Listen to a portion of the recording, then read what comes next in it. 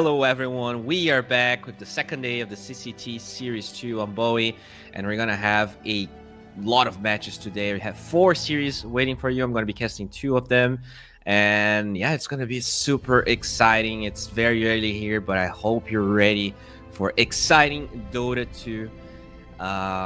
We're gonna be starting with a banger here. This is kind of a rematch from the last CCT. Team Better versus Dragons Esports Club. And then after that, we're going to have Hervinia versus Dandelions. That's another one that I'm very excited for. I'm unfortunately not going to be casting the last other 2, but it will be Team T versus DMS. Team T that I believe won the last one, and it's just doing really well in a lot of tournaments. Followed by next up in Vidar. Not sure that's how it's pronounced, but that will be the last series of the day, and the last 2 will be cast by someone else, but I'm sure it's going to be someone very lovely as well. So hope you guys are ready here. We already have everyone in the lobby. We should be getting very, very close to an exciting match. This is Group A. Group A that has Just Better than Dragon Esports, the 2 teams that will be playing right now. This is such a stacked team, stacked group. Like looking at DMS, Night Pulse, Team T, Dragon. I mean, even Just Better. Everyone is so freaking good. This is gonna be a banger. Like there's no other way around it. Like if you don't know Just Better, maybe they're not a name you're familiar with. They have Focus, Panda, Krilat, LeBron, and Spartan, like some players that have been around for a while. And then there you go. This is our team here. So overall, super stacked team. Panda might be a little bit new for you if you don't follow Europe a bit more closely, but everyone else has been around the block. And yeah, this is going to be a really good game. Then we can take a look on our second team. There we go. The beautiful, I guess we can't really say they're beautiful, but I'm sure they are. We have Paul on the carry position, Dual Rays, Norma's Lair, and Merlin playing position 5. And yeah, this is going to be the first series of the day, a BO3 of course, and I mean, we have a new patch as well, so there's so much to talk about. I was, reading a couple of comments on Reddit. A lot of people were talking actually about some heroes I wasn't aware. Venomancer is apparently quite strong at the moment. I'm not really sure, whether it's just Reddit being Reddit or if it's true. But just kind of curious to see where that's gonna be played, because I cast a couple of games yesterday, and in those games, I'll be honest, we pretty much didn't change a lot of how the meta was looking. We were still seeing Tiny first phase ban, which I'm sure it's gonna change in no time. I believe that hero is strong, is good, but I don't think it's a first phase ban anymore. There are a lot of nerfs to the most usual heroes we're seeing. I'm looking at Takanka, actually some significant buffs. Viper has some pretty decent win rate buffs as well, with Queen of Pain and Bristle. I would love to see some Bristle, man. Especially with the new facet. It looks pretty fun, looks pretty cool. Looking at the other heroes here, I think that Prophet got some interesting ones as well. I heard a lot of people saying this could be significant. Sniper had some buffs. I'm surprised Anti-Mage got win rate. When I look at the changes, they removed the old Ags, which was actually pretty good in my opinion, and they introduced this like weird new Ags that I'm not sure I like, but maybe it's good. Just reading through it, I was not quite impressed, if I can be honest, but maybe it is actually very good. Ember, I'm very surprised Ember got buffs. Like, to me, that hero is already so popular. I've seen teams over and over, like, picking first phase Ember. And wow, why is this hero getting buffs? Like, that hero is already incredible. But yeah, Ice Frog works in weird, different, unique ways sometimes. And yeah, we'll see how this Ember is going to be looking like. Spectre got a couple of buffs too, which is fun. That hero has been out of the meta for a pretty long time, I want to say, and finally getting some love. Let me actually read what the buffs to Spectre are, because I don't remember them. So they're actually very minor. Just a little bit of mana decrease on Spectral Dagger. They buffed Dispersion on level 1. Wow, I'm surprised they got that much win rate, because looking at the changes, they are so minor. Maybe people are just trying to play this hero now. I think there was some bug with Spectre, maybe. I did read somewhere it was a bug. Like, I think the passives were not working properly. I believe there was a bug with her second skill. But there we go. We finally have a draft here between Dragon Esports and Just Better. And now it is going to be the time to see who's going to get on top, who's going to get a better draft, who will be able to position themselves to keep moving here in the tournament. Because this is an European tournament with so many freaking stacked teams. Like, every series is going to matter. Every series counts. And I love CCT because every game is a BO3. You know, I feel like it's been a while now that a lot of tournaments are opting for BO2s. And at least in my opinion, I can't help but feel like it kind of takes away from the fun. It takes away from how competitive and how Dota should be played. Like, this is a BO3 game, and a lot of times, BO2s just leave you wanting a little bit more, at least in my experience as a caster.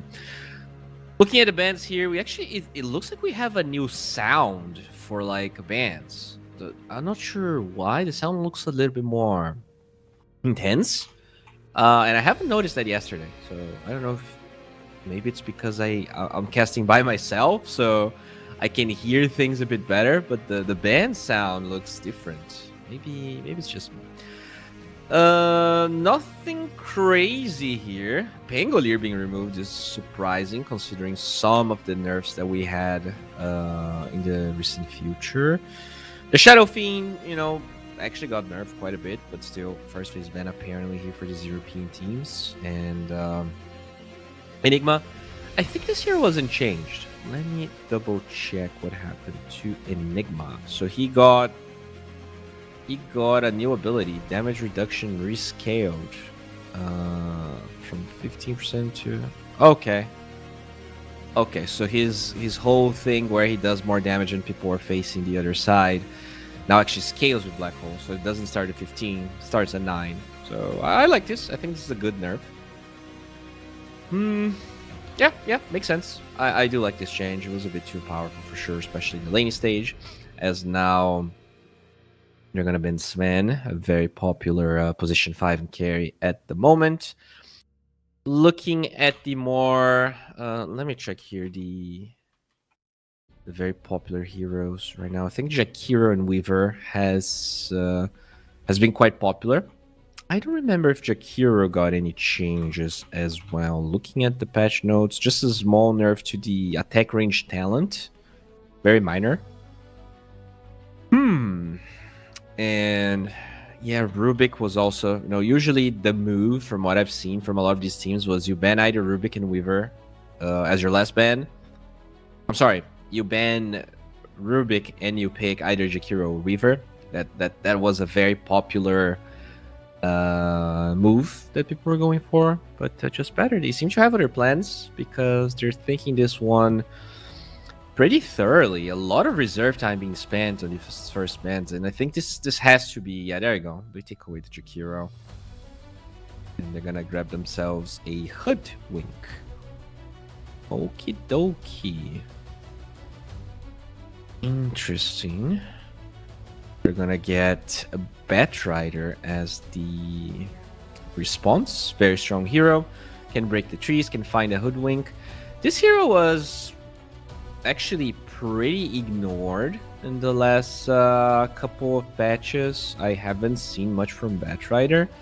And this hero also got no changes, looking here at everyone else. So I don't know if this is a special hero, something that they like running, but it is a bit surprising to me that Batrider is being drafted.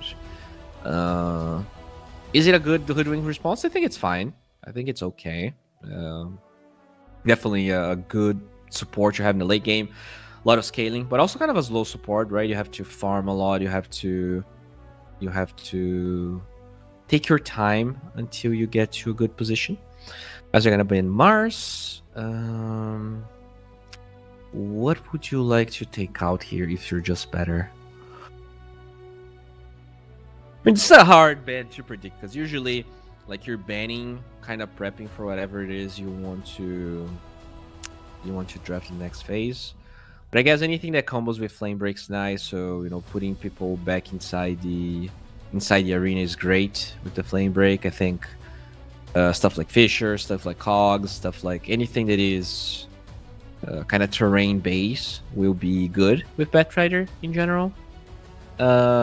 I think that past we used to see a lot of darks here as well with the Batrider, and when you have Enchantress banned, I kind of feel like that could be good. Although darks here did get some significant nerfs. This hero was incredible.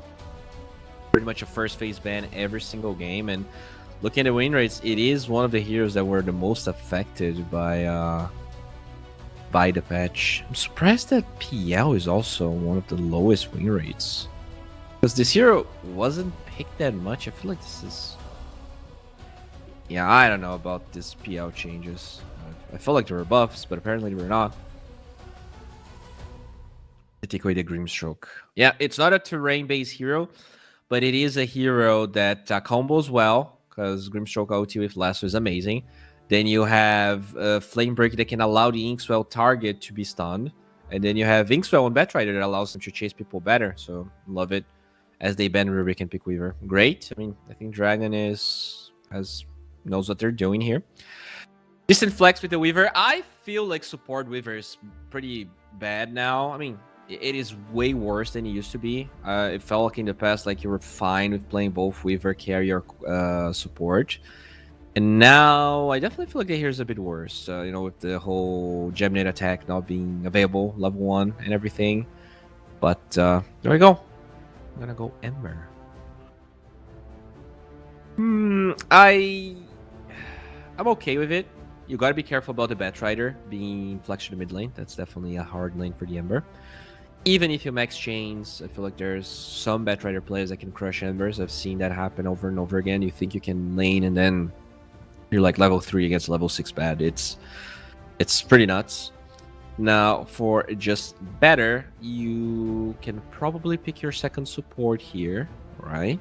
So, Disruptor looks great. Having Static Storm in a game like this looks amazing, but that is not a hero we've seen a lot of. So, I actually want to check if there were a couple of changes to Kinetic Fence. Glimpse deals a bit more... Oh my god, I'm so good. Yeah, there we go. They pick up Disruptor straight away. I wonder if he's going to go for defense, though. I still feel like the Kinetic Field is much better. The changes that they applied to me are kind of mediocre, to be honest. But the hero itself is great. Static Storm is great this game. It kind of synergizes well with both the Ember and the Hoodwink. You can just fight around. Like, this is a game you need BKB heroes for Dragon now. And I'm curious to see which ones they're going to pick. This looks like a really good PA game, in my opinion. Not a hero you can draft now, though. Probably a 24 hero for Dragon if they really want to play it. But yeah, just find Disruptor, kill Disruptor, find Hoodwink, just throw one dagger, and it's so easy for you. What do you do?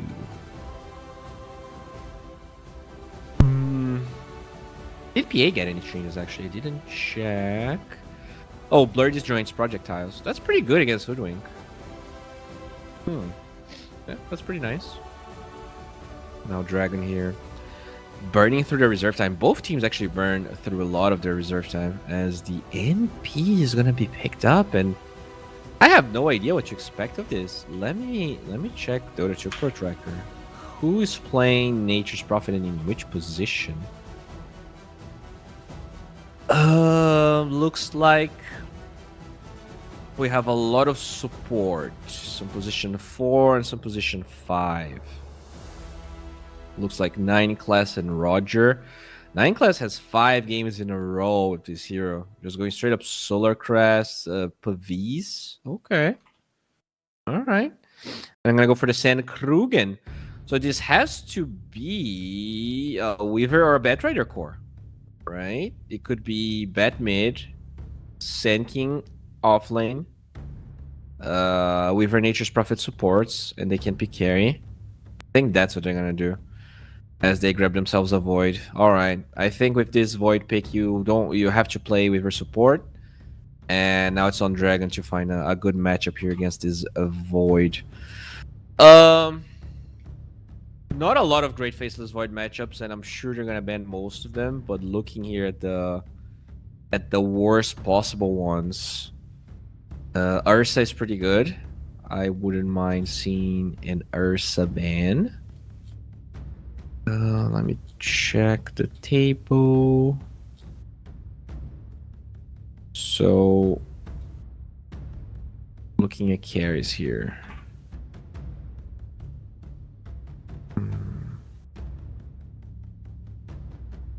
Surprised that Void's win rate is so bad against Shadow Fiend. I definitely did not expect that. I guess Dragon Knight's not bad, right? You can go like some Orchid Dragon Knight, kill the Ember, kill the Void, kill everyone, honestly.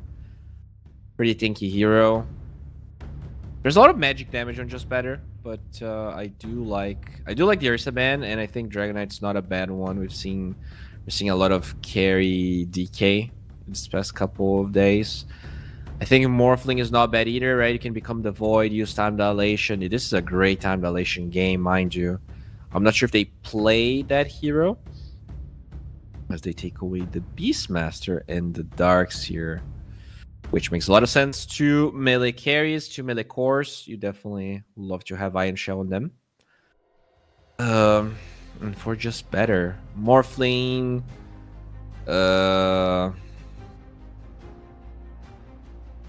Morphling DK Brood sound pretty good to me.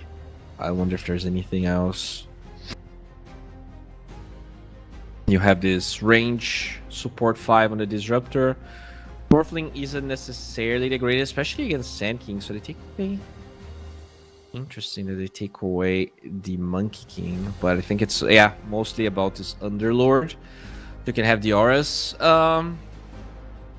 I mean, this is nice. You have Chrono, you have a global TP, you have a Root against this bad, and the Weaver and the Sand King. The Root from the Underlord sounds great. And now you can't really pick any... I mean, you can, but it's going to be tough to pick Morphling, for instance, because you're going to have all of your damage reduced through most of it. So... okay. This is cool. And they go for the PA we're talking about. All right. Okay, I feel validated. I think I predicted most of these picks. This is cool.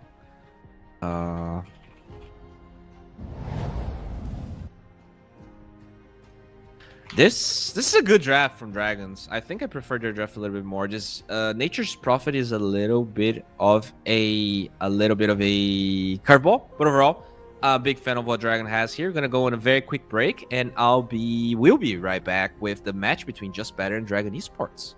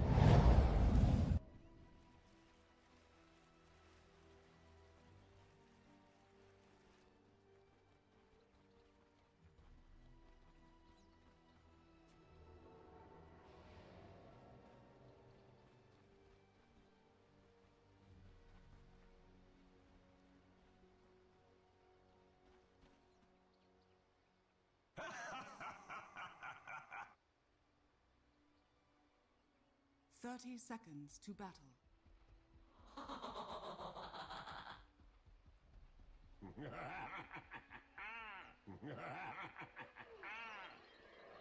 Through anger lies failure.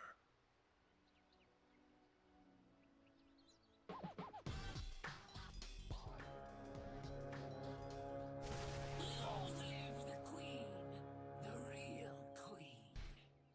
The battle begins.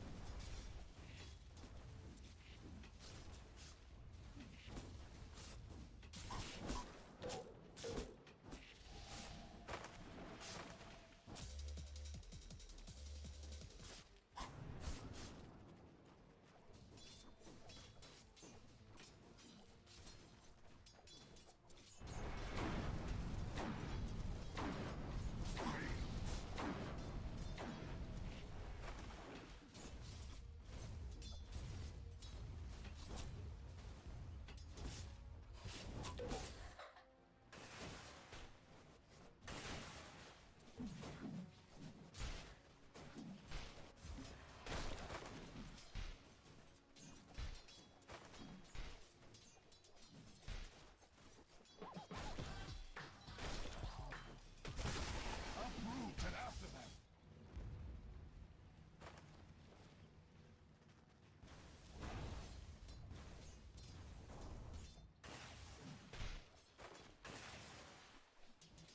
First blood. First victim.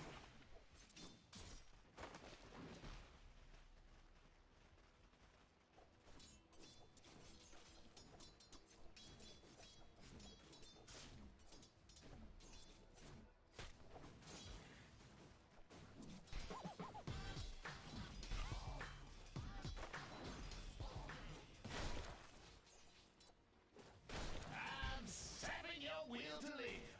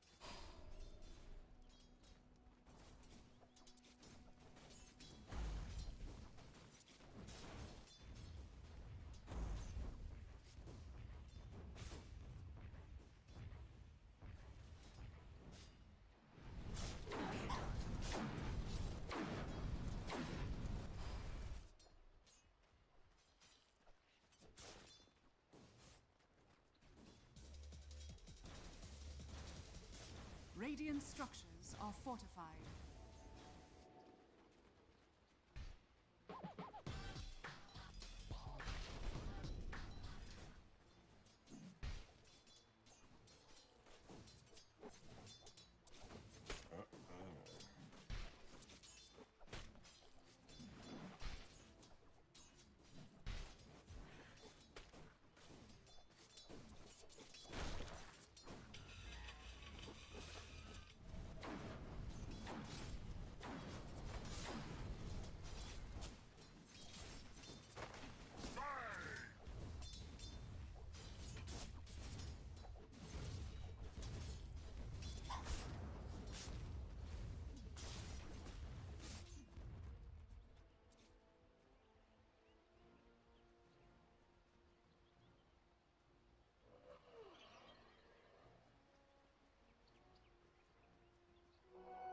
golden thread.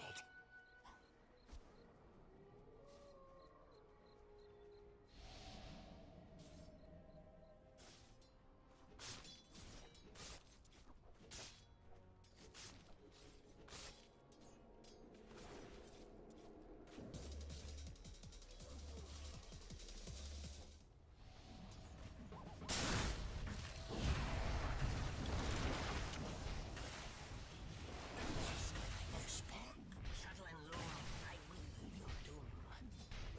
Denied.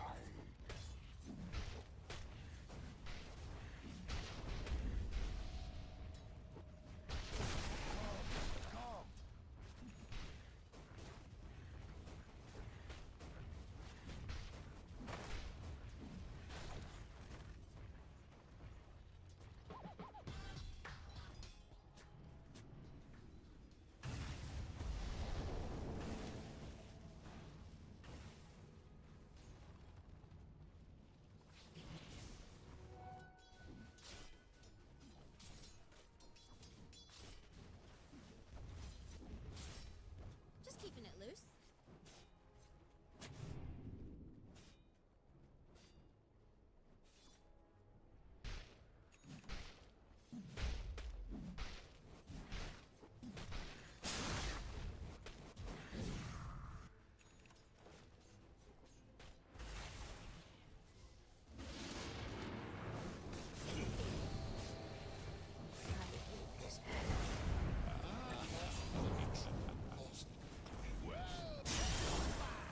Dire's middle tower is under attack. Radiant are scanning.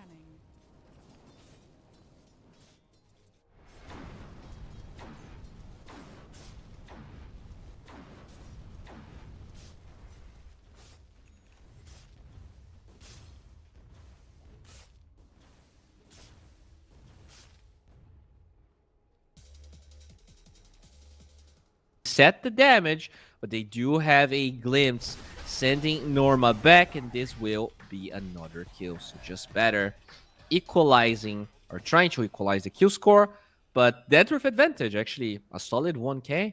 In general, the heroes of Dragons just farming a bit more. It's mostly the PA. 700 gold away from this Underlord on the bottom side. Just a free game so far for Paul, and that's always very scary. Dire This are PA scanning. doesn't care about the Underlord damage reduction. No. Double scan from the Dire on the same location. Maybe expecting the Batrider to try and steal the stacks that they were able to make, as the rune's going to be on the top side, and with the Remnant, the Ember... Oh, it was denied? Radiant's Did the middle tower Treant is under deny it? attack. I guess the Treant denied the Arcane Rune. And now that's a smoke from Just Better, looking for Norma. He seems to be aware of what's happening, so a great positioning from the Sand King. Will not be caught. Spidey senses there tingling quite strongly. The Underlord was able to farm all of the stacks, so very nice to him. He needed some love, needed some recovery. Gets like 400 gold out of the stacks. And now this... Alright, they're going for dual raise. Ember shows himself. They have the teleport from the Underlord. This is looking scary. Can they punish this? They get a good lasso on the Ember. This is going to force him out, but Metroid is still standing, as they will be able to trade the Underlord. I'm not sure. With the Weaver, it should be enough, as the right clicks are there, or they're not. The chain stopping the right clicks. Finally, the Underlord dies, but at the price of another support falling. Merlin will live, but this is not the play they ideally wanted there. Radiant's middle At the same time, though, tower is under Sand King attack. farming some juicy juicer stacks. And this should be alright for him. We do see the Hoodwink nearby, but they did get a deal ward, so LeBron may be trying to steal a couple of them, and she will get to 98 gold. Oh, Berserk mid Chronosphere. That doesn't happen a lot, but great freaking Sprout just separating the Sand King. Unfortunately, though, his time dilated will fall on the other side. The Disruptor did die, as Panda is on a killing spree. Dire's Alright, middle so tower is under attack. the action we were hoping for finally arrives. As they're setting up for the runes again.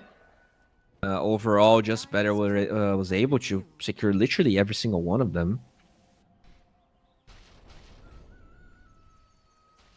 And it's going to be a haste room here for the Batrider. So finally unlucky with the runes. Paul is a Battle Fury. Is this a full-on Battle Fury? God damn, this is a Battle Fury minute 10. Yikers. At the same time, despite a full Battle Fury minute 10 on the PA, the win probability is 68% for the Dire. This is crazy here. Spartan is fighting Merlin, will be brought down. Very unfortunate. We do have a couple of smokes here on the Radiant side, so I'm assuming they want to start fighting as Dual Race is going for a Witchblade. Interesting build. Just gonna all be about the DPS with the Napalm. If you don't know, the Witchblade DPS works with Napalm, so you can actually get a lot of damage out. And now a smoke from the Disruptor. He's going all by himself. Radiant's bottom tower is under attack. Slayer trying to defend this bottom lane here, the Sukuchi.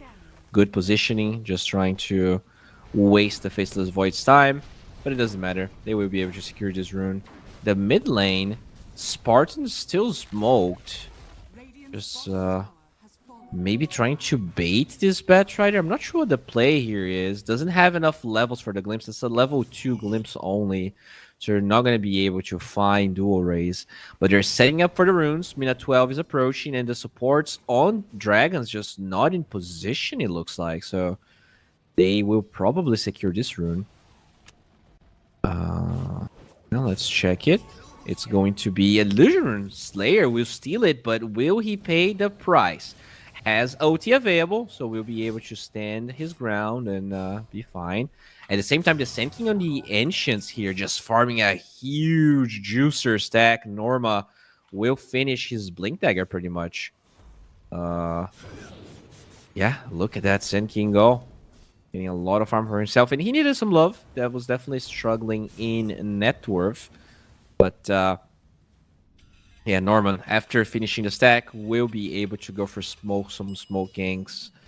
Oh, the Ember, will he steal the other two creeps? He steals one, but the Sand King will be able to get the other.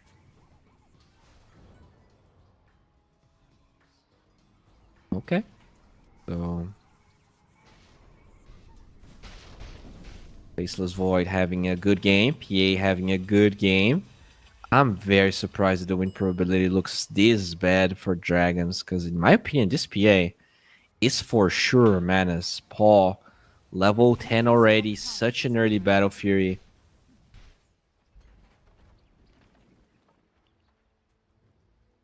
Well, regardless though, it looks like Panda is going to the top side. They will claim another tower, so Tower has fallen. just better slowly but surely here, getting a lot and not any responses from this Batrider. The build he decided to pick up is very slow, no Blink Dagger or anything. So I wonder when the Dragons are gonna fight.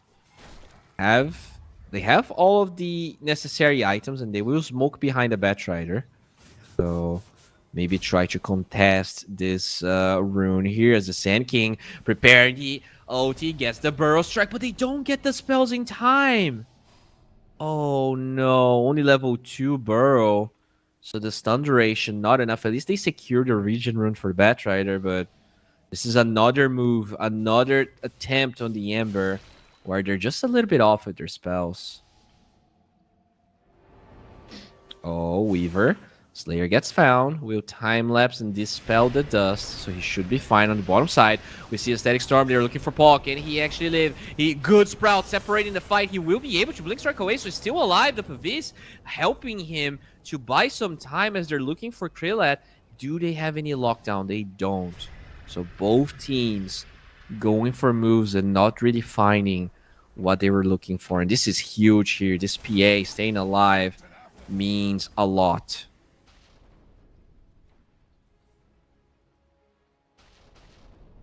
Radiant's bottom tower All right. is under attack. Mid lane, they're finally gonna go for the last outer tower. We see some TPs in the mid lane. Spartan once again trying to fish for something, but he's not gonna get anything. As this Weaver trying to play with just better. They really want to defend this mid tier 1, and I do appreciate that. I feel like they gave away way too many towers in the first minutes of the game. Can they hold this though? Focus has a chrono. This is not an easy fight, especially with everyone from just better showing up. Focus. Time walks forward. Sentry is not going to clip the Weaver. And it looks like, yeah, they're going to have to give this one up. Radiant's middle tower Not really willing to take the fight. The tower falls, and Panda will claim another. has fallen.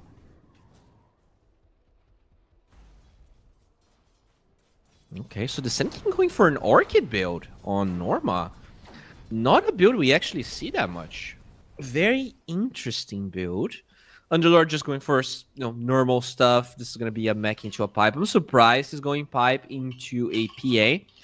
But both the Batrider and the Sen King offer so much magical that you're probably forced into this Norma farming a stack, as they will find him. No detection just yet. So this is a weird game. Both teams are going for some aggressive moves. Oh, the Weaver Slayer can get a courier. Is under attack. We'll get the courier. Very nicely done. Has been The killed. Weaver getting some vision in the dire big jungle. But it feels like both sides actually want to go for moves, but they just never find what they're looking for. So it's a lot of poking and fishing and posturing as the Glimpse finds the Weaver. Layer still has his ulti, so that's a very hard kill. Rune of double damage. Mid lane, we're going for dual rays. Where's Merlin? He has a possible sprout. He will block the Underlord. Sharpshooter does connect, but not enough damage, as dual rays will live. That barrier from the Solar Crest just making this Batrider a really hard to catch hero. No, you have a little bit of a pauseroo. All right, so the win probability is slowly but surely equalizing. It's now 40-60 between these two teams. This Phantom Assassin is very close to her BKB. Already has 2 of the components, mind you. And once that BKB is up, Paul can just dive the backlines. What happens? Like, you're going to see the Disruptor, you just kill him. To get Glimpse sometimes is even better, because like you actually disengage. You don't get punished by your jump. This Hoodwink can also die very easily. Even this Ember has to be very careful about his positioning. The Ember ended up going for a Maid's Lair. So just not tanky at all. 15 armor is, might sound like a lot, but as PA grows, it can sound pretty low. There we go. We get our unpause.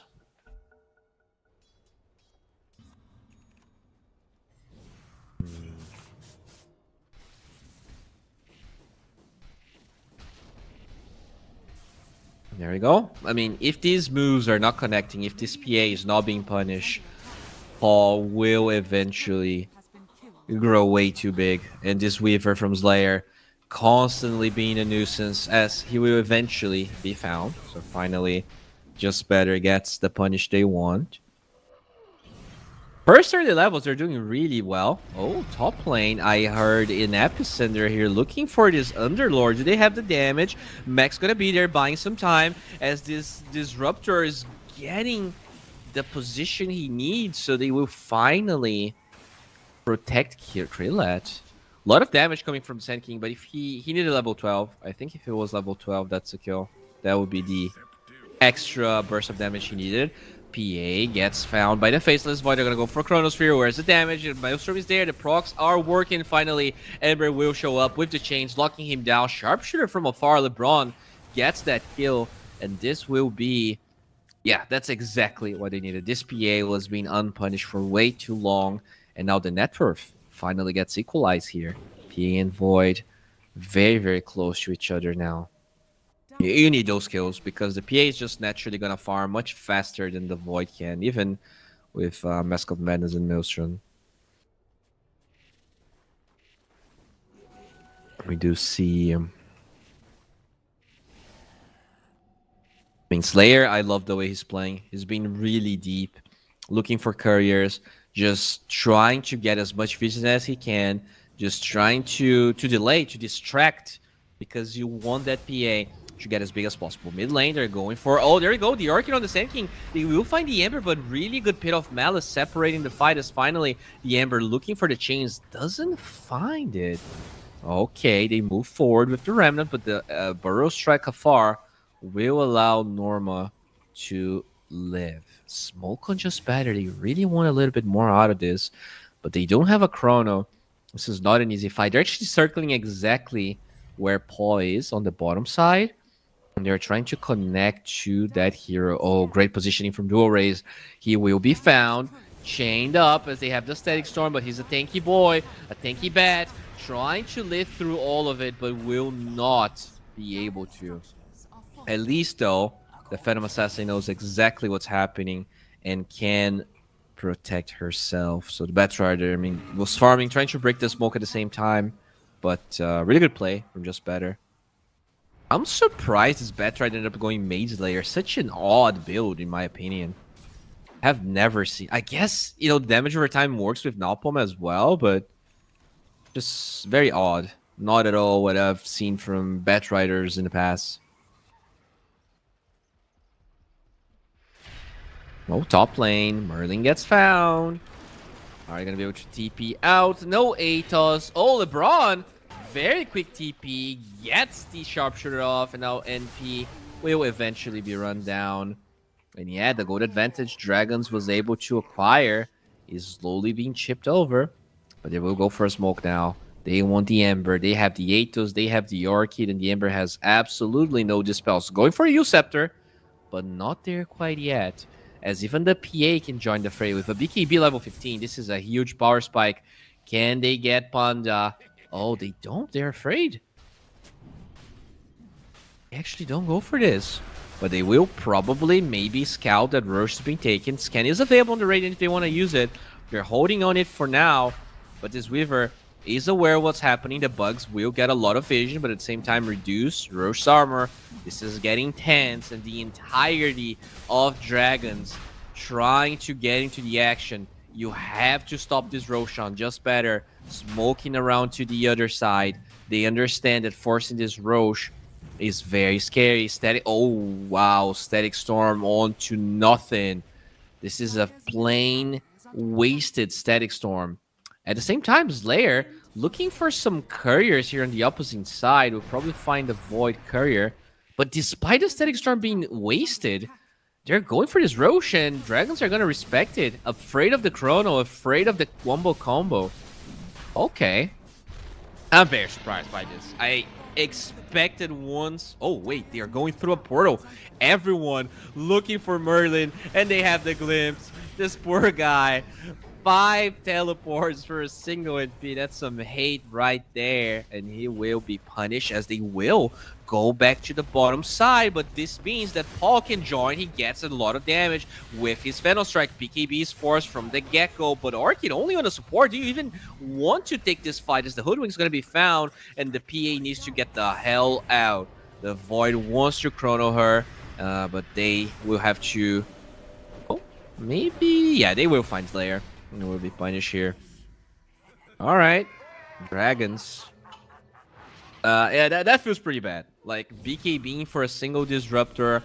You use your EP, you use this... Like, the Sand Orchid has not really yielded the dividends they thought they were gonna get.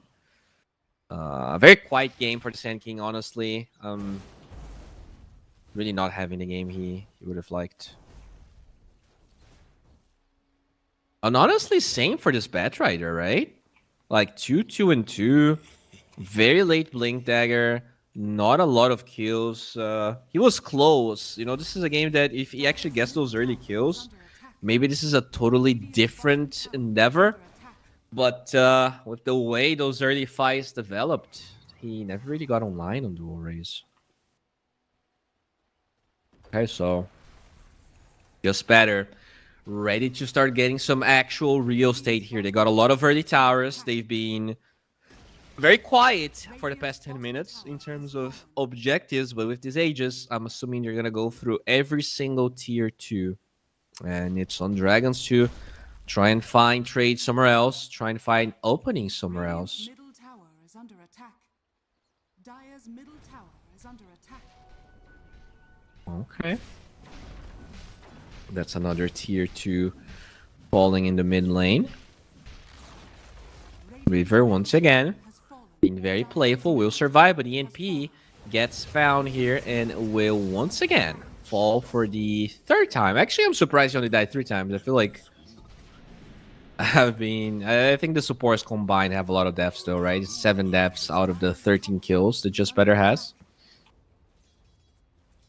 This PA getting close to level 18. Level 18 with this Death Slayer is really what you want from Paul, but they want to end this. Oh, wait a second. They're going for a teleport here. They are looking for something, and that something is going to be the Sand King. Burrow Strike away will not save you, buddy. And they're going to go back. Look at that. The efficiency, the usage of this freaking Fiend's Gate has been on point. And now they have all of these boys coming through, giving them damage. Tier 3 tower actually gets... Okay, the Weaver cut the wave in the mid lane. Nicely done there by Slayer. Actually wasting a lot of time. 3 TPs. They really need to punish this, but Slayer, a very sneaky, slippery bug, will be able to disengage. LeBron is looking, but he's not going to find anything. All right, so they bought some time. The PA is still not level 18. And this means... Oh, no. They glyphed after the tower fell. That's terrible. That's not what you want. Okay. Are they giving up this barracks? All right, Paul finally gets the 18 TPs to the... This is it. It's time to fight. Pit of Malice gets dropped. Paul, level 18, looking for some crits, looking for any opening, but supports are very, very much in the back lines, protected by that Underlord, and that's just a free lane of barracks.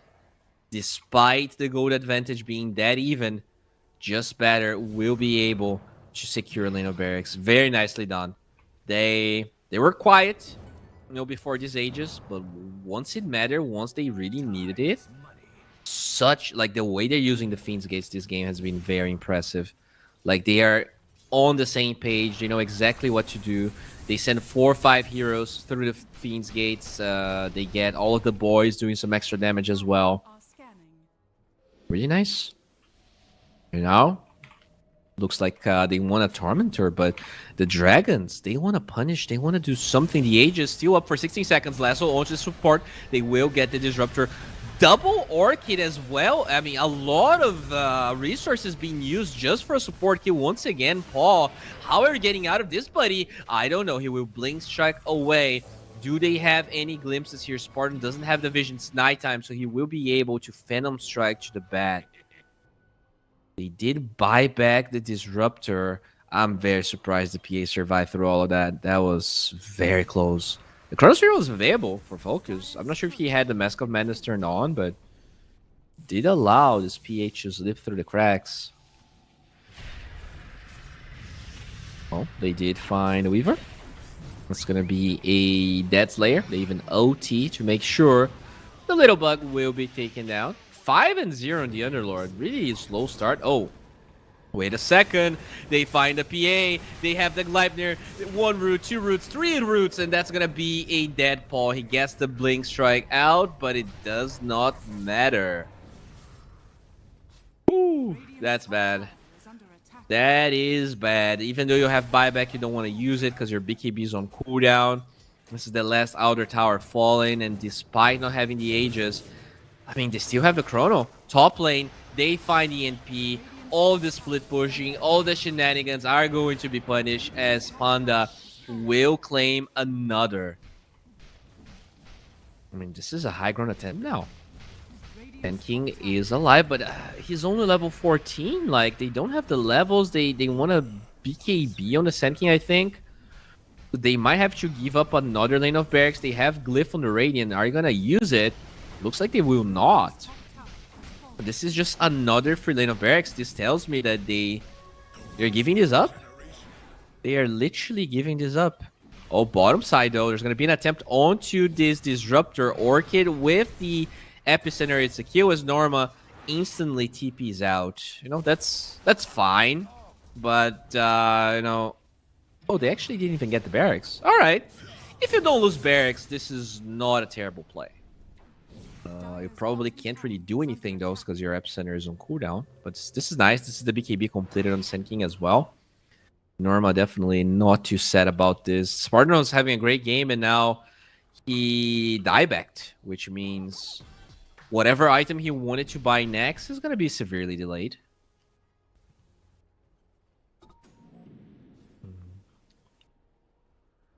Alright, so this is a full MKB on the Faceless Void. One item away for Focus to have it. Looks like they are finally going to go for the Tormentor here on Just Better. Yeah, been a pretty late Tormentor, but in general, they've been getting some pretty high value objectives around the map. It's not going to be bad. And look at the scan. Bro, how are they aware? Like, they all group up because they are afraid, and at the same time, they dodge the smoke. Like, how are they so good? I guess they're just better. Okay.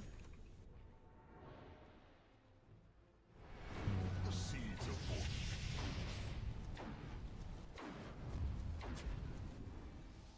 Smoke from Just Better now. Roche is 8 seconds away. Smoke gets broken by Slayer. He gets the time lapse off. Will he be punished? He's not going to be punished. Ends up in a pretty safe position. But what about Roshan? If you give away Roshan, this fight, this game becomes unbelievably hard. 10% win probability here for Dragons, and it's hard to disagree, honestly. Yeah, it doesn't look like they can contest this. Oh, Focus TP to the mid lane. They're looking for Batrider. BKB is going to be used here, as they will use the Faint Gate on the other side. Dual Raise doesn't have Blink Dagger available. The Void looking for the Time Walk, has the Chronosphere, holding on to it because he does not need it. He's been so good with this Chronos, never using them unless unbelievably necessary. They trade this for a Spartan kill, but you know, when you look at the deaths, 8 out of the 10 kills that Dragons got were on this Disruptor. It's honestly crazy. Like, and even the kills they have on this Disruptor, they seem so hard. Oh, speaking of kills, that's a dead Weaver. Slayer once again is going to be found, is going to be punished, as I know they're trying their best to buy time for this PA. Level 20 approaching. It's not bad. Is it going to be enough? There we go. Free Roshan here for the Dragons. Roshan's gonna yell, but he will not be able to escape his fate.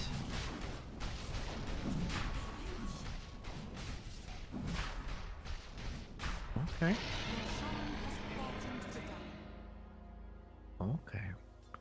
In the Dragons, I don't think they're playing bad, all things considered. Like, it's a lot of smokes and mirrors. It's a lot of greed. The problem is that I'm not even sure if they have the late game here. Like, this PA is behind the Void. Like, maybe you can have the late game if you're ahead, but they've been playing from behind. Not necessarily net worth wise, but momentum wise, the whole game. Hours have been fallen, kills have been killed. Oh, was maybe he had an illusion with him. I thought he was baiting that. That was like an illusion rune or something. Are scanning. Dire scan. Do not connect. They have the high ground here. Oh, if they can find Focus, if they can burst him down, the Blink Strike, the Bash is there, but he's gonna be okay. He gets the Manta off with the last, so that's the first life. But now you need to get the hell out. You need to respect his ages. Do they have the Fiend's Gate? They do, but Krillet did not commit for it, so it looks like the Dragons will disengage. But will Just Better force a high ground now without the Aegis? I believe you do. I believe you're very comfortable with forcing. Do they have creeps? They have creeps in the mid lane. So all you have to do is move to whatever lane you think is better. And they have creeps on the bottom side as well. So this will be Is this over? Like, it's a minute for Epi, it's a minute for the BKBs on the Radiant side. Merlin gets fished by the Gleipnir, still holding his own, but will eventually fall. No buyback, mind you, so this is a really bad position. The Orchid on the Ember means very little. Dual Raze gets clipped by the Static Storm, dove into a tier 4. This is looking very much over. You don't have your BKBs. That Chrono wasn't all used in the last 20 minutes. But it doesn't matter. Like, Dragons just cannot fight this. Alright, 2 buybacks. Somehow they got the gold for it as they were going forward. Can they get the time walk off? They can! The lasso is not enough. The Batrider just holding his own as finally the Chronosphere is there, but the Void dies to the freaking Firefly. But the right click of Spartan finds that kill as every single buyback on Dragons is trying to be used, but they will not be able to hold their own. Look at that Pit of Malice just doing so much damage. This is 9 deaths here on the side of Dragons. Sand King is the only one that survives, but it's not going to be enough. 34-minute game, relatively long for how easy and how dominant it looked here for Just Better. They were definitely on another level, and I really like the draft, honestly, from Dragons. I just feel like they got outplayed in the early fights. They got severely outplayed, so the Batrider never got online. The Sand King, a lot of the plays he tried to go for also didn't work. But, you know, as much as I want to create excuses for them, I really feel like Just Better played more tight, more crisp. Really, really good game for them. So hopefully we're going to have a cool, more close game number 2. But, yeah, we're going on a break. We should be back in about 10 minutes, I want to say. So hopefully you're going to be here. So stay tuned, get some refreshments, and we will be back with game 2 of a hopeful, very close BO3 between Just Better and Dragons.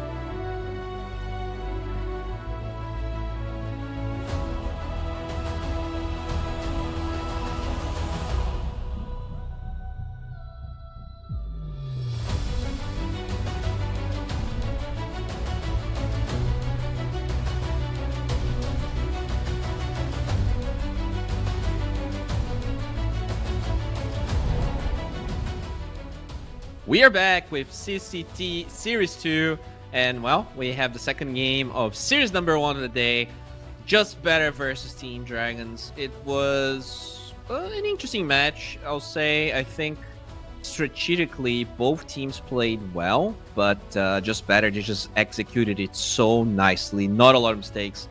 Very confident in what they wanted to do. Like team-wise, they were on another level. You know, I would argue that both teams have players that are just as good, but the captaining, the decisiveness, the assertiveness of Just Better looked just better. So let's see what's gonna happen here. Looks like Dragon's already going for some adjustments in their draft. They're gonna take away the Hoodwink that looked pretty good on Just Better.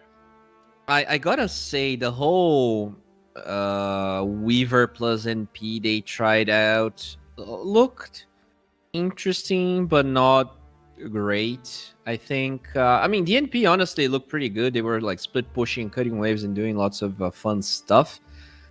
But the Disruptor was way too good of a pick. Honestly, it was a great Disruptor pick from LeBron, and if you're a Dragon, maybe you kind of have to address that to try and play the play style they wanted to execute game 1, but just couldn't because of and you know, I think it was like a level 5 Disruptor, minute 12. He didn't had a really good game on LeBron, and despite all of that, he still was able, you know, just with glimpses and good rotations, to do a lot. So I was very impressed by LeBron in that game. He's been kind of a, I guess up and coming, right? He never really won any majors or TIs. Like he was always kind of like in between getting to a tier 1 team and doing well in a lot of tier 1.5 tournaments. So yeah, I was very impressed by him this game. Let's see if he's going to be able to keep it up, because you know, Europe is one of the hardest regions, and honestly, it's only getting harder. It feels like every single week there's a new, very impressive European team, and it is no different. It is definitely no different at the moment as Dragon. They just first phase Ember Spirit here. Holy crap! Talk about being afraid, and they're gonna go TA, huh? In the past, I would be applauding this. I would be very happy with this. I think TA is pretty garbage now. I think they over nerfed this hero, and I don't even think this hero was that good to begin with. We'll see what's gonna happen. We'll see what's gonna happen. Because you know, the Disruptor thing, it was great. It was good. This TA, the fact that you don't get to double melt people anymore. I wonder how good it's gonna be. It's gonna feel in the lane. Because yeah, I don't know. I feel like this hero didn't need all the hate. So let me check the win here. Actually, the win rate pretty much stayed the same. Like it increased so little that we can pretty much agree it's the same win rate. But it is not a great win rate. It's 44%, you know, when you compare that with Ember.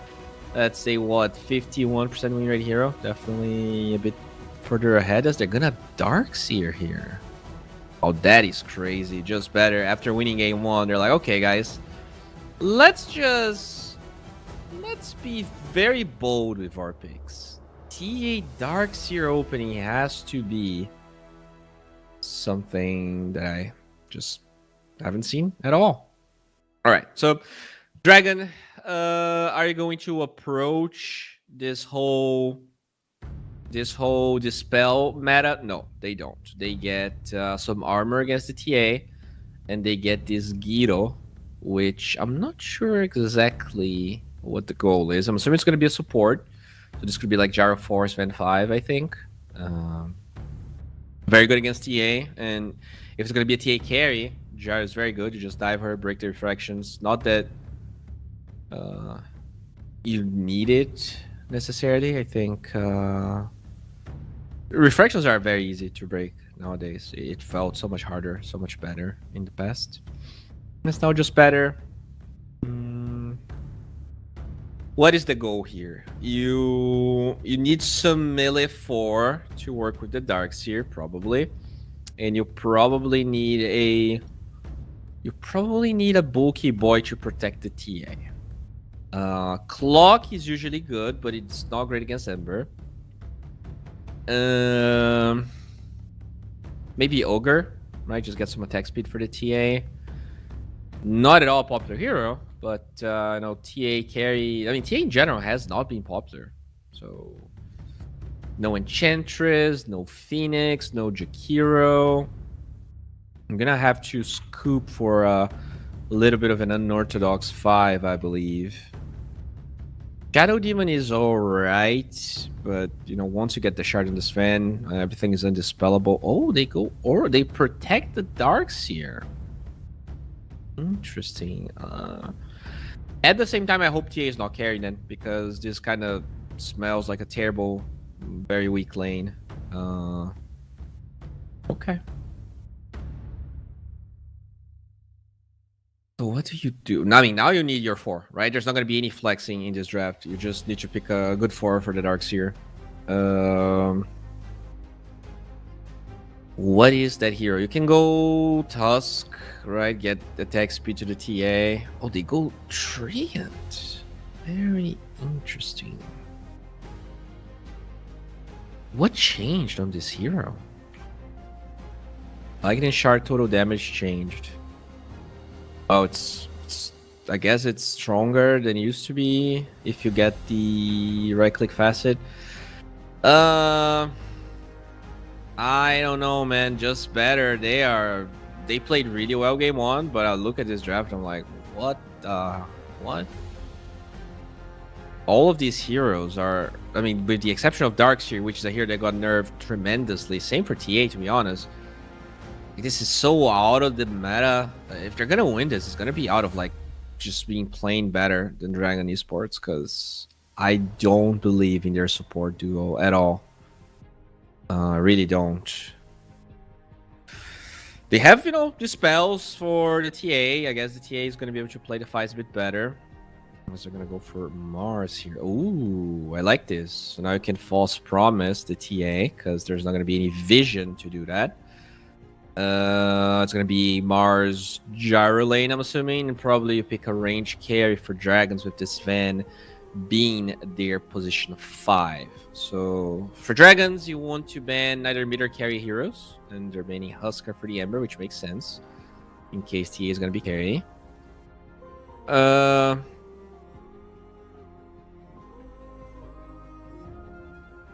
You could play like Viper or something, because that hero did get a lot of buffs. I know the hero is kind of like bad, but it kind of fits the crazy aesthetic of the Just Better draft at the end of the day.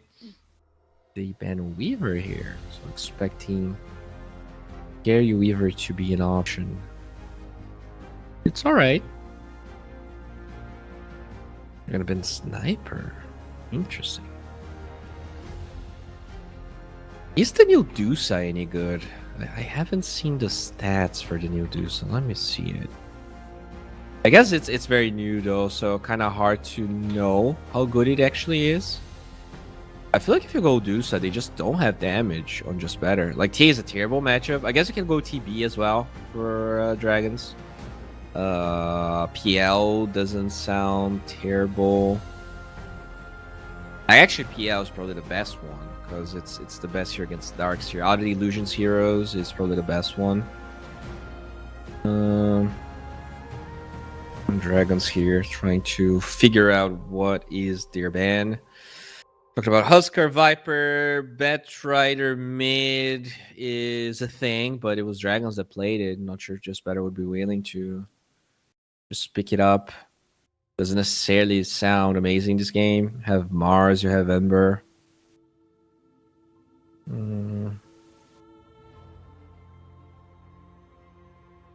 What else would be good?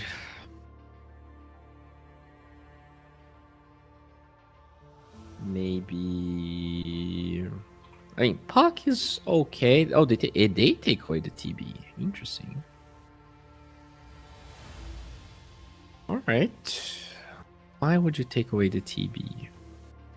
What are you picking here that TB would be decentish enough? Is this gonna be Jar carry? Yeah, it's gonna be Jar carry. All right, so yeah, the TB ban was kind of a teller.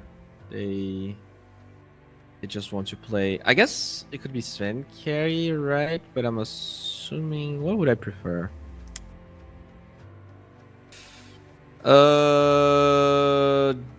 I guess they can choose. I guess you don't have to choose right now. I think Jar is better against TA though, as they will go for the DK. Very good matchup against the Ember. It gives them a little bit of catch, which they surely lack. Darkseer does enable him a little bit.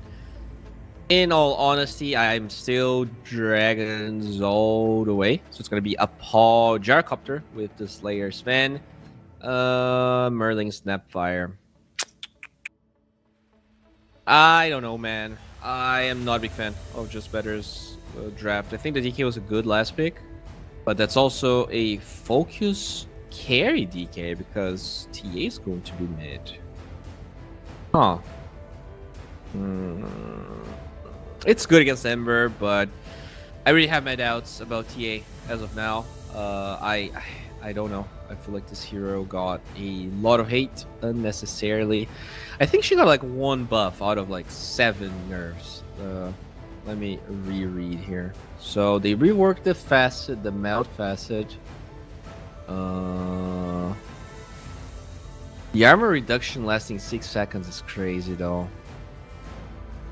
I know you get the bonus damage when applying facets, but that's only if you get that facet, which is not necessarily the one you want. And yeah, I don't know. And also just having Side Blaze level 1 felt pretty good, right? Like you could get either Meld or Refraction and still have Side Blaze level 1, which you don't get anymore. So overall, not at all impressed with what we have going here for Just Better. So I think I'm gonna choose the Dragons. We might be going to a game number 3, unless Just Better once again surprises with very clean, pristine, and awesome Dota. Yeah, let's get going here. Let's jump right into it. This is an interesting game. The Snapfire, you know, it's nice, right? I guess you have Arena, you have Cookie for the Mars. The lane is very strong. And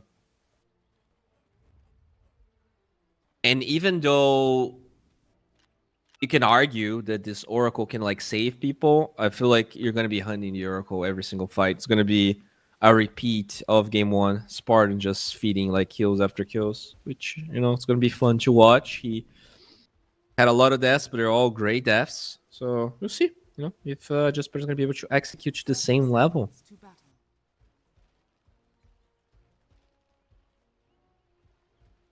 Good positioning here. But it looks like the Dragons are aware of the shenanigans here of Just Better.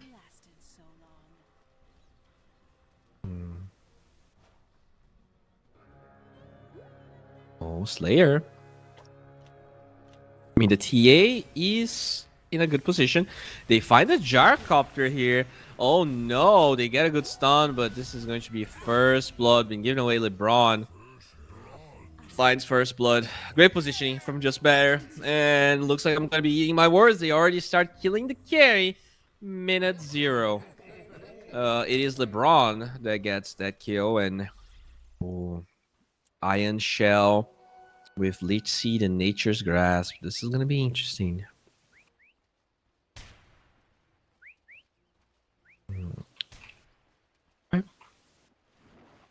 Bottom lane, you see a lot of high fives.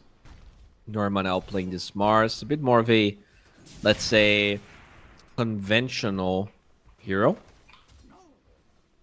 For the Stormhammer mid lane. A lot of pressure here in the TA. Looks like this Ember was able to do a bit more than I expected. Even got level 2 faster. Just going straight up for the bot, it looks like. Yeah. Curious to see how this matchup's going to turn out if the Ember actually loses it. I feel like in the past you could have done so much more with the double meld, triple meld, whereas now it's a bit weaker. But, you know, maybe 12 seconds was too much. Maybe it was. I don't know. Warden just harassing the Snapfire a little bit there in the bottom side. He did go for full bore. I thought he actually had the other facet line up for a while, but eventually decides he wants to slow instead.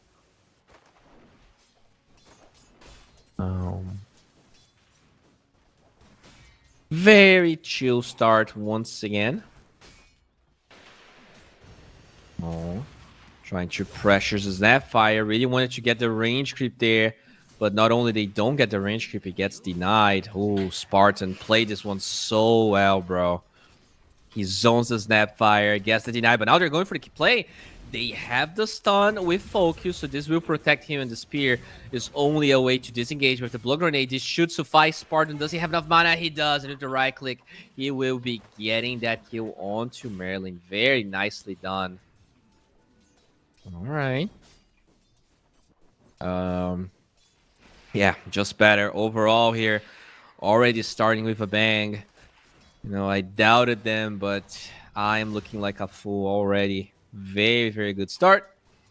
When it comes to the top lane here, the Gyrocopter is farming all right, but the Darkseer is not being shut down. In fact, I would say it's probably the opposite here. Darkseer having a good time, and once you get to level 3, that's when things get scary, because you can vacuum people into Nature's Grasp. This is probably a game where you get Nature's Grasp level 2, I want to say. So you can like chase people down and vacuum them back onto it.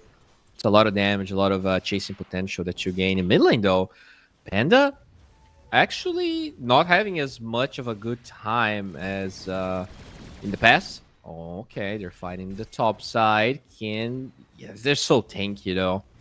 800 HP on the tree, 1000 HP on Darkseer, so it's kind of can't really expect those lanes to bleed kills unless someone hardly misplaces in the mid lane.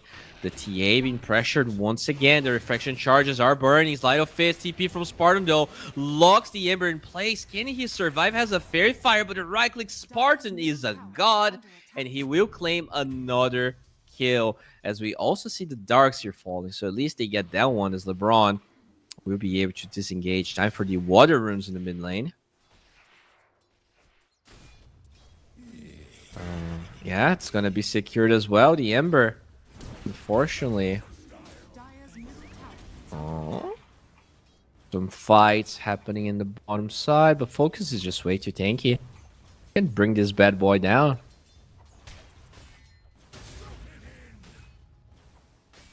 All right.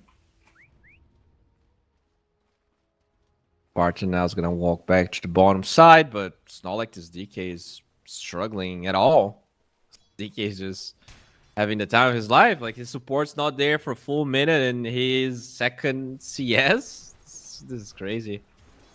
This is crazy. At least they're getting some punishment in top side, and it looks like they're gonna go for it again. Surge will be there, the missile chasing the Darkseer, but they don't have enough damage. Can they find the Treant Protector though? With the Rocket Barrage level 2, it's gonna be close, but not enough. Paul unable to close it out, as they're gonna get some healing going here.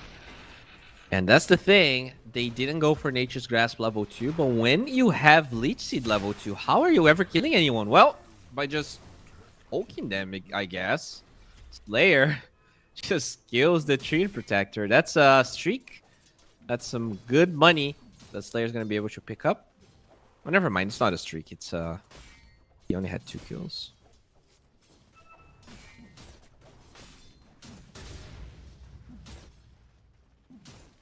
Mid lane here we see Norma walking Focus, but doesn't seem to do that much. Mid lane you already see some of the supports showing up. Time for the power runes, and I think it's gonna be hard for Dual Rays to get them.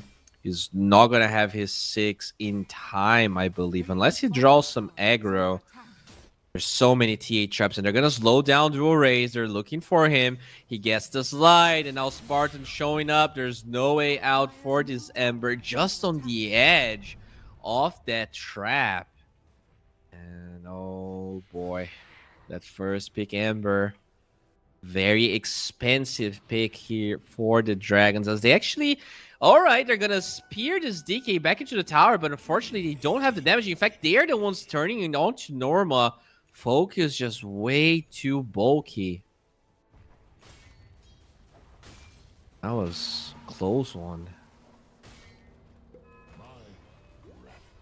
Also got to be careful with the wisdom runes. Want to make sure that it doesn't get stolen. I think just better is not great at stealing, so it's probably not going to happen. Looks like it's going to be a 1-for-1. The Treant stacking ancients on the left side, the Snapfire stacking ancients on the right side. And it's going to be a normal Stackerino time.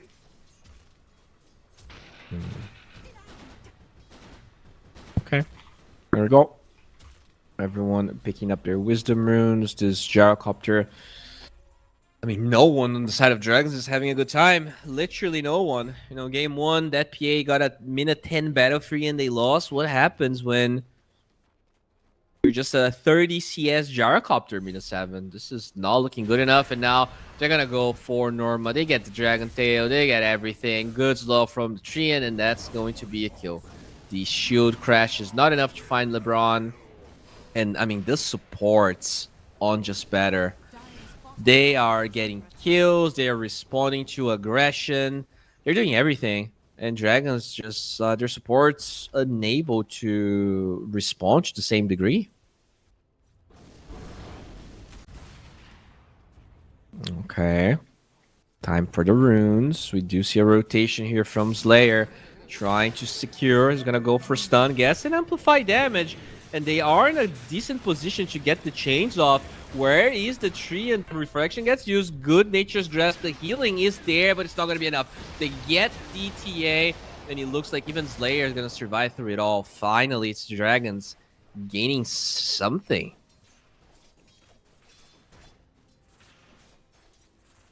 Okay. Not too shabby. They needed that kill. EA is having a great game. No stacks for her just yet. On the triangle. That's usually when we get to see stacks. Norma still struggling immensely here. And look at that DK. Look at that, the size of this boy. Just farming stacks, minute 8. Oh my lord. 3 points in Worm's Breath, and it's probably gonna be 4 very soon. Going straight up for Armlet, Orchid, and yeah, it's a great Orchid game. You can kill anyone with that Orchid Blink Dagger. Ember is going for a plain Maelstrom here. Did recover a little bit in terms of CS, in terms of network. He's actually ahead of the TA, surprisingly. That one I was not necessarily expecting.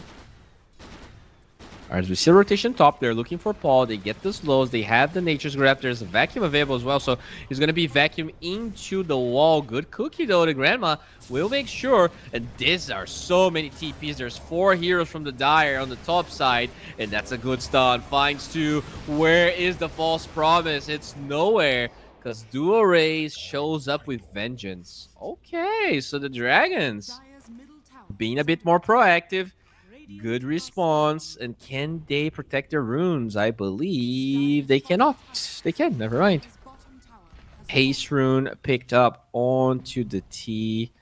I mean, not picked up by the TA. Very nicely done.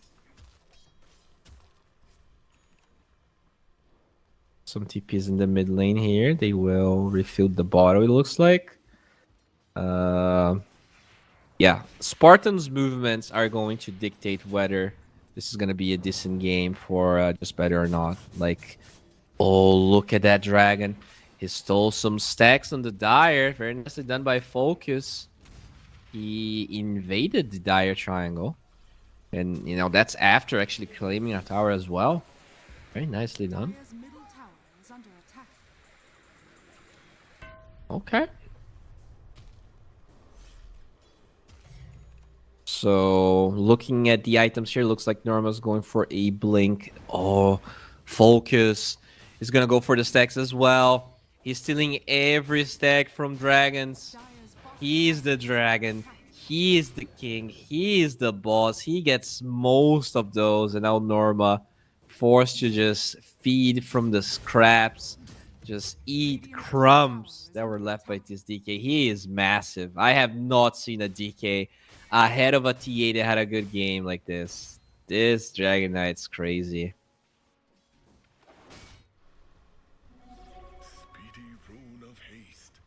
Looks like Paul's going for the standard build here. Falcon Blade into Crystals into Eggs, I'm assuming. Gonna be some survivability, some damage. It's gonna be looking good. The Darkseer is going for a mech. Actually, just finished it up. It's gonna be sending it to him. EA going for a Blink Shard build. It looks like already finished the Dragon Lance. Gonna be nice. But overall, pretty slow game. It feels like the Oracle was unable to really. He got a really fast level 6, but we haven't really seen any false promises. They have not really benefited that much from the fact that Spartan had a crazy good game. All right, finally, they're gonna drop that Fire Dragon, showing up here in the mid lane. This will be more than likely at that tower. Yeah. No response here from the dragons. Respecting the true dragon. Radiant's bottom tower Okay. is under attack. Oh, now smoke, finally. Just better. They want to do something. They need a way to lock down dual rays, and that's the hard part. You need to land the overgrowth, but you cannot. And that's where I really didn't believe into this draft. Like, it's so hard for the tree to lock down this Ember before he gets the shard. And even then, it's, like, kind of awkward, right? Ember has to be close to the trees and everything. Like, your chance to do it is very small. And despite the fact this is a 5k goal lead, it doesn't look like as bad as game one. Maybe I'm just coping though. Maybe I'm coping. I feel like this is still like a a pretty good performance. I'm just trying my best here to find a way in for the dragons, as they're actually gonna smoke in front of the dragons. So smoke breaking on both sides. The DK so strong. I mean, totally okay with this. The max there, they get the false promise. They drop a ward inside of the arena just so they have vision, which means that they lose the Sven, and that beautiful Dragon Knight's gonna be just fine. And look at that. They at least keep their Wisdom Rune, but the price for that is being pushed down all the way. Oh, they're not gonna be pushed down. They go forward. Look at the Gyrocopter dropping the call down, but this DK is gigantic, just getting so much cleave through everyone, and with the side blades as well. This is to make it 3 with the Sven, and Focus is on a dominating streak. They're going for more. They're looking for either one of those scores, but they will finally accept that the tower is a better objective. And this, I mean, this is actually looking worse than game one. This Gyro not at the even TPs for the fight, but just doesn't have a way to do enough damage. And that's after they use Overgrowth was wasted, False Promise was wasted, and they still don't have a way to take these fights. Oh man, this is bad. If you cannot take a fight without False Promise and Overgrowth, this is not great. This is really not great. Mars, I mean, didn't really have a Blink Dagger, was forced to use that arena in the beginning. Sheesh.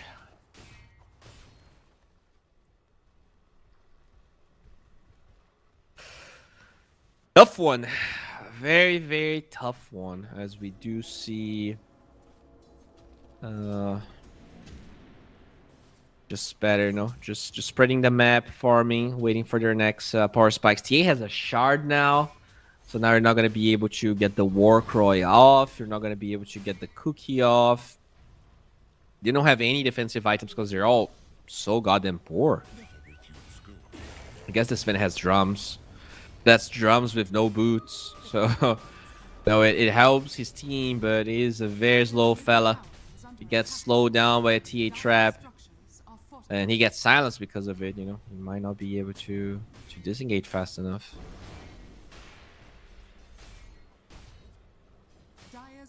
And DK is just getting a free tower. Just hitting a tower. No response.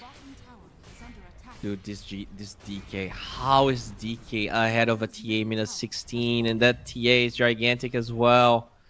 Orchid done on the DK. Looks like they just want to end this game right now. The Dragons looking more like puppies, looking like kittens. Oh, look at that. The healing onto the DK. They're going to get a good spear onto the TA, breaking the refractions. Where's the damage, though? It's not there. The Arena trying to buy time, but this TA is so hard to kill. And finally, the false promise is there. Once the Arena is over, LeBron is the one that gets false promise. Mind you, they don't even need to save the TA. They save the supports. And now you're going to spear Dragon. The Dragon's going to push you all the way back to your base as the tower falls nonetheless. And the Dragons, they're out of juice, out of damage. All of their spells have been used, and they got absolutely no kills. These two defensive supports, they get a good spear onto the tier 4s. This Dragon Knight taking some damage. Finally, the Armlet toggles are not gonna be there. This TA also in no one's land. Can they punish this? It feels like they cannot for now.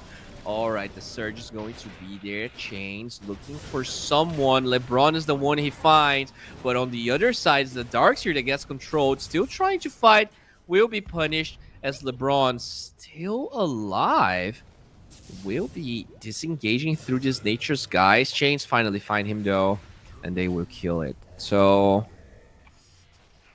not terrible. A lot of great spears. If it was not for Norma, he had like 3 or 4 spears back to barracks, back to towers.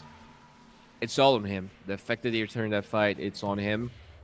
Very patient, didn't really commit his body. He just constantly threw spears, and eventually, those tier 4s did the job. If it goes too late, those towers just don't hit as much. But right now, with only, 22 armor on the Dragon Knight, he is still susceptible to those turrets hitting for 150 damage.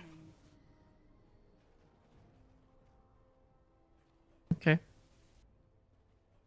The game now slowing a little bit. I say that, and the TA is like literally in the tier 3 towers looking for Merlin. Where's the damage? 1, 2, 3, 4. So close. Alright. I'm surprised they didn't force this Roshan. I guess they're waiting for daytime. That's the only explanation I have. Waiting for daytime so that there is absolutely no way Dragons can steal Roshan. They're also waiting for the DK to get this tier 2 tower. He will very quickly make good use of it. 3000 HP DK with 34 armor, with 300 damage, with 100 cleave. Yep, that's nice.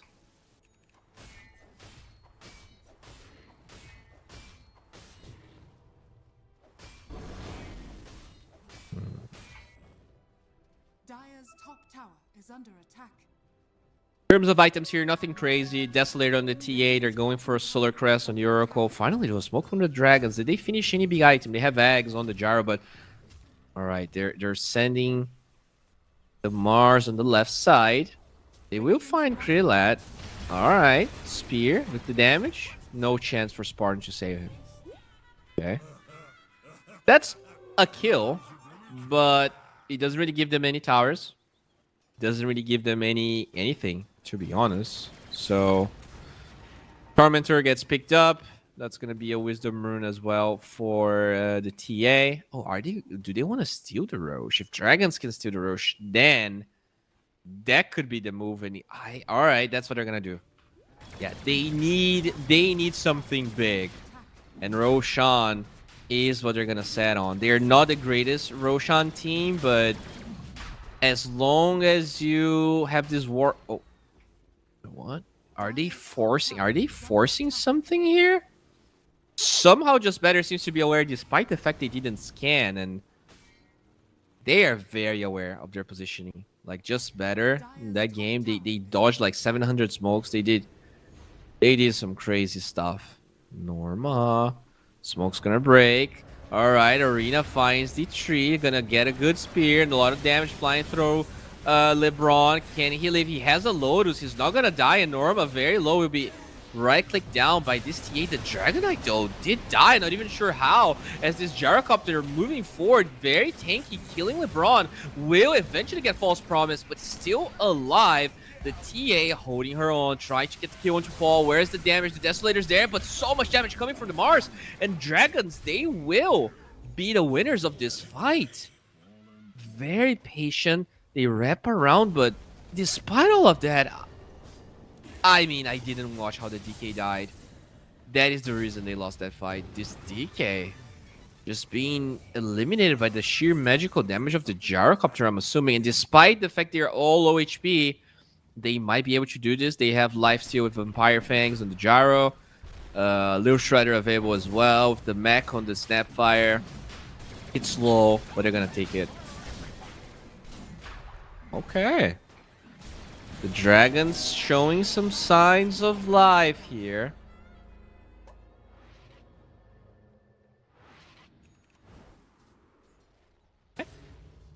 So it's gonna be a Daedalus on the Gyro. They definitely need some physical damage. They need a way to silence this Oracle as well, or to just deal with him. And I don't know who that hero is. Emperor doesn't like to build Orchid.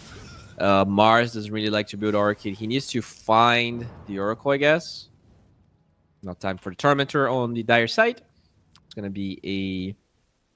Who needs the shard? Sven already has it. The Snapfire doesn't. Oh, Dual Raise picks it up. This is awesome. Wait, what? Does everyone already have a shard? What? How did... Oh, Mars also bought a shard. The Snapfire doesn't have it. I guess the Ember was below the Gyro in net worth before the shard. And then once he gets... Okay, yeah, I think that's what happened. Because it was supposed to be either the Ember or the Snapfire, but then the Ember got it and had more net worth. Oh. Amplify damage on the TA, but just poking.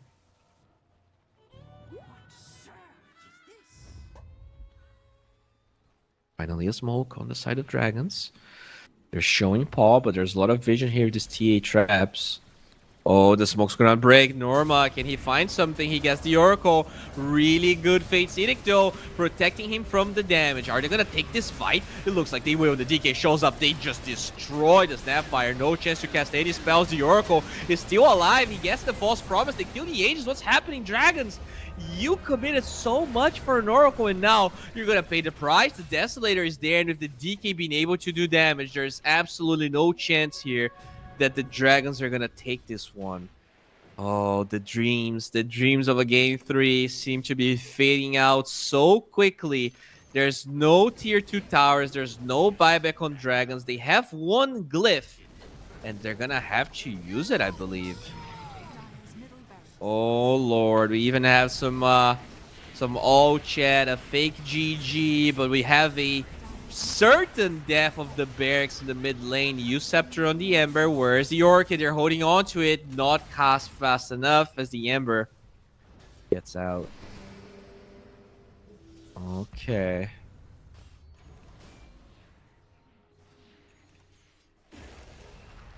Just better attributing to beginner's luck the fact that they were able to take that one fight. Now this DK is getting closer to a BKB. Has a Sanjan Yasha as well. The TA with a Hurricane Pike, so locking the TA down is going to be a problem. Darks here with Greaves and Pipe, just your standard aura items. And now going for the Crimson Guard as well. Once the Crimson is up, the damage of the Gyrocopter is going to be severely limited. They have no Dispels for the Crimson Guard, no Brew, no Oracle, mind you, so... Despite his unorthodox picks here on the side of Just Better. Oh, Norma, he actually blinks out. Does blink out.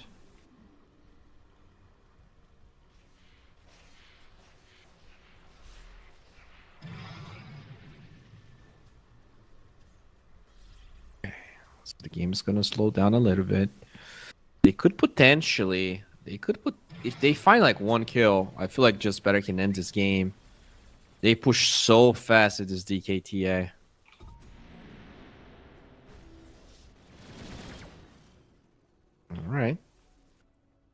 Good camping on the ward. LeBron, though, there's no sentry. The sentry was too far off, so he can initiate, tanking some damage, taking some spells, still in the Reign of Destiny. They holding on to the False Promise. LeBron, very tanky, gets the Overgrow off. They have the mech still holding on to the False Promise. Where is the damage? They cannot kill the tree and they cannot kill the Darkseer, but Dragons, they are falling. They lose 2. The Gyrocopter is gone, and with the Snapfire being killed as well and no buybacks. Oh, Snapfire is actually alive. Never mind, but what about the Ember? He's gonna get a U-Scepter off, but can he Remnant out? He can't. Oh boy. 3 heroes dead. No buybacks. More towers will fall. Potentially barracks here. I mean, this just looks over. I'm not gonna lie, just better seem like I think Dragons played okay.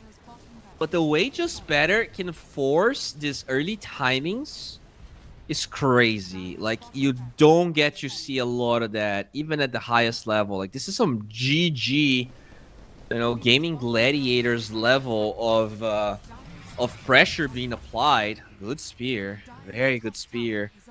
But a spear is not gonna keep your barracks alive. You're gonna have to kill those heroes, and so far, don't seem to be close at all. Focus. Gets the Elder Dragon form. Another spear landing onto 2. They're buying some time, and the Ember will respawn because of it, but they're out of glyphs. You have to do something now. If you don't kill this DK, it will kill you, or at least your structures, as they keep going. Another stun. Spear onto 2. This is great. Can he actually get the kill to the TA? The TA is going to die. Holy crap. They're out of false promises here as Focus. Holding his on. That's a beautiful freaking vacuum. The wall will not kill anyone, but this DK is still alive, still full HP. In fact, as they get the Arcane onto this Ember Spirit, U-Scepter will buy some time as Focus. Still looking, still fishing. Darkseer will eventually fall despite the surge, and it is time for Just Better to disengage. They get a couple of kills, and once again, is out of Norma getting some absolutely clutch spears, or if you want to be a hater, you can say Just Better was sloppy with their positioning.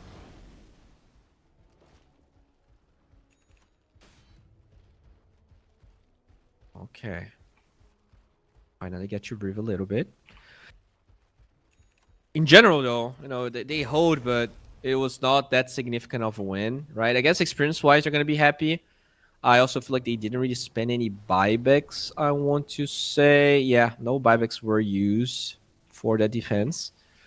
But it doesn't really change the fact that... Oh, no, that's a Gyrocopter. Oh, that's awful. That's a solo kill. That's a nullifier. Oh, that's a Blowthorn DK, huh? Okay. Well, looks like barracks are gonna fall regardless, and it's only the DK here. Oh, he jumps in with the nullifier, with the Blowthorn doing a lot of damage. The Mars is just dead. They get a good vacuum to low ground. Very pristine execution as double buybacks have to be used, but it doesn't matter. Your ranged barracks are gonna fall. The last right click puts this game in pretty much unwinnable territory here for the Dragons. 1% says a Valve. Oh boy. Focus, an absolute menace here with this Blowthorn. They're gonna smoke. Looking for any opportunities. Focus, the smoke breaks, he moves forward, blink out from the Mars, very nicely done. As Focus will be hit by a missile. That said, Dragon Form finally expires, so Just Better, they will eventually disengage here.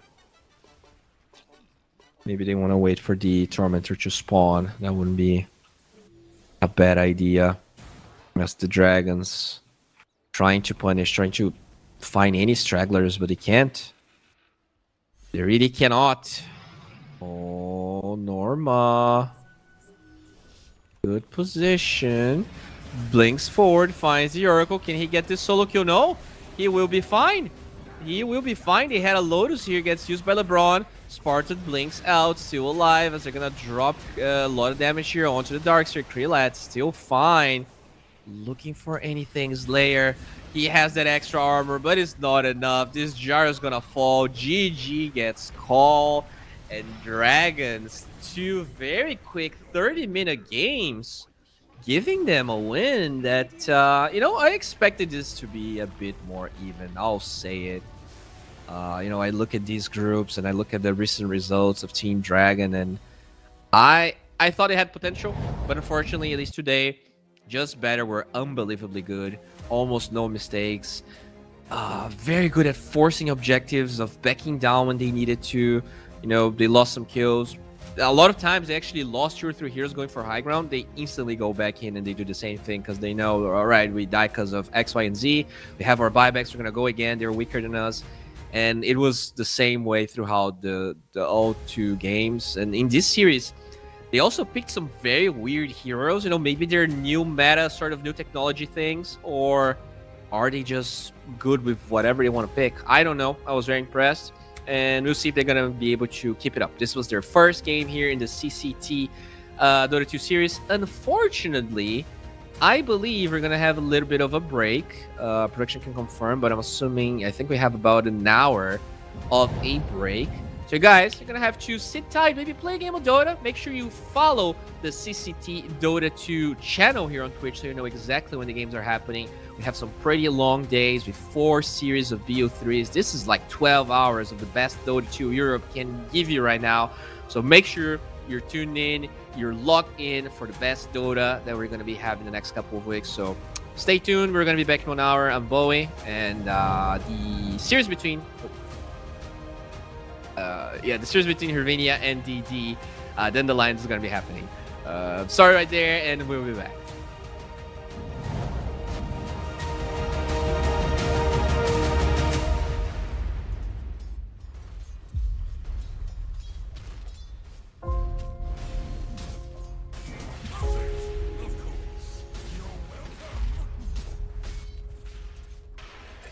Just poppycock. Even you should have seen that coming.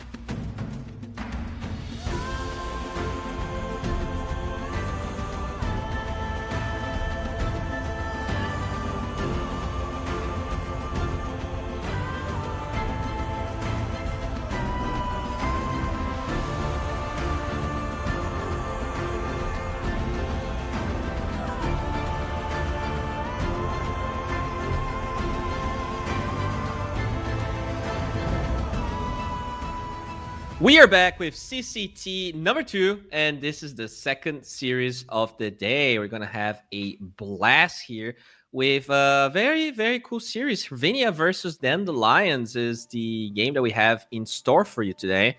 And maybe we can start taking a look on the rosters here. This is a match, of course, for a different group. But before we get there, we have Yoai, Nish, Buddy, Fernandes, and Flaco. So Hervinia, I believe they played this tournament before. I believe they've been together for a while, although I think there were a couple of roster changes, although could be wrong, so I'll double check before I'm final. And then we can check the roster for Dandelions. These guys have been making waves. I don't think they did as well in the last CCT, but they played so well. Dandelions, I actually have a lot of faith in them. I think they are growing as a team, and they have Nande, Mobe, Palantimos, Desire, and Kidaro. So a very interesting set of players. A team where I think their position 4 is one of the best players in the whole team. A big Desire fan. I also feel like Mobe is a star in the making. You know, just like we saw Maureen shine, Mobe to me is one of these players that will for sure be picked up by a stronger team next year after TI. And then we have Nande, Palantimos, and Kidaro. All of them known. Of course, we have pictures of all of them, so you know that these guys have been around for a while at least. And this is gonna be a cool one. I would probably say that I have Dandelions as my favorites. Just looking at the players here in Hervinia, no shade to them, but not only Dandelions have been showing consistent results, they are a very, they are a BO3 team as well. When you're talking about BO1s, BO2s, I think in Europe, pretty much any team at this level can take series, 10 games out of each other. But series are definitely harder, when they're talking BO3s, BO5s. But this is going to be an interesting series nonetheless, as we can check the groups. Dandelions with 2 points, Hervinia with 1, Vidar with 0, as well as Mountain next up with -1 and -2. So if you're confused about the points here, when you drop a series 2-all, you will lose more points than if you got a 2-1, right? So even if you actually lose the series, it is better to lose as 2-1 than it is to lose as 2-0, which obviously makes sense. It means that the team at least showed a little bit of promise. And yeah, we are going to have our draft in no time, and this is going to be a very, very cool one. New patch, so we got to see a couple of new heroes, a couple of new strategies, a couple of new facets as well in the last year's we're casting. We actually had a pretty long break, so maybe we're not there, but now that it's now that we have this series, we already start with the Brood ban, huh? That is an interesting one, because Brood was very nerfed in the last patch. Not only the necrotic webs, but Blowthorn specifically was something that made this hero look crazy. And despite all of that, Dandelions banning the Brood against the team. So very, a lot of respect here to what the Brood can do. I'm still surprised that Tiny being first phase ban. I feel like teams are going to learn that it might not be as good of a pick as they think it is. But in general, I feel like it takes a little bit of time, right? It takes a week. It takes some more scrims so that you, for sure, understand whether the hero can be let through or not.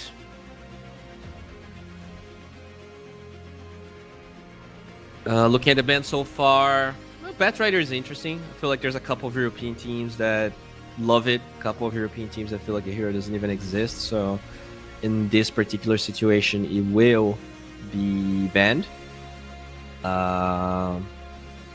You also see the Sven being taken away. That one is very, very common these days. What else is available? Jakiro, Weaver, Rubik. We see a lot of those. Usually the team that has the last ban bans the Rubik to pick, whether Jakiro or Weaver. Weaver got relatively nerfed. I'm surprised that we're seeing, I think in the last series we had Weaver at least in one of the games. So do you pick Weaver ban? I guess... Do you even pick Weaver here? I don't think that's what you do. You probably go for... Okay, dude, Ember first phase. I'm like... I know the hero got buffed.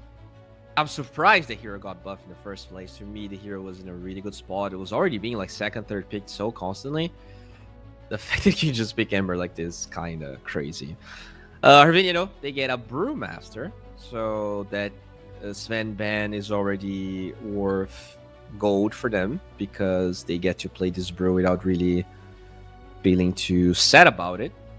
Now then the Lions, do you ban Shadow Fiend here? Do you ban like Shadow Fiend plus something?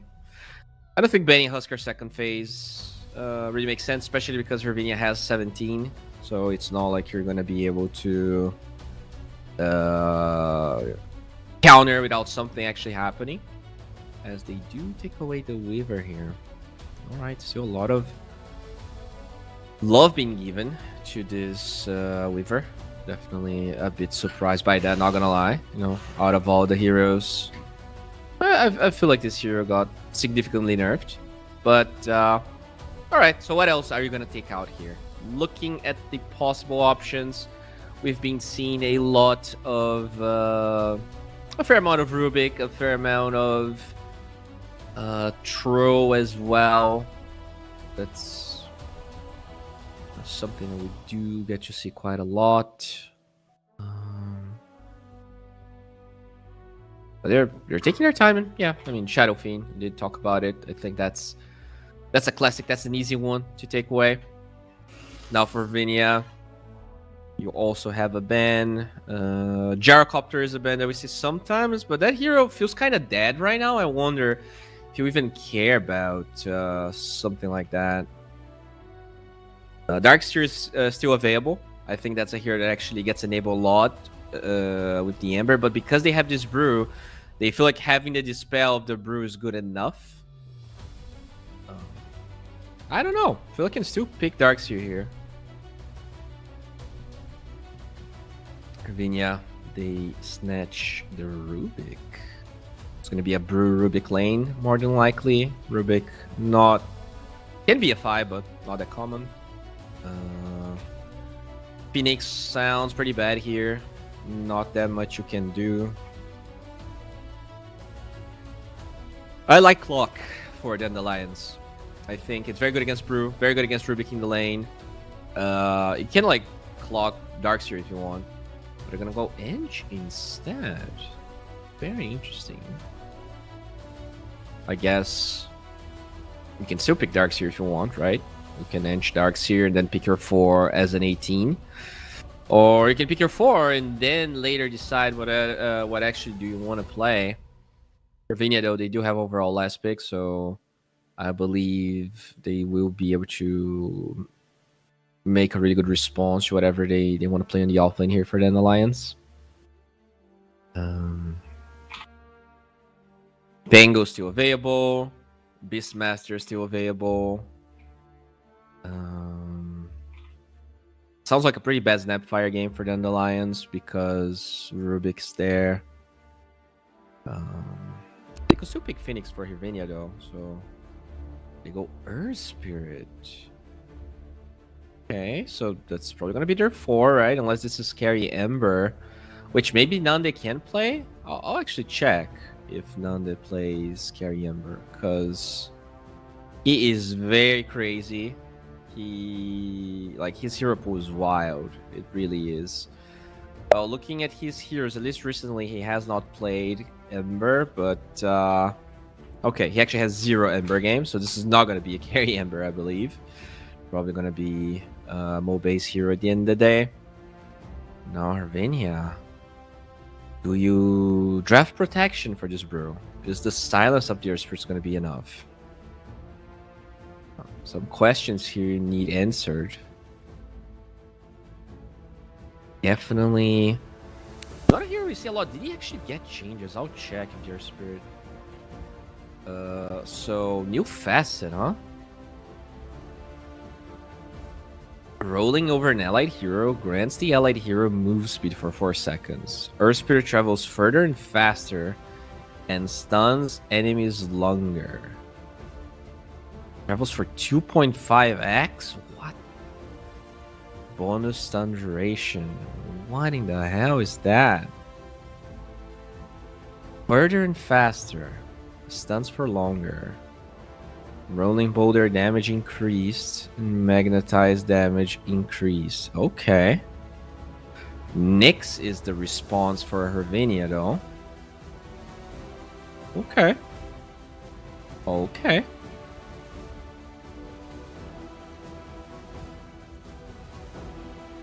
I mean, I'm fine with the Nyx. It's pretty good against Ember. Not that great against the Enchantress, but I think they gave Nyx a break, right? If I'm not mistaken, it actually breaks for 4 seconds now. Vendetta. Oh, the Shard breaks. All right. Very good against the Enchantress. Very good against the DK as well. I'm assuming this could be... I mean, this has to be a carry DK. I believe this is going to be like a Armlet Orchid type DK to try and kill the Brew. Have double silence. This might be what they need to consistently kill this Brew through the fights. Very tough for Brew to... Like, it takes a while for him to get, like, Radiance into Manta. And these days I've seen more and more, like, Aura Brews as well. So maybe even if you build all of that, you might not be able to kill this Brew if it goes something like, I don't know, Vessel Pipe, something of that sort. As the Dandelions now have to ban carries. What would you ban? Morphlin's out, Sven's out, Asaph Weaver, Monkey King Brood. A lot of carries out.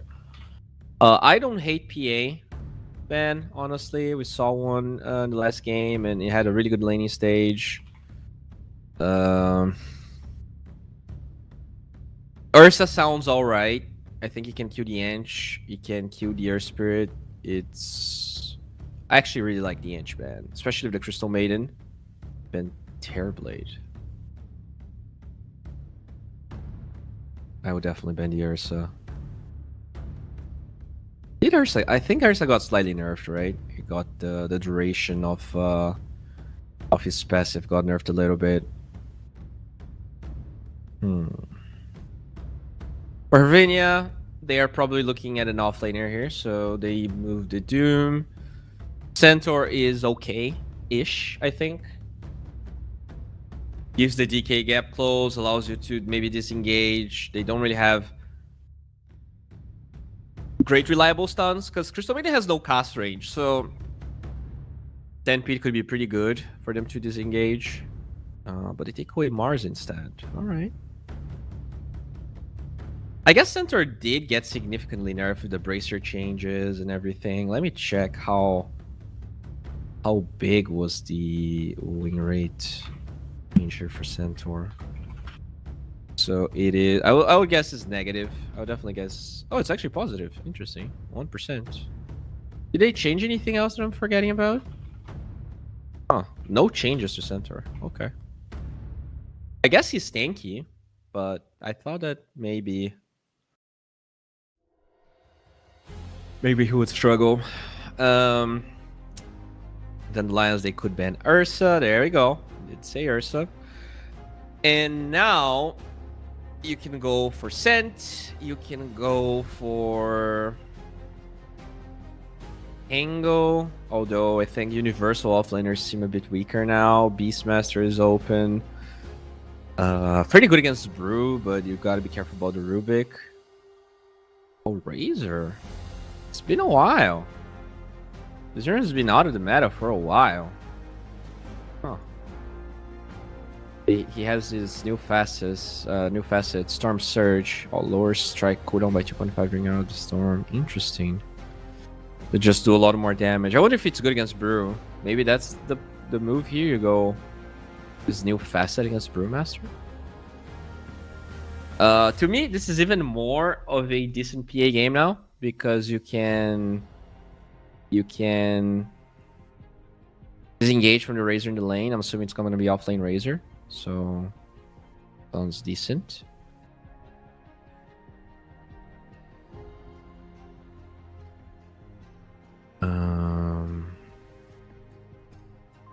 Hervinia. What do you pick if not the PA? There we go. All right, we're on a roll today. got a lot of picks right. Gonna be a UI PA with body on the Brewmaster. Offlane Razor, Nande on the DK. Yeah, pretty standard picks here. And speaking of facets, they did go for the Thunderhead. So yeah, I mean, I think we're pretty much in sync with what Dandelions is thinking. Dragonite with Fire Dragon, Mobe with the Chain Gang. That's interesting. And then we have Ready to Roam the Earth Spirit. So a lot of new facets being picked up here for Dandelion. As for Vinia, nothing too crazy, right? Scuttle. Is Scuttle the one we used to see a lot on the Knicks? Yeah, they change a lot of stuff about mana burn, but looks like he's going for the Scuttle. NPA we veiled one. I believe that's the best one, honestly, and that's what UI is gonna choose. No changes apparently. So yeah, this is gonna be our game number 1 here of this second very exciting series. Hopefully it's gonna go all 3 games, although as I said, I do expect a little bit more here from Dandelions. They have some interesting curveballs. Let me check Earth Spirit's win rate. I mean, I guess Earth Spirit's a hard hero to use Dota buff to check win rates because it's not a hero that people are good at. It does say that he actually lost win rate, but maybe it's people learning the new facet. Kind of hard to say for sure based on these numbers. It's definitely not a reliable one in my opinion. All right, have a little bit of a pause, but we should be getting into this game in no time here. The CCT number 2 tournament with a lot of teams, with a lot of games on your way. This is the last series I'm going to be casting, but we still have 2 series after this one. But let's not get ahead of ourselves, right? There's still a lot of Dota to be played here as we are finally in game. Prepare for battle.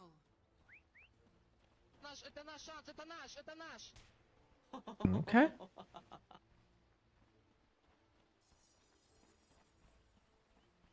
Looking at the facets here, nothing was really changed.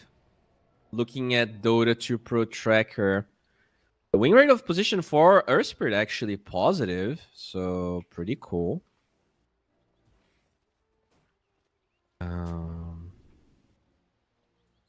Desire Earth Spirit, huh? Curious to see how it's going to perform. This Nyx Assassin is also kind of a curveball for me. I'm not exactly sure what to expect, but they're going for a smoke here on Hervinia. Interested in maybe finding a hero that's alone. The Earth Spirit does have a ward, so very hard to find this guy. But Hervinia actually going through the triangle. They might find a Palantimos, and if they get the slows, the dagger is there. Slow from the roll of the bear, as well as a blood grenade. Stun of the Nyx. This should be a kill. They have the slows and Palantimos. It's gonna fit first blood. Hervinia. Got it. And PA out of all heroes getting first blood. That's exactly what you want.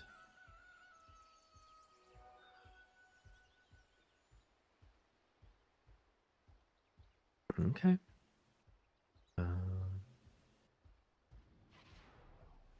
Oh, that's a mid Rubik. We actually didn't talk about it. Mid freaking Rubik against against Ember. Okay.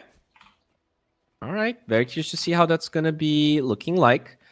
On top lane, we do Sikidaro and Fernandes here. They're just gonna be trading some blows. In terms of camps blocked, nothing is blocked just yet. So, oh, really good roll out the barrel there. Actually hits the Enchantress, forced to pop Nature's Attendant. Yeah, Hervinia playing pretty well here. Finally gets the actual Nature's Attendant going and just being zoned down here by this Nyx. Very annoying hero.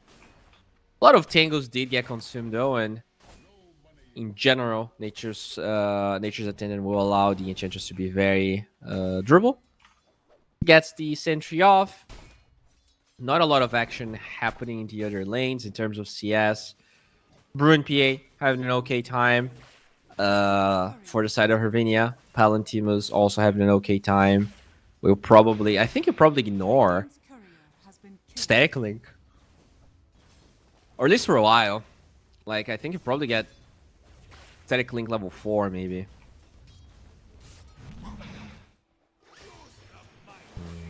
Oh, below the barrel. He does connect onto Kidaru here.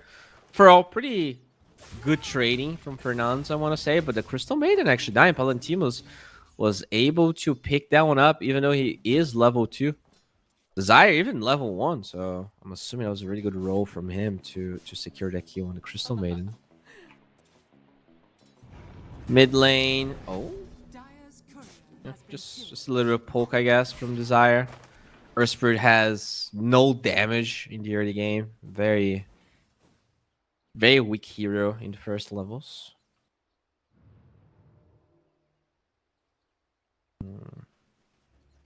Oh, they're going here for Desire to kick out, but with the Blow Grenade and Frostbite, can he roll out? No, good body blocks.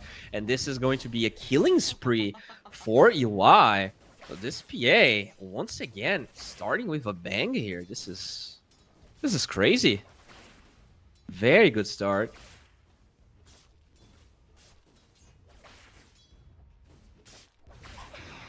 Okay.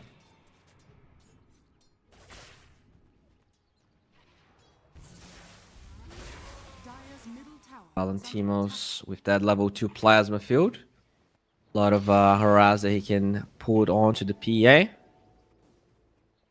Yeah, I guess one thing we didn't really talk about is the fact that this Nyx actually one-shots the Enchantress creeps, right? That is definitely something amazing this hero was given in the last patch. So not only he farms a bit better, but he denies all the Ench creeps. It's definitely a good response that I didn't mention through the draft, but it's becoming very common. You know, when you see Ench, just get Nyx Assassin. It's like now he has some, like, rather than just being a good ganker, he provides something in lane. Like, he has some sort of personality about himself. I actually like it a lot. Flacco just trading some hits. In terms of CS, None is having a great game. 10 denies, 20 CS. He's ahead of everyone. PA is also doing really well. Dire's courier And probably has more net worth because of the 3 kills in the first blood. But overall, very even game here. It's pretty much only the Brood that's like actually struggling. And you know, it goes back to the Universal Heroes. This hero now has way less damage because of the bracers. So definitely problematic. Dire's middle tower is under attack. Mid lane is kind of a tie. And it's pretty much a tie. It is literally 1 creep difference between Mobe and Nish. Oh, top lane Ande. Very low. They did use everything. And now the heals here of Kudaro and a Lotus. Nande should be okay. Tower is under attack. Oh, another kill for UI. And now they're going for this Razor. There's no static link. There's no way to stop the PA. He does have a 1, which he uses, but it's not going to suffice. Mega kill streak for the PA. 5 and 0 minute 4, bro. What in the actual heaven is going on?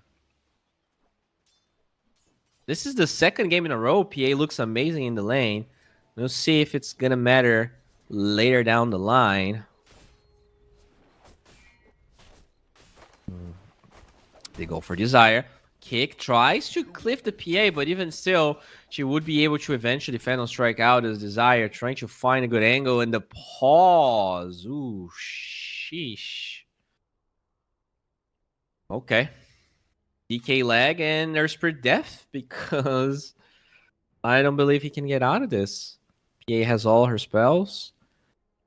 And I mean, very tough start here for the Dandelions. 5 and 1, make it 6 once the pause is over.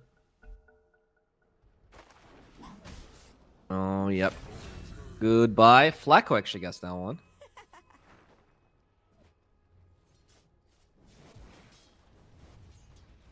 Mobedo getting closer to his level 6. That's when they might be able to pressure the side lanes a bit more.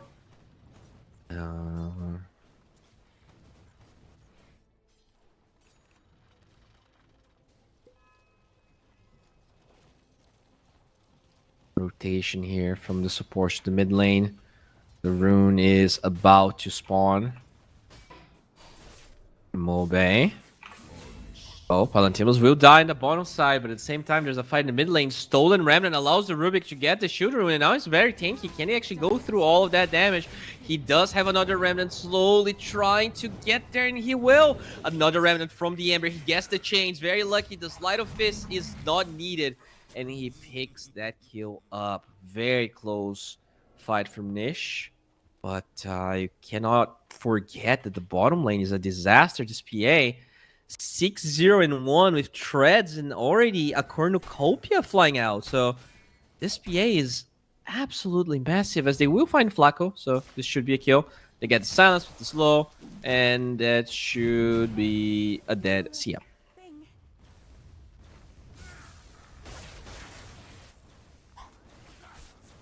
Okay.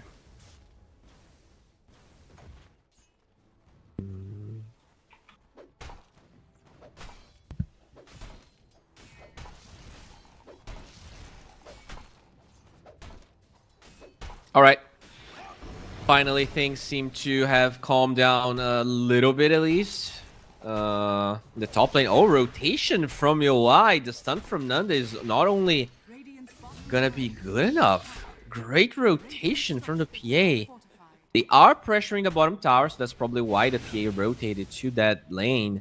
But at the same time, this PA is just absolutely gigantic.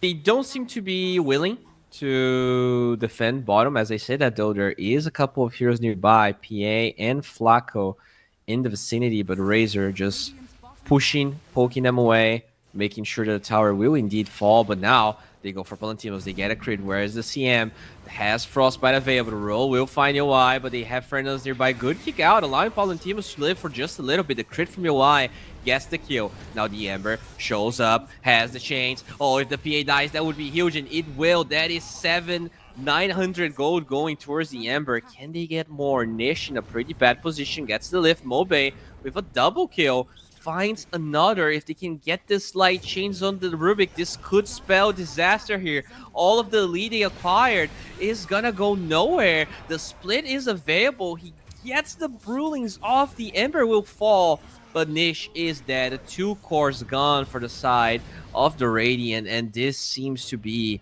all they're gonna be able to get. Time to disengage. Enchantress gets lifted up. Do they have the damage to kill her? I don't think they do. Especially with the Untouchable being skilled here. Desire trying to help the Ench disengage, and somehow they would actually have enough damage. So finally the Ench falls. But yeah, the gold lead now on the side of the Dandelions.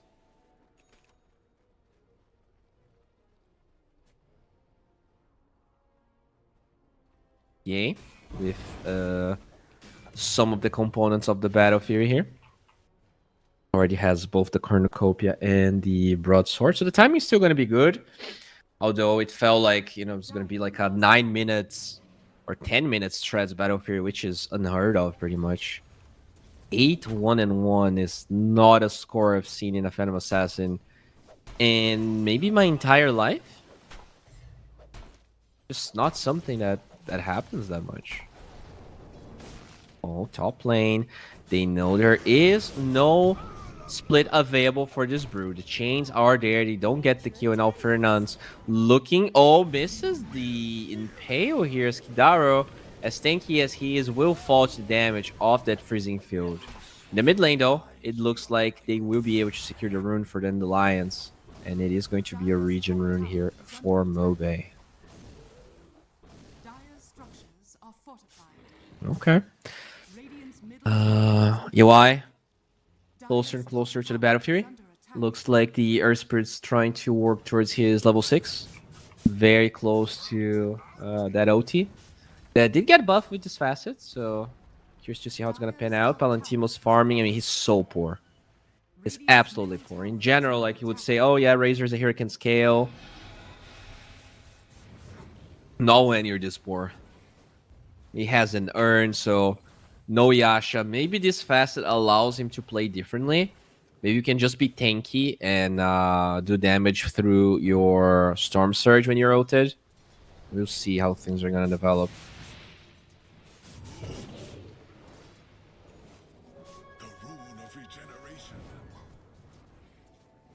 Okay. A lot of farming here. DK did finish his armlet. Looks like he's going for a blink dagger. Now Hervinia looking for a play, but there's smoked onto this PA. A lot of damage being done, and the Ember forced to disengage. The smoke did break, so it looks like so far nothing is happening. Fernand's being kited. They have chains in 2 seconds, and it will hit onto Fernand's, but without the actual damage dealing heroes, they cannot close the gap any longer.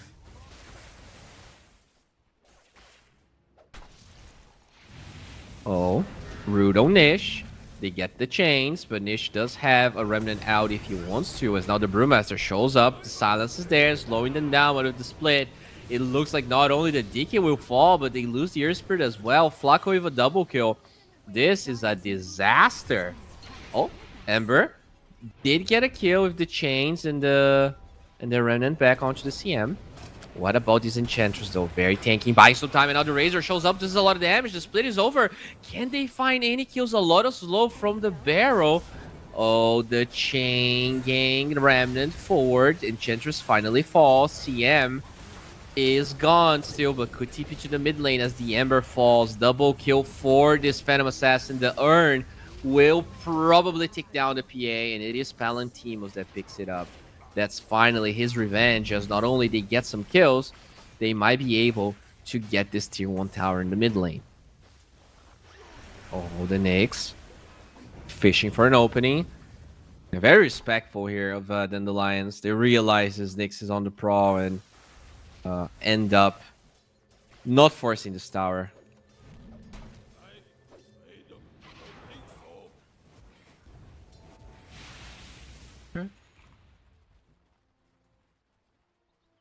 Radiant are scanning. In terms of items here, nothing too obvious. Vessel on the Brews, expected. Oh, I heard a Vessel being applied here. Fernand's will not take down to the Vessel. Those nerfs to the Vessel definitely maybe the difference here. The Nyx lives, but look at Kidaro. He's actually in a position to steal the Wisdom Rune. Oh, huge stacks for the PA at the same time. But because they're farming those stacks, they might not be interested in the Wisdom Rune.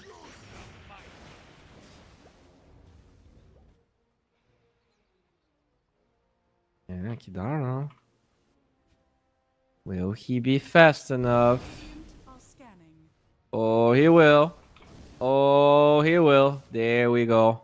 Oh, and UI now finds him. Kidaro a little bit unlucky here. Will have his TP in 2 seconds. Can he get out?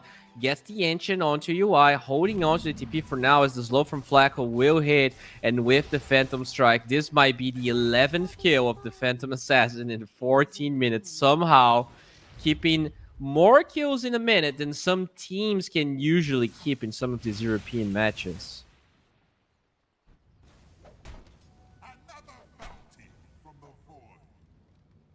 Okay. Radiant's middle tower is under attack. Rotation here from Hervinia towards the bottom side. I don't think they're gonna find anyone though. The entirety of the Dire is in a pretty safe place. Razor did finish his Vessel. I'm assuming the Razor's gonna go for like an Eternal Shroud type build, just like trying to sustain damage and keep pumping that Storm Surge through the facet. Oh. That Earth Spirit, very nicely done. Dire's middle tower is under attack. Yeah, DK. Actually going for a Crystallis. Interesting. Radiant's top tower is under attack. I thought he was going Blink at first, but he's going Crystallis BKB. That's a build I have not seen this build at all. I thought it was either gonna go something like Orchid, Blink Orchid, or I don't know, something MKB based, so you could kill the PA. So far, UI is having a pretty free game. Already 2 components of the BKB available for him. Onyx yoinks the Arcane Rune with his little Dire's middle tower is under goofy facet.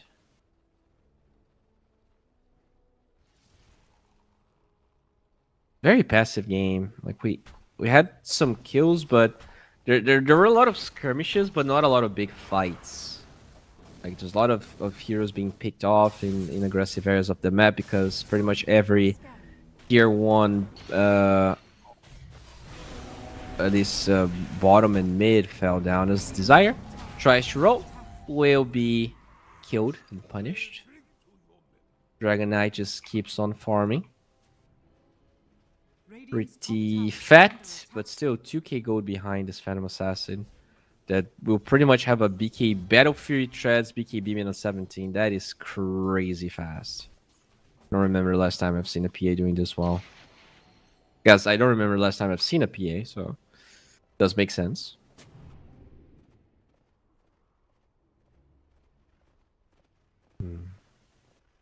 Radiant's top tower is under attack. It's a really good Iron Talon game on the DK. Any armor here for the Dire is going to be great against the Phantom Assassin. So they already have Iron Talon on the DK. No one else actually has neutrals, tier 2 neutrals. So they're going to start dropping now.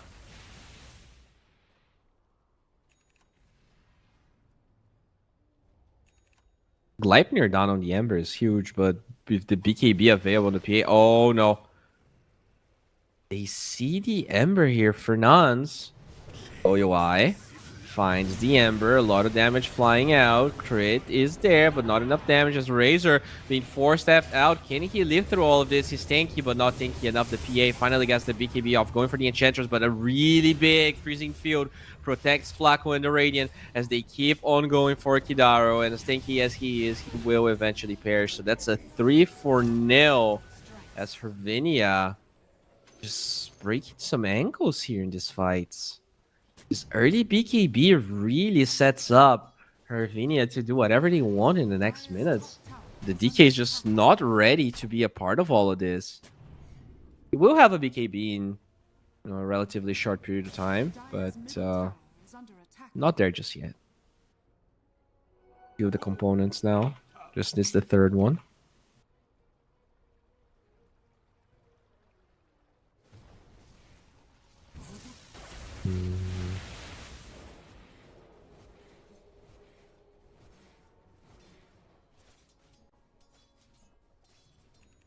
Okay. So, Brew going for defensive build, as we said. No Radiance. It's just going for Pipe plus Shard, it looks like. This Razor trying to stay alive in the fights, but struggling immensely. 6 deaths. Just had the worst possible time against this Razor. The Razor is going for a Pipe, but I honestly think he needs armor. Has 14 armor, but against a PA that is disfarmed, it's just not enough. Dire's middle Oh, tower speaking of is under PA, attack. jumps onto Palantimos. Only 1 point in the static link, so doesn't even have a chance. I don't know about the skill build, man. Dire's Such a middle tower greedy is skill under build on the attack. Razor. 1 point of static link. Dire's Oh, and middle they're tower has pincering. fallen. They want Nande, whereas the BKB, it's flying out to him, but it's not here just yet. It's a bit too far away. He needs to buy more time. Can he live? Good change, holding these heroes down, but Nande actually gets the BKB mid-impale. This could be huge. This could allow him to disengage, and he will. BKB TP here as Mobe, just trying to buy some time. Just keeps going, gets rooted. What the heck? What? Mobe? That was... Huh. Yeah, that was a play. Bottom tower has That was something that he did, and he now regrets it.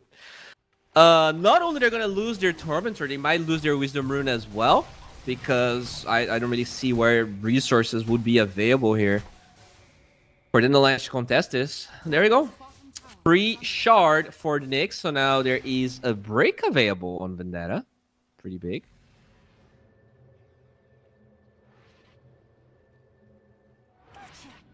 Lots of TPs on the left side to make sure that they get the Wisdom Rune.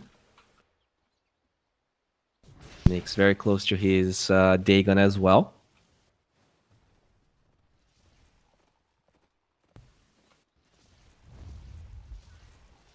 Now smoke from the Lions. Looking for the Rubik. Rubik has a freaking Gleipnir, bro. Because he wants to steal Light of Fist. What the? Gleipnir Rubik. That is a build. I've ever seen one. Is this like, do people do this? Actually, what? Radiant are scanning. Dire's The middle tower is under attack. I don't know. I'm very confused.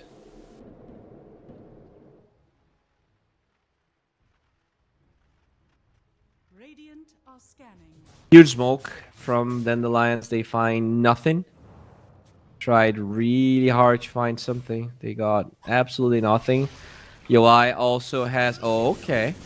They find a PA, but she has a Manta. Gleipnir holding down UI in place, but they are running from a low ground to a high ground into a very, very scary lineup. Here's Light of Chains looking for the PA, but no vision. They need a better roll. Can they find it? The Light of Fist doesn't connect. The kick doesn't connect. The entirety of the Radiants here, besides the Brewmaster, now Desire looking for a roll, but he gets rooted and killed, as well as the Enchantress. Then the Lions absolutely demolish here. Oh, they're gonna lose another one. Nande, not like this. He will be tanky enough. He will be tanky enough to survive.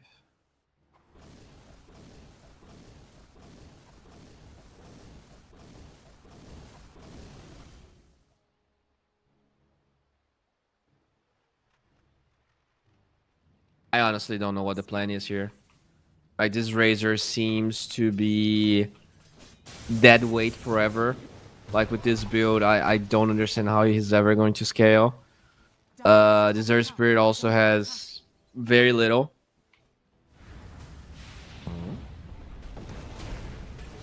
DK gets killed, and that is a stolen dragon form from the Gleipnir Rubik. This game is crazy. Like, what's even happening here? And the Gleipnir Rubik is looking for more, gets a good lift. They have the Frostbite. No Manta, no Dispel, no hope for the Razor. As Nish is on a dominating streak, UI is on a 16-2. This game's absolutely nuts.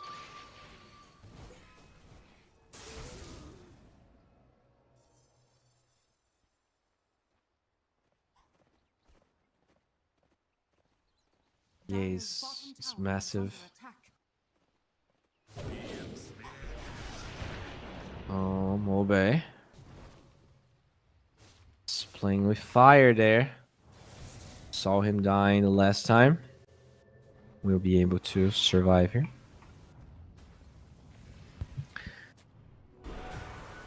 Oh, there we go. They find Desire again. Frostbite.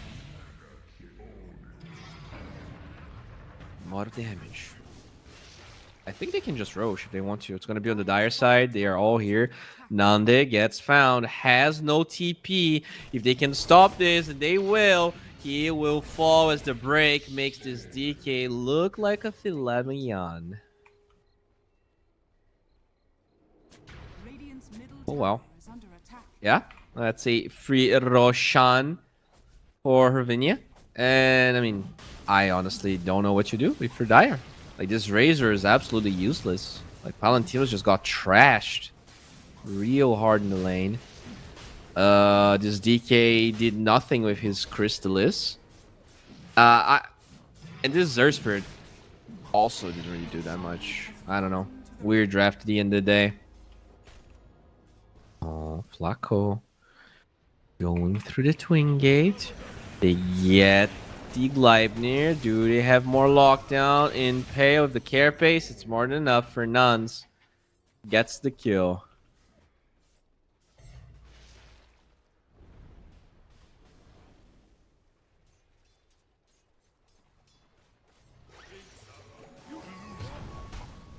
So the lowest level on Dandelions is 10. Highest level, sorry, lowest level on Ravinia is 15. Radiant are So they are at least five levels ahead in terms of experience. This is almost a 40% experience lead. They're gonna get this tower. They push kind of slowly, but now that they're this far ahead, I think they can like dive the base. Like they can potentially end this game right now. Glyph's already used. It's gonna be the first tier 2 that falls, so at least they're gonna have another glyph. That's also Solar Crest PA, huh? TM with drums and Solar Crest as they're looking for Nande. No TP again, by the way.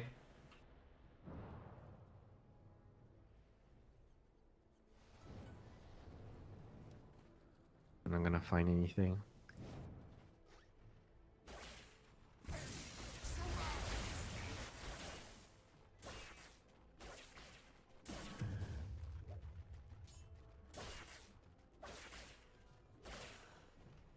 Pretty slow game, but also a very one-sided game. Then the Lions never really got the ball rolling. Mobe with a couple of blunders. Laning stage was a disaster here for Palantimos. That PA pick was amazing.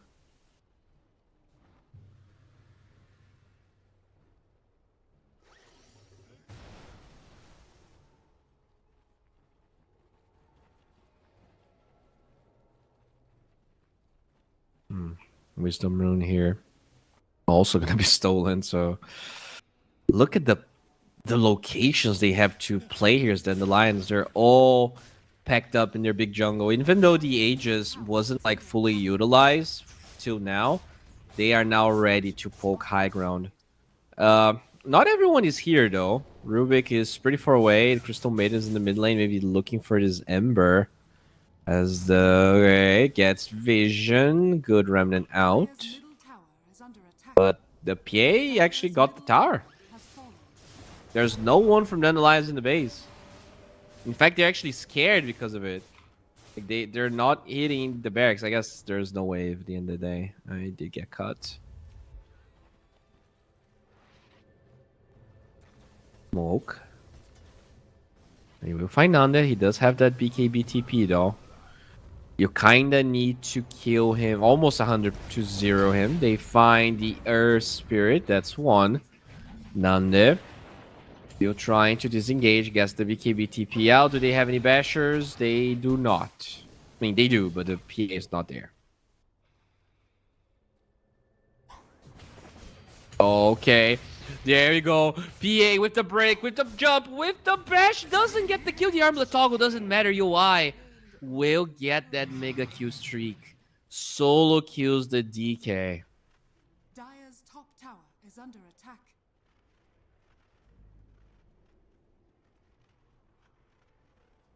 Oh lord, Dandelions. Not like this, just slowly bleeding. Aegis will expire in 50, so there's a bit of an opening here, but is it really?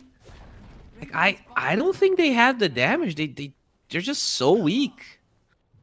Spike Razor, minute 30, 2 and 8. This is just not gonna be enough. This Razor hero supposed to counter the Brew, but he can't even survive the lane as they're gonna jump him. He gets the pipe off, but to what avail? It doesn't matter. He falls, and now they're gonna die for more. Enchantress being dove into tier 4s here. A lot of attack speed slow will at least allow them to disengage, but now the Earthspur's next. Beyond Godlike Streak for UI. And the damage from the Enchantress not enough to even make a dent on PA's armor, as now will regen slightly. The Light of Face canceling the Aegis regen, but this is gonna be the first end of barracks. No buybacks on anyone, so they can potentially go for more. The split wasn't even used. They still have Guardian Greaves. There's a tier 2 on the bottom side, so this is not gonna be megas unless they try to win the game. But in general, oh my lord, and now that's a bad glyph as well. The melee barracks is already gone. Just a really weird game. Dandelions not in sync whatsoever.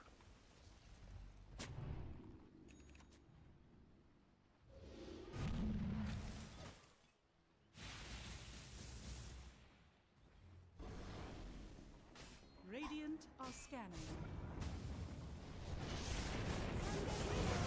Oh, they're going in. DK very low. Will be able to stand his ground as the fight continues. Very good root onto the Ember. There's a buyback.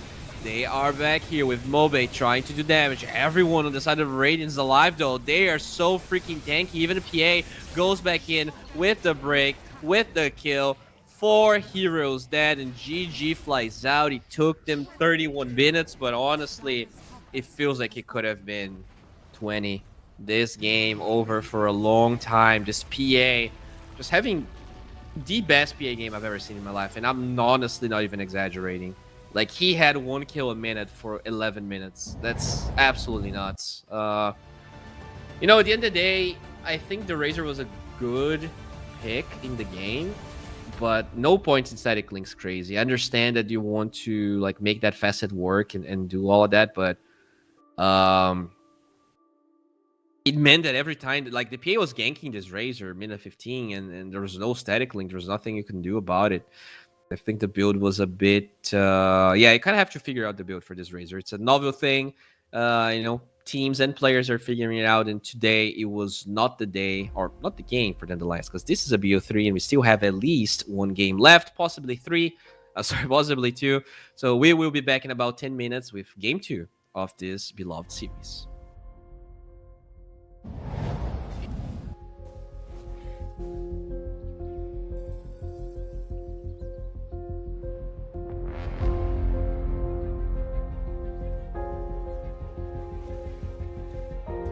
Radiant's middle tower is under attack.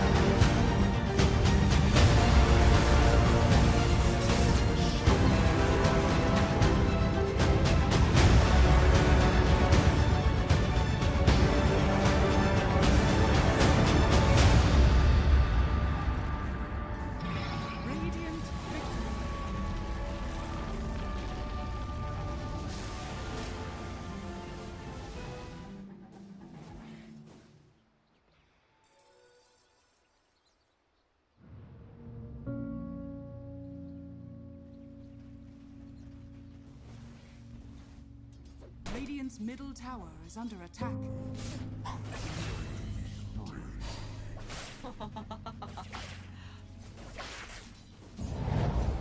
We are back with game number 2 between Dandelions and Hervinia here for the CCT Dota 2 series.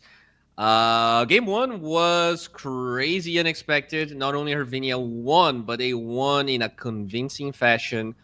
I gotta say, I think Dandelions definitely misplayed some of their lanes. The Razor struggled way too much. They were trying, this new facet thing. They were trying Air Spirit. I think maybe they tried too many things at the same time as well. That offlane was a disaster, and it was really hard for anyone to kind of bounce back from that, especially when you're playing this PA into kind of a bad matchup for Dandelions. The PA had like the best game you can ever wish for, only one death the entire game, and I think even if she died a bit more, this game was still very hard. So yeah, we'll see what Dandelion's gonna do. They banned the Brewmaster, definitely a hero. And honestly, I don't even think the Brewmaster played the game. Looking like, to me, it was mostly the Rubik, the supports, and the PA doing stuff. Like, I didn't really see that much value from the Brew, to be honest.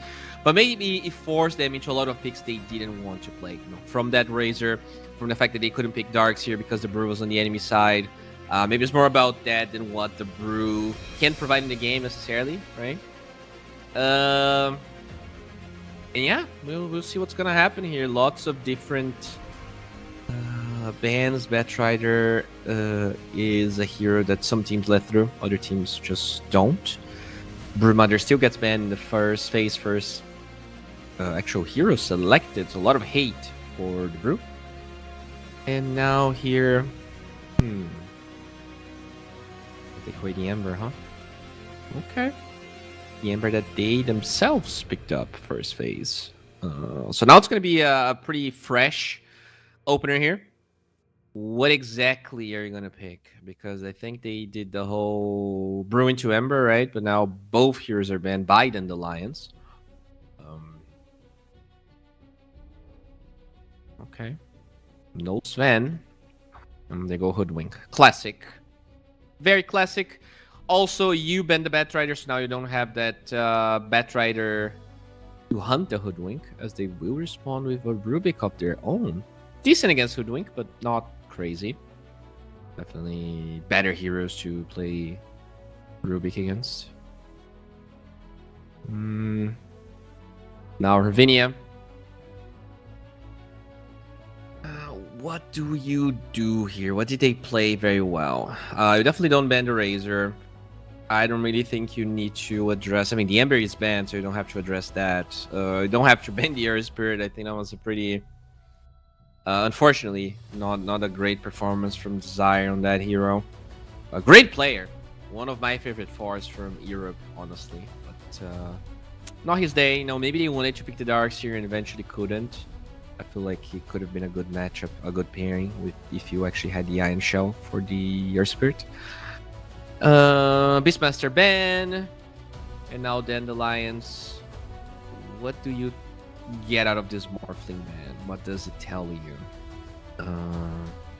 It probably means they're picking a low base damage offlaner, something that the Morphling can actually punish a lot. So Center is going to be their pick. Good disengage. Good lane with the Fate Bow. A lot of harass that these two heroes can output. Hervinia, you can probably pick like your 5 in your mid or your 5 in your carry if you want to go very early. Probably a carry that flexes so that you feel a bit safer here. There you go. The Inch will be one of the picks, and your carry is going to be there. Yep. Good lane. Sustainable. Strong. Here's just if we're going to see the different CK facets. It's just that Phantasmagoria seems so broken that for now there doesn't seem to be a reason for you to play anything else. But maybe. The silence seems interesting. But honestly, it feels like it only matters when you are higher level, has more illusions. And if you Don't have Phantasmagoria, you don't have that many illusions. So I don't know. Okay, they're gonna Warlock this shit. That's their 5. You don't really know the offlaner, so you probably pick your mid here. Something open-ended. Something that can burst. I mean, they have very... I think you pick magic damage. You pick a mid here that's bursty. Puck. Quap. Puck seems really good against CK. Very hard for the CK to catch you. Oh. Interesting. Very interesting. I guess you have some flex going here, right? We had mid Rubik in the last game. Maybe this is something that Mobe can do as well. Could also be carry Pudge. Very open-ended. I like it. You know, makes it hard to draft against. Now, Hervinia, what are you going to pick?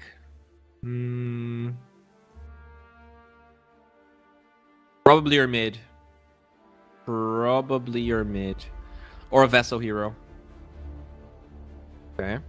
Like it. 2 Strength Heroes in the Dandelions. Kind of squishy supports on the other side. Definitely get a lot of value out of it. And also, the Timber can mirror the lanes that Pudge wants to go. Unless it's going to be a Pudge 4. Which maybe you want to do now that you see this Timber. Mid Rubik, Pudge 4. Warlock 5, and... yeah, right? You can Darkseer maybe for Dandelion? No. No, you can't.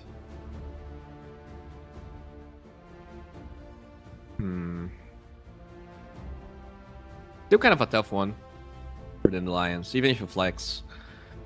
You're gonna have a double melee lane against Ench CK. Pretty scary. I guess maybe you can run down the Ench with the Pudge. I don't know. Wait, Lina. No way to burst damage in case Pudge is going to be that carry. Yeah, if Pudge is gonna be core, I would rather have it as a carry, right? You're gonna have the sustain of the Warlock. You're gonna have Fatal Bonds and Upheaval for the Pudge to get kills. I think those 2 heroes actually work very well in lane with. So that's probably how you play that lane, and then you draft a mid hero that can win against either the Timber or whatever it is Hervinia think they're gonna pick for the mid lane. What do you ban here? Like, what are they lacking? They don't have reliable stuns. Their stuns are very limited. I'm surprised they take away DSF. Does it mean this is gonna be mid Pudge? Or is it just a good hero? What else do you take out? I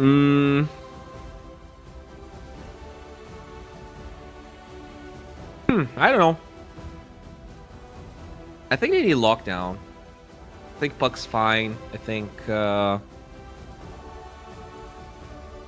what do you get, like Giga buffed this patch? Let's check. I guess Viper, but I don't know. Just doesn't sound like a good competitive hero. Puck's honestly sounds pretty good. A mid shaker? Can you? Okay, they take away the Pango. That's a safe one, I guess.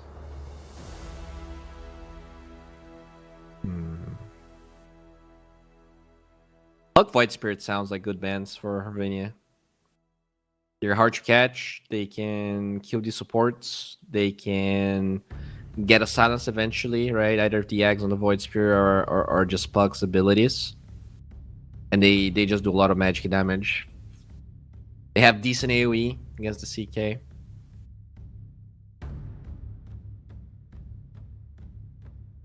They do have the first pick of the third phase though, so you can ban one, pick the other, or you can pick a hero that's good against those heroes.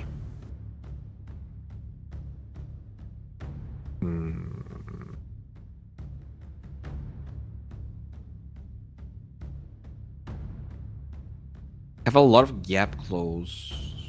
That's why I thought it was weird that then the Lions banned the Shadow Fiend, because if you have Stampede, have Pudge, you have Warlock, you have many ways to get on top of the SF. Seems a little bit excessive to take that out. But if they are playing Void Spirit, then maybe Shadow Fiend would have been too hard of a matchup.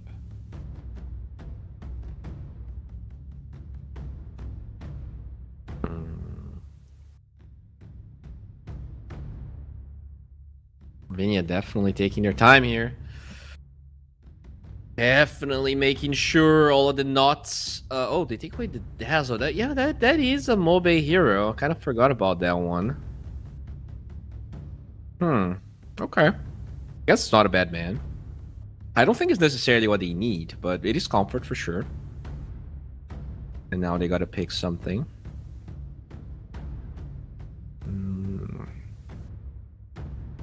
Probably want something that can flex to mid and off lane. Because this Timber is not. We're not sure exactly where he's going to be. Okay.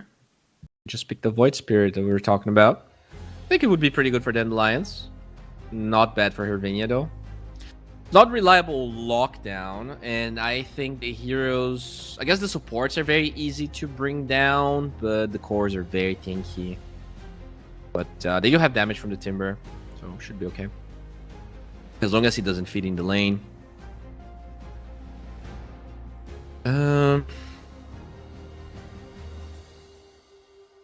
Monkey King's banned, is it? Can you Monkey King mid here? Does Mobe play Monkey King? I wouldn't hate a Monkey King.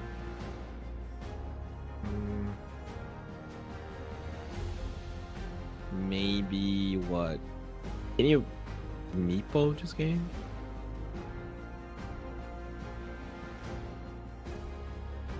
Oh. Okay, so this is mid-dawn?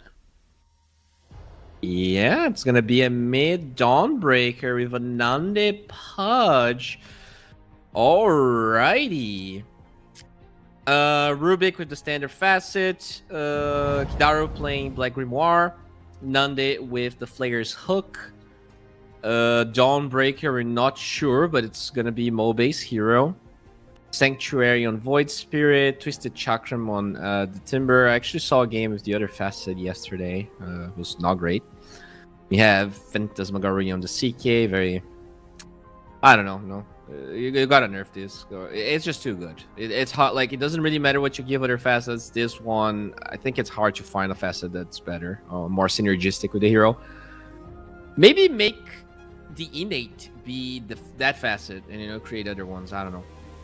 And yeah, Mobe with the solar charged facet. So you're gonna get some vision through night cycles. They don't really have any way to mess with the night cycle, so this is not necessarily a combo or anything. It's just gonna be a little bit of a bonus that they get every 5 minutes. Honestly, looking at the drafts, it's kind of hard for me to say which lineup I prefer, because this Timber has a lot of potential to, like, you have 3 strength melee cores in Dandelions, and they pick that into the Timbersaw. But if Dandelions plays their safe lane well, I believe there is a chance this Pudge can go ham. Kill the Hoodwink, kill the Timber, right? You have Fatal Bonds, you have Upheaval, you have hooks. You can win that lane. It's just... it's not an easy... It's a hard to win lane, and it's a lane that you can also lose. So I guess, after watching game 1, I'm probably going with Hervinia here. They have a decent draft. They have good cores, and they played so well game 1 that it gives me hope here for this game number 2. All right, well, let's get going here. This is going to be game 2 of this beautiful series. I don't know what to expect. I just hope for an even lane stage, because Palantimos and Desire, they got demolished, and that is so rare to see. So hopefully whatever happened there, it was just a little bit too much experimentation and not them being rusty or anything of that sort, as they will smoke here. Yeah, let's not forget they also got first blood on Hervinia. Maybe then the Lions now trying to pay back in the same coin. Good wrap around with some good wards. 30 seconds to battle.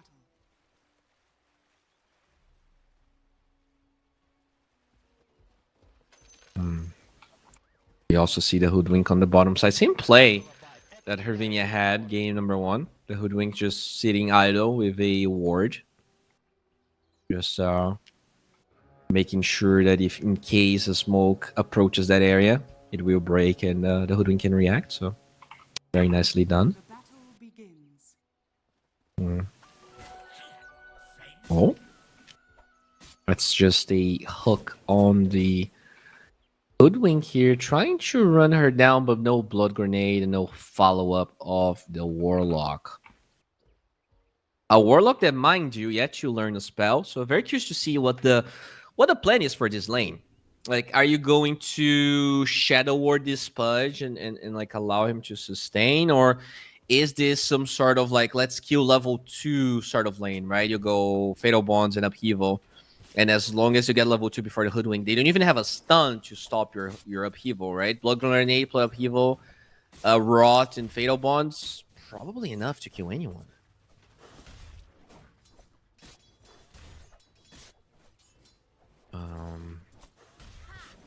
Then we can watch the mid lane here. That's another interesting one. Dawnbreaker mid, just not at all what we usually see. But no, this is a hero that destroys most melee heroes, especially after you get a couple of levels. Top lane, we see the center of Palantimos here, having an okay time. Okay, so Shadow Ward on Kidaro. We already... The whole let's kill level 2 plan is gone. This is going to be Shadow Ward, Heal Bot, Warlock. Which you know is not a problem necessarily, but it will be hype. You see... Because I feel like if you don't get a decisive lead until level 3, level 4, this Timbersaw actually becomes a big problem for then the Lions. This is probably the hardest lane that they have. Oh. Fatal Bonds gets used. Oh, top lane. Blood Grenade gets used. Why? Good lift back. They do not have more damage. They do desire the less right click somehow. The armor of the tower not enough there.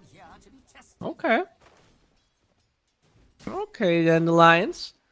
They're definitely punching back a little bit here from getting stomped to now getting first blood.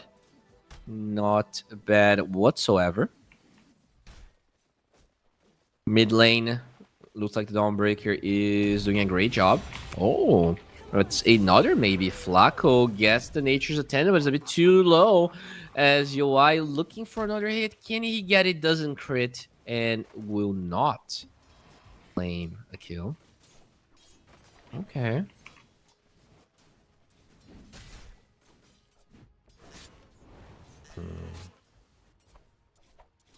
You see the Fatal Bonds magic happening here. Very strong with the Pudge. A lot of AoE damage. They also get the Lotus on the bottom side. Top lane, the Rubik is very low. Desire trying to juke. Does have a Blood Grenade. They get the slow. No, never mind. That was the Nature's Attendant usage. The animation, very similar. They just lift the Enchantress hands. But it was... did not find the Rubik there.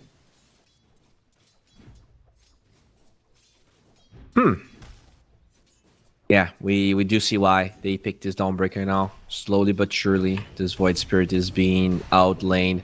It's a lot of damage. Oh my god. What a dumb hero. Now forced to learn Dissimulate here just so he can dodge the Starbreaker damage.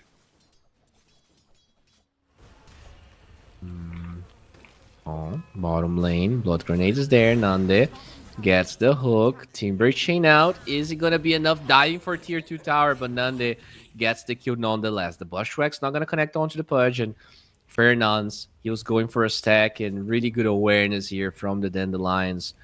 punishing those greedy moves. As now in the top lane, they get a good stun. Only 1 second from the Chaos Bolt as the stun stops the Tomato looking for the clap. And another move here that doesn't yield any kills.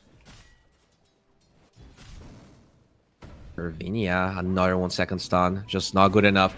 They get the slow onto the Rubik. Where's the clap? The center stun once again being a problem. They need one little clapperino. It's not gonna be there. And the Rubik even gets 62 gold out of that. Oh man. Okay.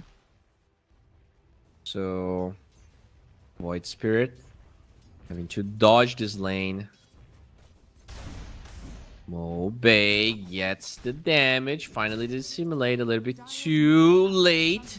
The damage over time, is it there? It's not. No boots on the Dawnbreaker, whereas Nishi does have boots. But there's a Soul Ring here onto this Dawnbreaker. Eventually, though, Mobay will give up as finds Flacco here. Just boops him in the face, gets out.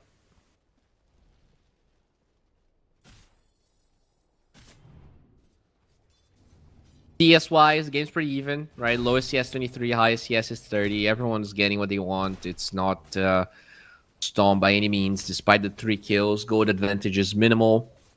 This game is anyone's game, as in the top lane. Yoi trying to disengage, gets a good Chaos Bow. The Enchantress low is there. The CK though gets lifted up. The center stun is there, but not the center maybe you expected. Regardless, Desire's right clicks just seem so strong. Nish will be forced out. Brundo is on the top side, so it will be picked up by Flacco. A lot of commitment here from the Radiant, trying to secure that rune, and they're not going to get anything out of it.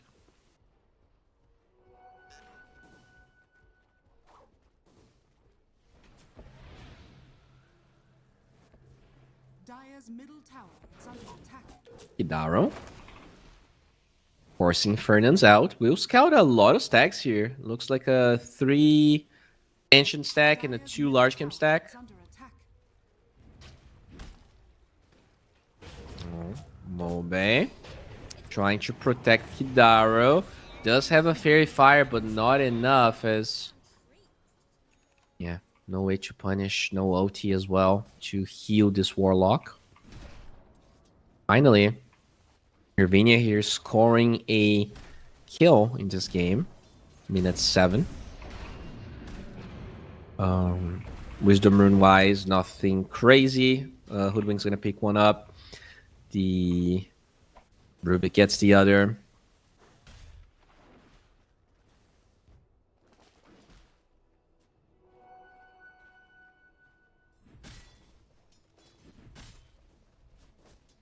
Top lane, they're going for a play. Stampede is there, trying to close the gap onto the CK. Chaos Bolt is available, stuns the Rubik for 2 seconds. Blood Grenade onto 2. They lift back the CK up. Do they have the damage with Mobay nearby? Oh my god, that's a beautiful bushwhack. Hervinia breaking ankles here as they did use the Stampede for that kill and they don't get it. If we can find Mobay, this could be tragic.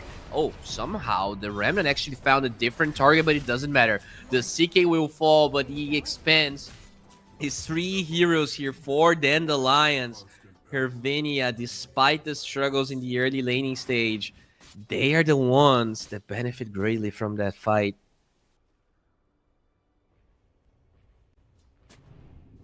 Okay. Great rotation from Nish. I think the biggest mistake there, they're just...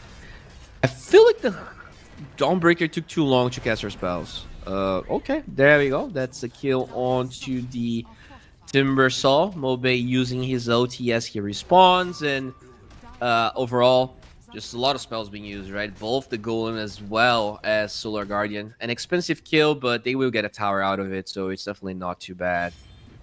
They will also scout the stacks.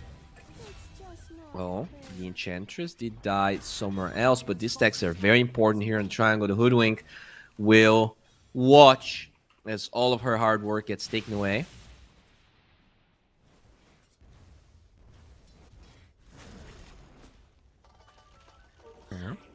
Oh, Hook, so close. clip the tail of the hoodwink there, the squirrel. Oh, good tree cutting from Nande, saving Kidaro as they turn this fight around. Oh my lord, no. The Stampede is not enough, but it means Nisha will have to give his life away for that kill. Timbersaw looking for an opening. Strength heroes galore on the Radiant side, but Nande, he is the one that gets a double kill, and Body will be forced out.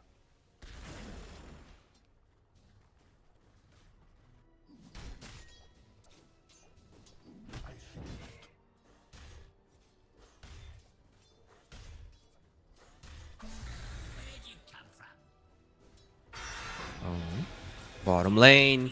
There you go for another kill. There is no Dawnbreaker ulti this time, so the follow-up damage is lacking. They cannot find Body, and they will have to give up Desire in return. As in the mid lane, there's a fight for the runes. Nish actually baiting the illusion there.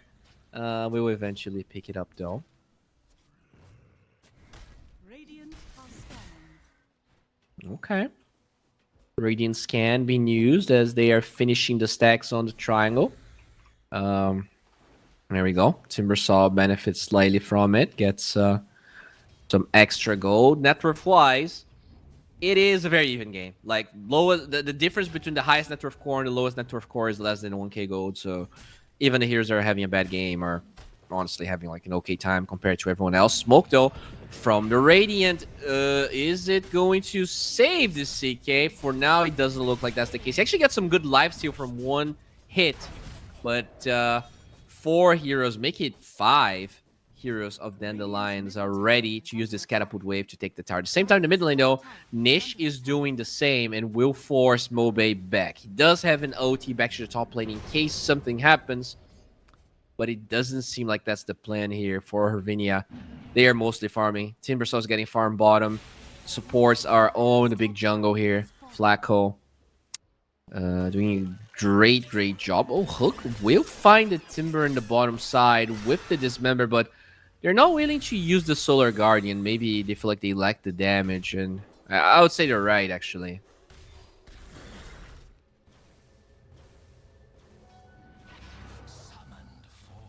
Okay. Nande very close to his eggs. 800 gold away, pretty much. Nish is going for a Mate Slayer build on the Void Spirit, which is nice. A lot of spell-based damage on the side of the Radiant, especially the Pudge. As long as you can poke him with that Mate Slayer. Oh. There's an amplified damage rune. Gets denied by Plaquito. We'll take that one out. Stolen what? Stolen Remnant. Pretty bad on the level 1. Let's connect here in the mid lane. Okay. Return kill. Bushwhack finds Desire, and they will kill him with Fernand's OT. Okay. Good game for Fernand. His 4-1-3 has really been the rock that kept this game together here for Hervinia. Really tough start, but they are now in a pretty solid position. Only 1k gold lead here for Dandelions. Being slightly outfarmed by the Pudge as well as the Dawnbreaker. But you know, I think they're gonna have... It's all about this Timber. And I guess that is kind of like the slightly preoccupying part. As long as the Timber has the net worth necessary, he's gonna be doing so much damage to all those strength heroes. So as long as he doesn't have too much of a shitty game, Body, like, they can be playing from behind on Hervinia and they can still kill heroes. Timbersaw is just that good. Dawnbreaker with a BKB rush build. Definitely not expecting that. I thought, you know, maybe Mage Slayer, maybe Echo, that those are the builds that we see quite a bit. Finally, though, a smoke from the Radiant. They don't have an eggs on the Pudge, but it is flying out as they drop some vision. Hervinia also smoked with some of their heroes. Smoke's gonna break. They find a jump. They get the Centaur with the hook. The Warlock Golem is there. Can this Void Spirit survive? And the answer is a resounding no, as they get the kill and transition to a tower. Kind of an unexpected smoke. Usually A smoke to the mid tower happens at minute 15, right? If you still didn't take it. But, so many heroes that they get the tower regardless. Very nicely done. The position of Void Spirit was actually quite good. Just couldn't react to the disables available. Dire's middle tower is under attack. Kaya done now on body. Looks like the Hoodwink's getting closer to... Oh, well, closer to death, apparently, as she was going for a D-ward. Gets it, but the prize is her little tail. Radiant's bottom tower is under attack. Full BKB down on Mobe. Minute 15 BKB. Huge timing. They're not really going to have... They have 0 BKB controlling disables. So you either kill this Dawnbreaker instantly or going to have a bad time. I'm surprised about the BKB though, because, in general, you want to be reacting with your OT to a fight. And so most of the saves are already going to be used, right? If you're OTing someone to try and save them. Surprise BKB is the I think he felt was necessary this game. I guess the Timber is pretty annoying. Oh, hook onto the Timber. God damn. They somehow got that one. And with the Solar Guardian, it is pretty much there. Mobe connects the spells. And this is another killing spree here. This time for Mobe. Lots of Strix going for the Radiant side. Okay, fight in the mid lane, stolen. Dissimulate as Desire will be taken down. Good bushwhack, but now looking for Fernandes. He gets a cute little OT off. Do they have Blink Dagger? 7 seconds available as the Shadow Ward is taking down the Squirrel, and Mobe gets that one. It's a 1-for-1, support for support. Nishi with his Mage Slayer now available. Very tanky, very hard to bring down. Nande with his eggs also up.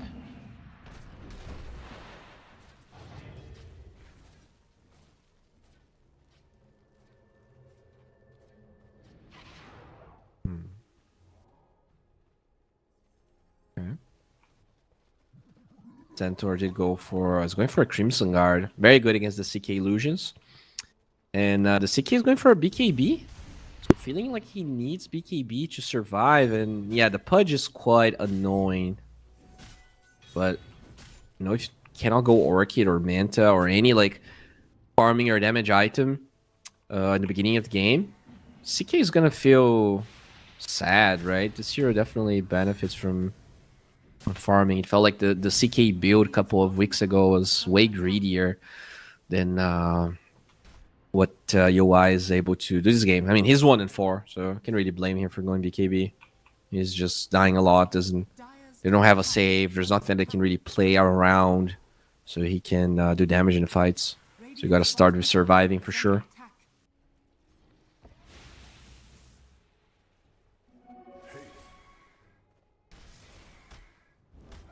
Ace on the Void Spirit. It's trying to finish a Manta. It's going to be cutting the wave on the bottom side, it looks like. Dire scan. Okay. Slow game now. Not a lot of action happening. One of the problems that Dandelions has is they're pretty bad at Siege. They're pretty bad at Roche. They can't really utilize the momentum and the gold lead they have to do something proactive besides just going for a smoke. And even though they have smokes, I believe they're waiting for the Crimson Guard to be done. Very close for Palantimos. And that's when we will see, I think, Dandelions being a bit more active.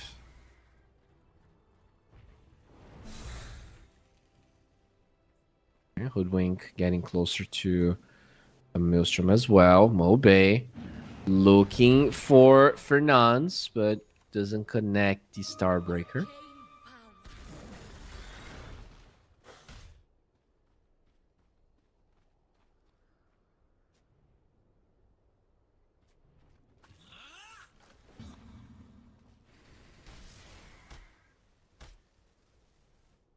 All right.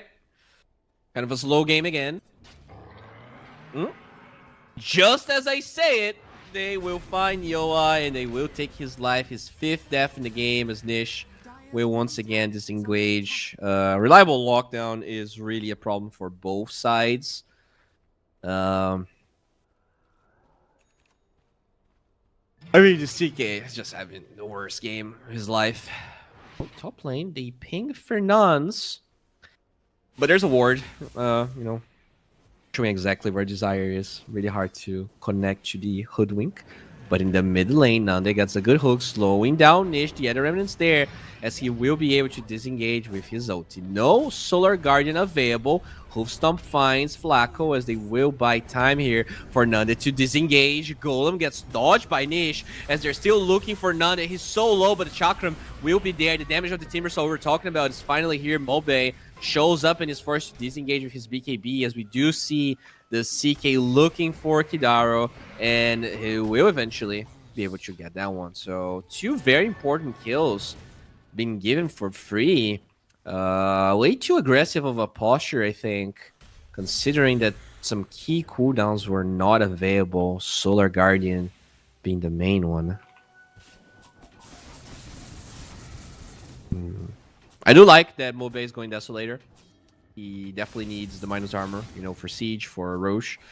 Despite the momentum lead they had, they're not really able to transition towards anything because, Roche and Centaur, Pudge and Centaur are very, very bad at Roche, very bad at taking towers. Mid lane, Nande. And now they have the Solar Guardian. Nish is very tanky. Can he live? He dies. I think he felt like he was able to cast the Yesterstep there, but regardless, the top lane, they find Desire, Chakram off the mark, Twisted Chakram not used, and they will not be able to get anything done. In fact, they might feed some kills away as Timber will find 1 kill. Now Timber chaining away, Center connects through the Twin Gates, Bushwhack's off the mark, Hoodwink forced to disengage as this Timber will be slowed down. Has a freaking pipe, but once he pops it, he's too low to even dream of surviving.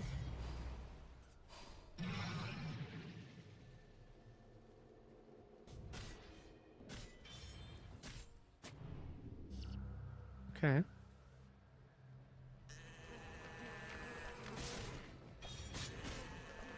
Slow game again. And yeah, that's the problem. Like, both lineups, okay, Nish gets found this time, though. Is there enough damage? My god, there is. This Hoof Stomp, 2.2 second stun. More than enough. Despite the Maze Layer, despite the Pupil's Gift, despite the Diadem, it's not enough here for the Void Spirit. Surprisingly, though, they are acquiring a lot of farms, specifically the supports. The supports on the Dire are actually more farmed than the ones on Dandelions, and they are supports that can scale a lot. This Enchantress will eventually become a beast. Speaking of the Enchantress, will be found. Gets a little Sproinkity-Sproink away. The hook's going to be off the mark. Stolen Sproink. They blink for Dismember. Is that in Netherlands? Oh no, that is an Eye of the Vizier. As now Flacco will eventually be killed by Nande's Rot. Can you Roche now? This might be the play, right? This is a full Desolator done on Mobe. You know that this Enchantress is going to be dead for 40. Instead, though, they are maybe eyeing... I'm not even sure what they want here. They want to... Huh. Yeah, I don't know what they want, but it is definitely not Roshan. TP out from Mobe. We're going to be farming other areas of the map. Dire's bottom tower is under attack.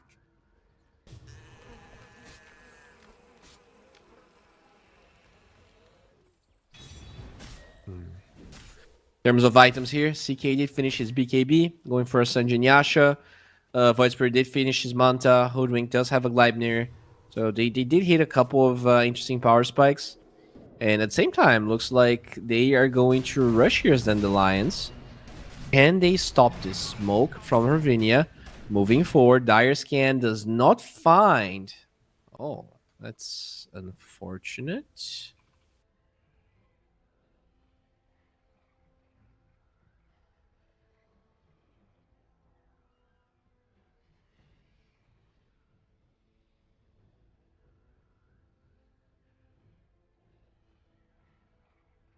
Okay.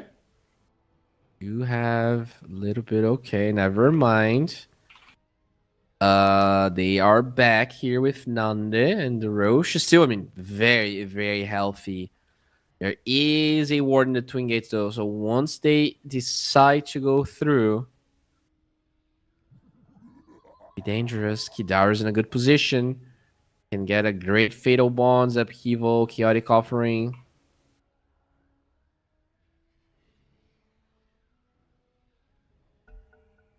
Okay. We are back. They see the Twin Gates. Timber's the first one. The Centaur could have initiated if you wanted to. Look how deep they are. They find this Warlock, the Golem. Actually, they hook the Warlock instead, and this CK with the BKB trying to get the kill onto the Centaur. The right clicks are finally there. They will get that one as the Void Spirit trying to maneuver around the fight. They get the CK finally, but at the price of a lot of heroes falling, and now Nande taking so much damage from the Timber. He actually misses the Timber Chain. Fernandes will die. Can they kill Nande? They will, and Desire will be next. Double kill for the Timber, and they finally get to that point where these heroes can take fights. Unfortunate that the CK dies. I mean, their carry is 3 and 6 at the moment, but this Timber finally online. This Void Spirit gets the Aghanim Scepter. Gets 2,000 gold towards the Aghanim Scepter. This is crazy. Radiant's middle tower is under attack. Okay. Roche now on the Dire side. Still pretty healthy. They're probably better at... I would say they are better at Roshan or Ravinia than they are on Dandelions. They just don't have an Orchid or a Bloodthorn. In fact, the CK is going Sanjan Yasha hard. Totally different build from what we've been seeing the past couple of weeks.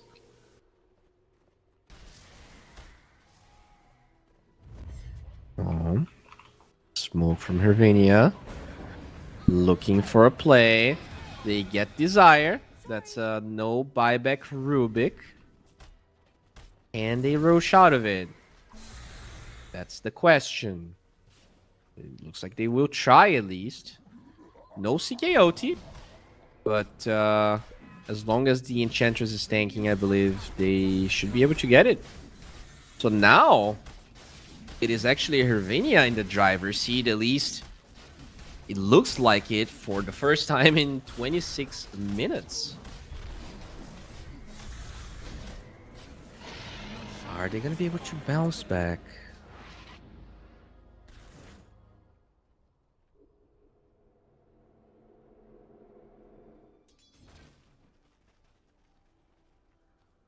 Dire's bottom tower is under attack. Radiant's middle tower is under attack. Oh. We're going for a tier 1 tower in the top side. This is the first time in a while where we've seen them actually go for an aggressive move. And I mean, this Timbersaw is so hard to kill now. He has his eggs, he has his pipe. So much protection for him and the whole team.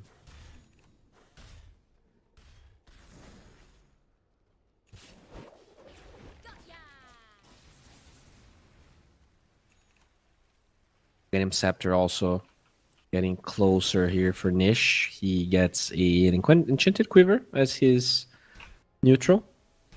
Not a bad one by any means. Sanjan Yasha Dawn on UI.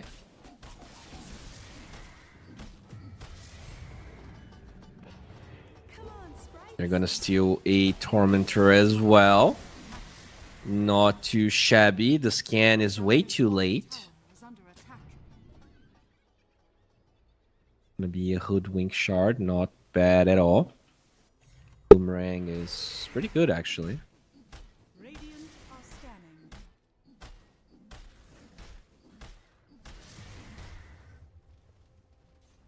High Assange onto the Timber. mean, that's a Hurricane Pike on the Enchantress. Like, that's a level 16 Flacco. Is under attack. He is gonna start doing a lot of damage in these fights. Radiant's Nande top did tower finish is his under BKB attack. though. That's how he died in the first fight. Tower is under Nande blinks out. They're looking for him. He's on the left side, but instead they find Kidaru. No detection. His Glimmer Cape will keep him alive. Dire's Aegis bottom still tower up for is under 2 minutes and 30. No blink on the CK though. No way to heal the supports.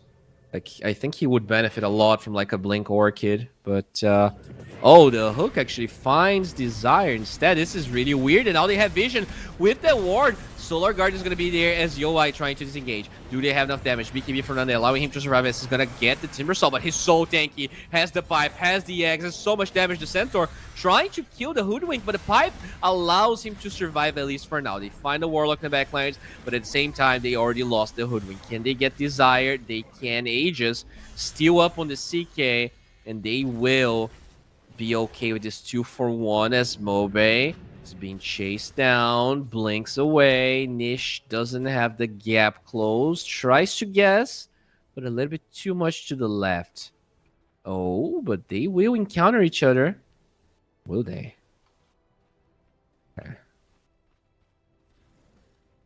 Radiant's top tower is under Okay. attack. I mean, kind of an even fight. You can still like get some towers out with these Aegis. You force a glyph. This is definitely not bad by Arvinia whatsoever. This is the best they look this game.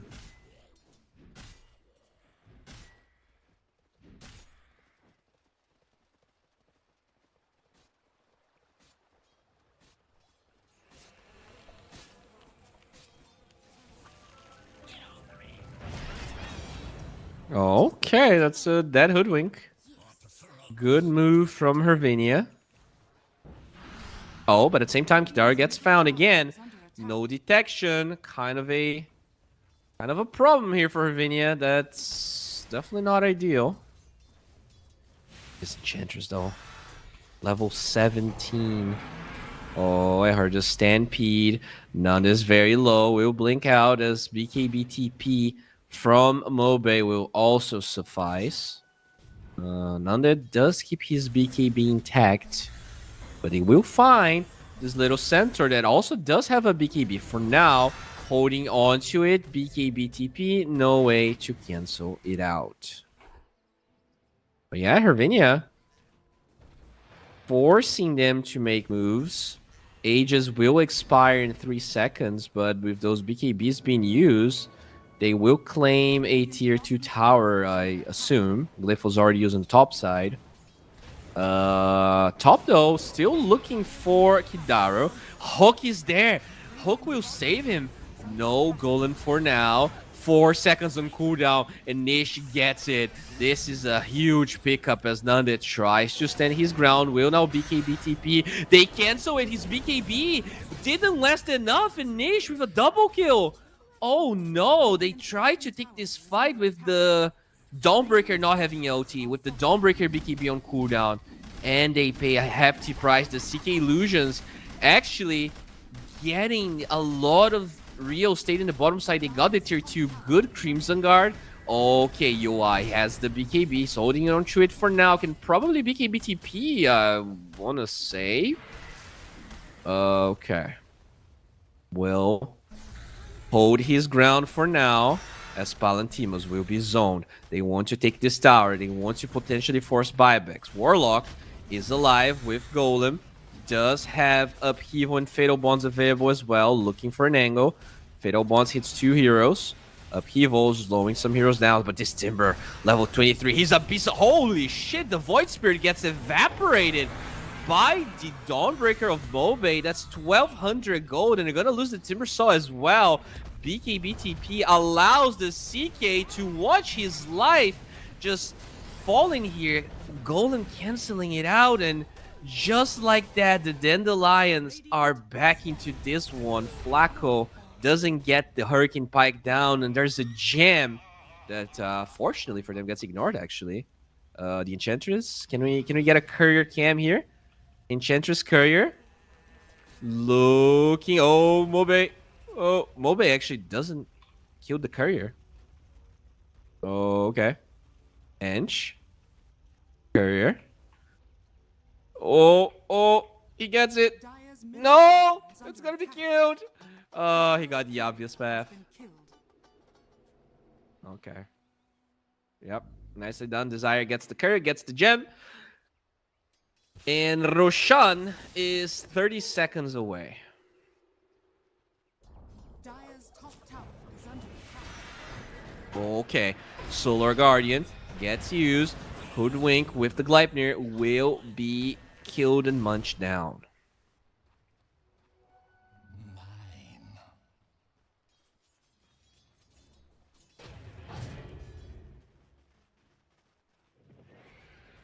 All right. Looks like we might have a slow game for now as we wait for the Roshan spawn. And that's a 2-minute spawn, so it's definitely going to take a little bit.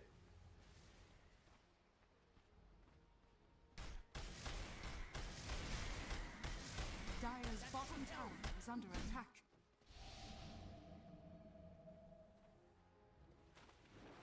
Dire are scanning.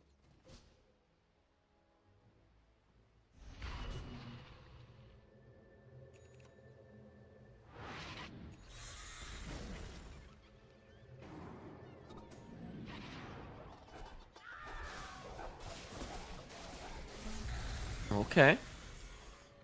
Very slow part of the game now as we wait for the Roshan to spawn. It's going to be a nighttime Roshan, which favors Hervinia, which is why this is going to be an early smoke here. Trying to set up on the Dire side. Radiant scan. Unable to clip anyone. As it looks like Hervinia is also willing to go for a smoke. There's one on the edge. Great positioning from Dandelions, though, on the left side. Mobe is level 25 already. They're going to find this CK. Can they save him? Good initiation. Golden's going to be dropped, and this CK is gone. No buyback. They keep on going here, and this Void Spirit just struggling to even survive. Will get his ulti? No. That is 3 heroes dead already here. Hervinia, they are crumbling. Mobe with this level 26 Dawnbreaker. Just hitting like a freaking truck. Okay. They don't have the CK buyback. They're holding on to the Void Spirit one. Look at the amount of illusions here. Is that a CK eggs? Okay, that's a stolen phantasm from the Rubik when he has eggs. He had like 9,000 illusions. Oh, Hook, so close. Oh, that's a good Starbreaker right there, but Flacco will survive. Stolen Sharpshooter and Phantasm, 2 high-value OTs there as they keep on going with the illusions. Look at them go. Look at those Rubik illusions just getting barracks. This is one lane. There's tier 2 towers on both bottom and top, so Hervinia, they're not going to be losing the game right now, but they might be losing Roshan because, yeah, 70 seconds on this Hoodwink. At this stage, it feels really hard for them to take a fight that is not in their base.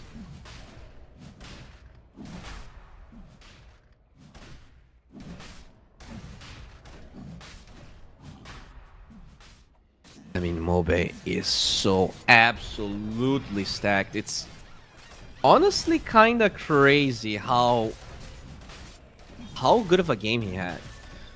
We barely get to see mid lane Dawnbreaker, but yeah, this was a good pick. Kind of underestimated a little bit, but it was definitely, I mean, a good pick that he can play at the highest level. Hero just farms too much. Is under attack. Too easy for this hero to farm and scale. Radiant's middle tower is under attack.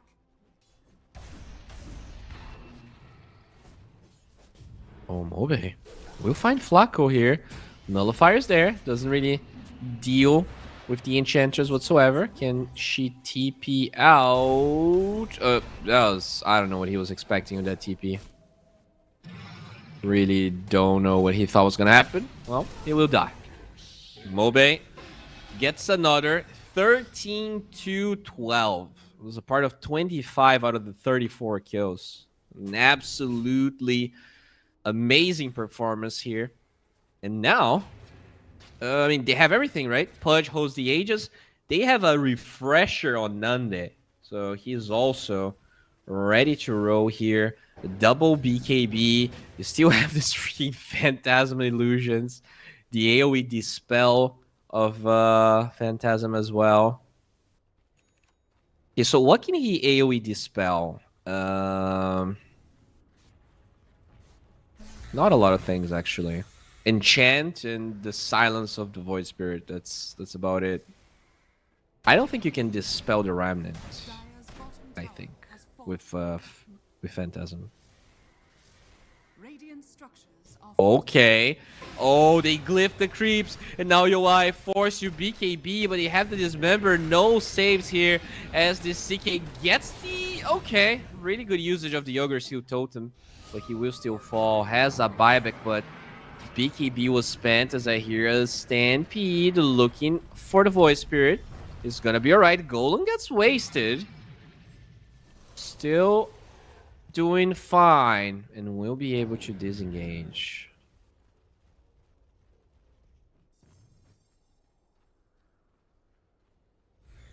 Mid lane though, you want to force the buyback of that CK.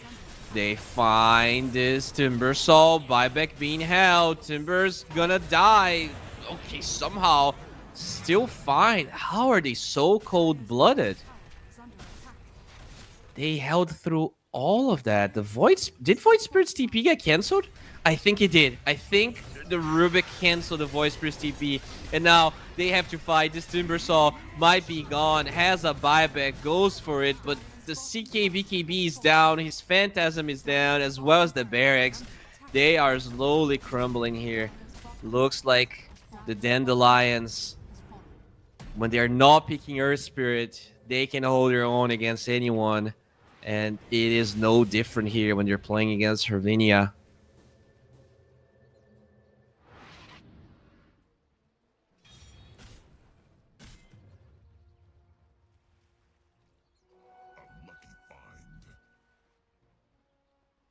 Smoke from Hervinia, but I mean the entirety of Dandelions is so far gone. This is mostly a vision smoke, you know. Try to drop some wards, try to get some semblance of control, but looking at their heroes, they actually have no wards on neither of the sports. So this is really let's get out of the map, get out of the base type smoke, which is definitely in the bottom of the list when it comes to effectiveness.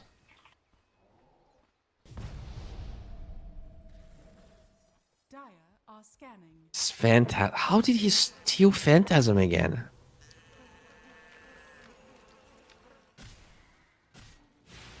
Huh. These illusions are so goofy. Oh, Mobe has a strength blink as well. Just, you know, hitting for a casual 400 damage when he has his Desolator on. Okay. Radiant scan. The entirety of Hervinia very deep into their base, and it looks like Dandelions are gonna smoke all the way around Nish. The smoke is gonna break. He gets found. Will be able to... Oh, they find the Timber, and that's the hero with no buyback. He gets his spells off, but the golden, I mean, my PC is lagging. This is a disaster. So many illusions. There's just not enough damage on Hervinia. There is no hope. They're gonna find the Hoodwink as well. And this is smelling, this is feeling like a gig tier force here. Under siege. Okay, Nande jumps in again with the BKB. Didn't even pop his refresher for this. And finally, Fernandes is done. And this is game number 2. Going the way of Dandelion. So just as we predicted here, these teams... very good, very even, which means we're gonna go to game number 3. The CCT Dota 2 tournament as close as always. And yeah, I mean, this time I think Dandelions had a much better draft. They played well. I think this last pick for Mobe seemed very, very effective. I was happy with the way that Nande played. He was active but didn't really die too much. I think he only had 3 deaths the whole game. And the Timbersaw, he was close. I feel like this was not bad for Hervinia at all, but they didn't have as good of a draft as they had game 1. So we'll see how game 3 is going to unfold. And for that, we need a break of about 10 minutes. Stay tuned, follow the channel, because we will be back with the last game of this series.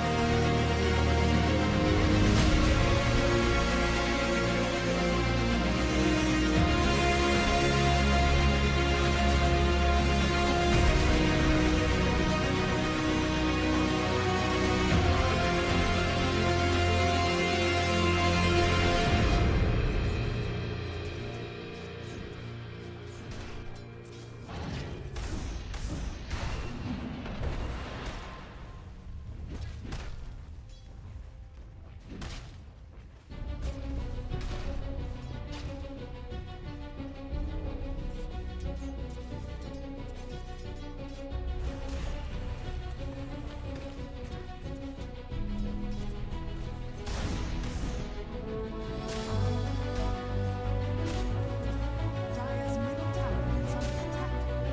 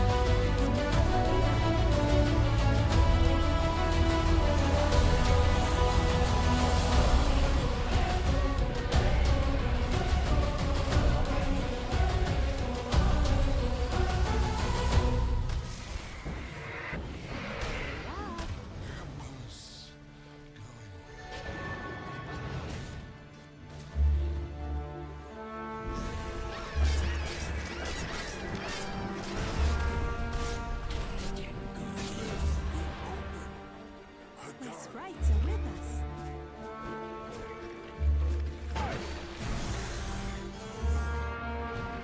Dire's middle tower is under attack.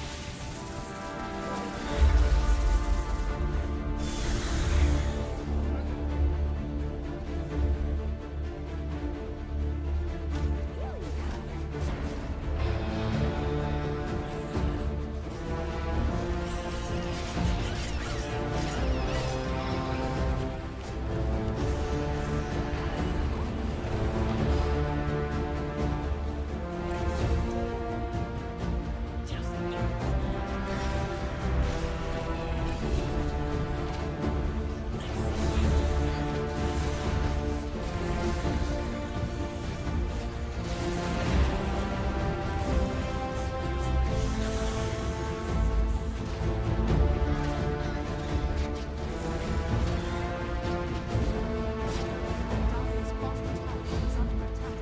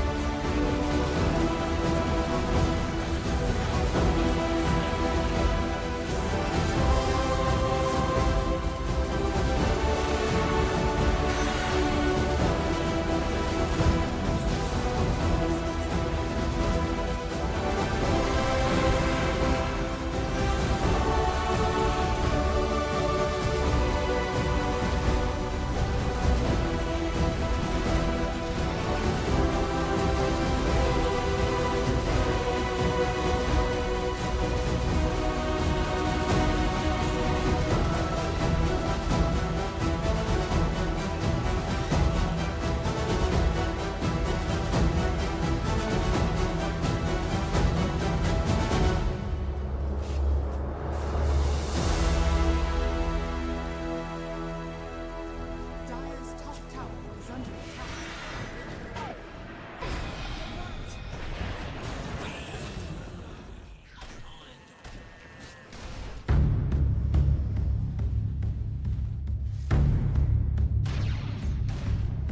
Dire's bottom tower has fallen. Radiant structures are fortified.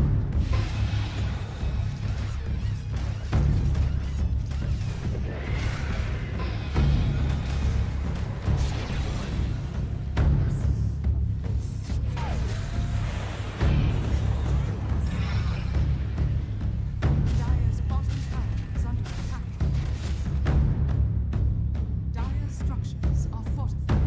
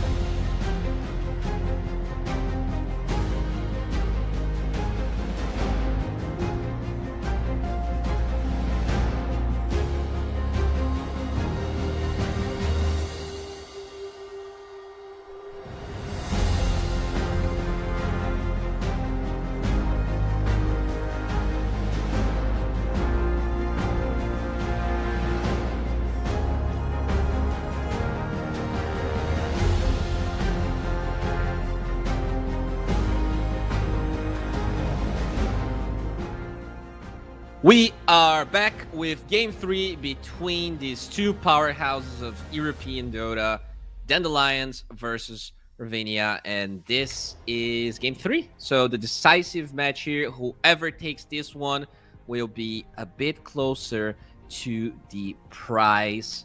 And, you know, every match counts. This is our all BO3s. We are playing a match for Group B here, and you definitely want to be taking every single win that you can because...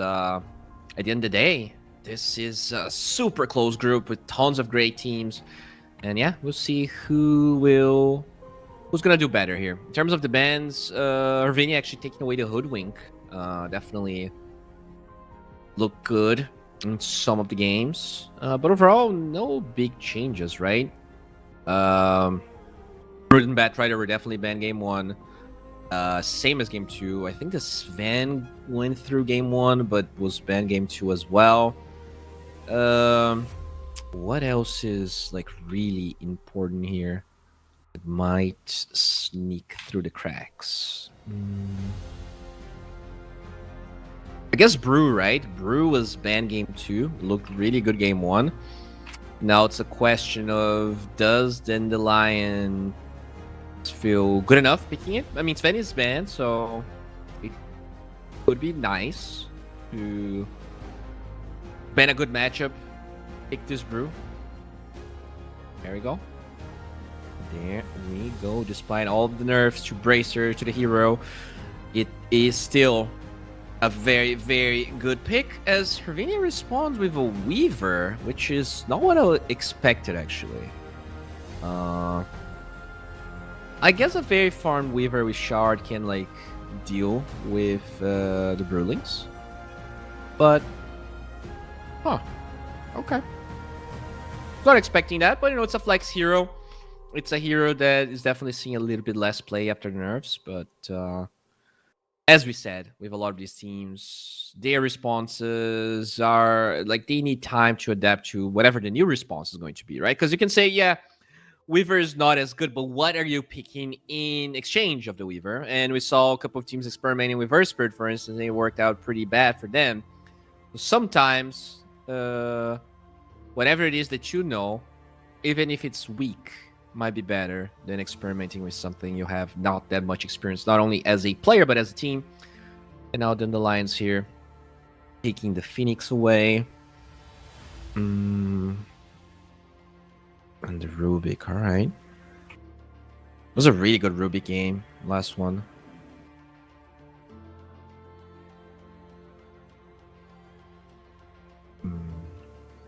Darkseer is in the pool, but you can't really pick it, or at least Dandelions didn't pick it when Ravenia had the Brew, so I wonder if Ravenia would be bold enough to do that.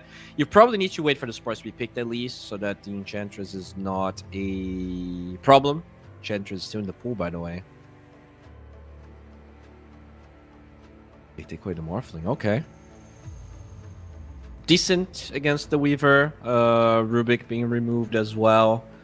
So this Weaver is not going to feel too bad about playing the game.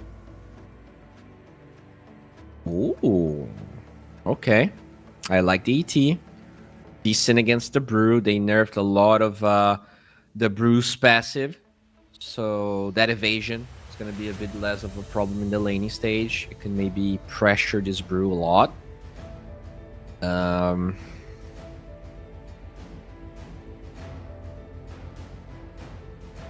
What do you do here? I guess Clock is fine, but then having a Brew Clock lane seems pretty bad.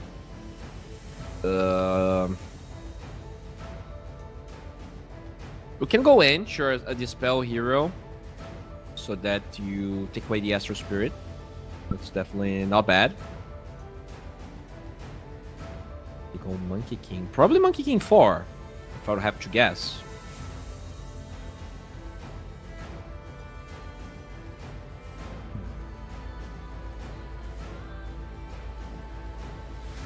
No Phoenix as well, so this Monkey King is going to be pretty happy regardless of the role, but I'm assuming it's 4, just so you can kind of trade with DT a little bit. And they will pick the Warlock again. Warlock that looked amazing. And I think they're setting up for this Pudge again. And they're going to have Very tanky heroes. Brew again, super tanky, hard to kill. Pudge. You have this hard to catch Monkey King. I like what they have. Ravinia, you need something big here. Are you going Timber again? Doesn't. I mean, it's not bad. Might be even better actually, the Timber here than it was game 2, because the Centaur on Dandelions, that stun allowed them to kill a lot of these heroes, whereas now the lockdown and the cooldowns on Dandelions are very long, right? That is one thing that I don't like about this Warlock Brew. Very long cooldowns. Okay. Tangolir. And a Snapfire. So I'm assuming this is the off lane. I'm assuming Weaver ET is the safe lane. I'm gonna let's pick a mid hero, unless the Snapfire is gonna be flexing here for someone. I am not that knowledgeable about Arvenia to be sure they can flex it. Although as far as we know, Pango could be mid and Snapfire could be 4, and they're gonna pick an offlaner, right? That's what kind of they have going here. Just and I feel like with the nerfs to Bracer, nerfs to Pango, the hero might be a bit of a weaker offlaner than he used to be. It really depends on what carry they're gonna pick, though. You can probably pick a carry that flexes to mid. Wind Ranger, DK. Is there anyone else? Pudge. Shadow Fiend.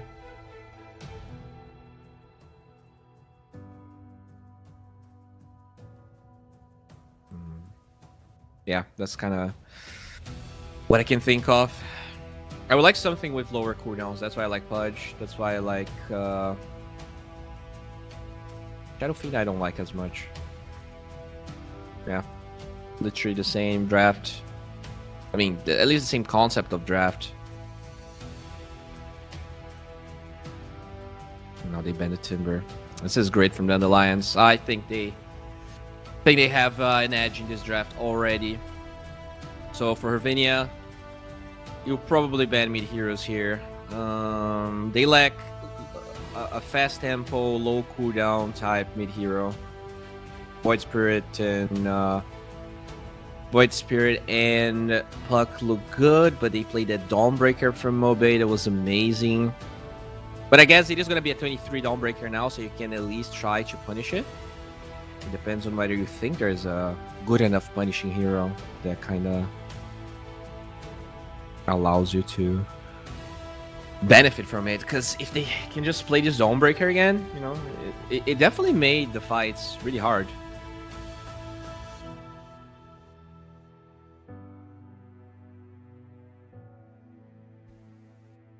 Okay, they're gonna ban Lina. Okay. Banning some Mobe heroes. The Dazzle is still available, mind you. That was one hero that they banned in that game. I wouldn't be mad about the Dazzle, right? You have the Brewmaster units. You can heal the Warlock imps. You actually benefit a lot from Shadow Wave this game.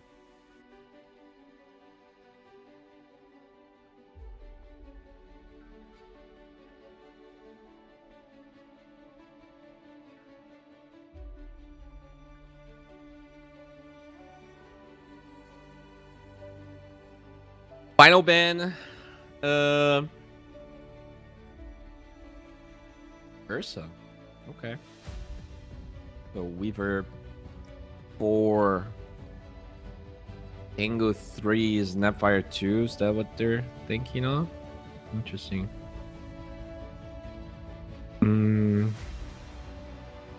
Mid here for Dandelions. Looks decent. Void Spirit's decent.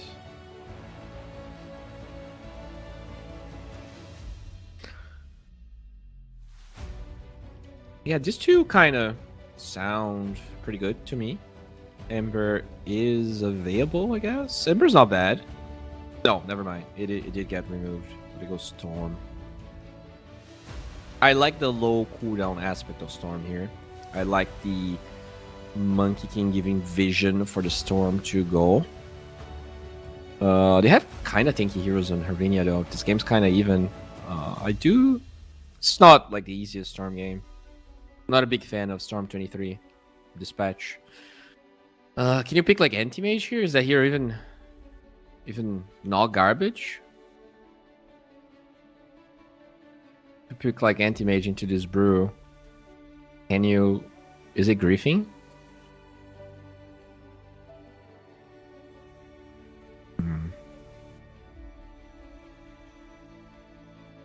I don't know. I definitely don't know. Anti-Mage. I mean, it's a really good Anti-Mage game. The problem is that Anti-Mage is trash. Never get dismembered. You don't care about Warlock. You don't care about Monkey King. You win the lane as brew. Yeah,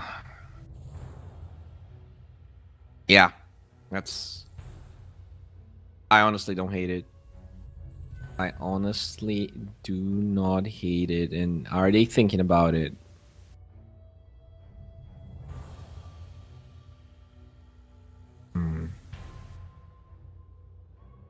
I mean, they have to be, right?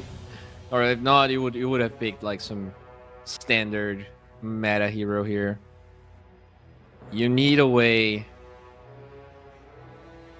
Oh, there you go, puck.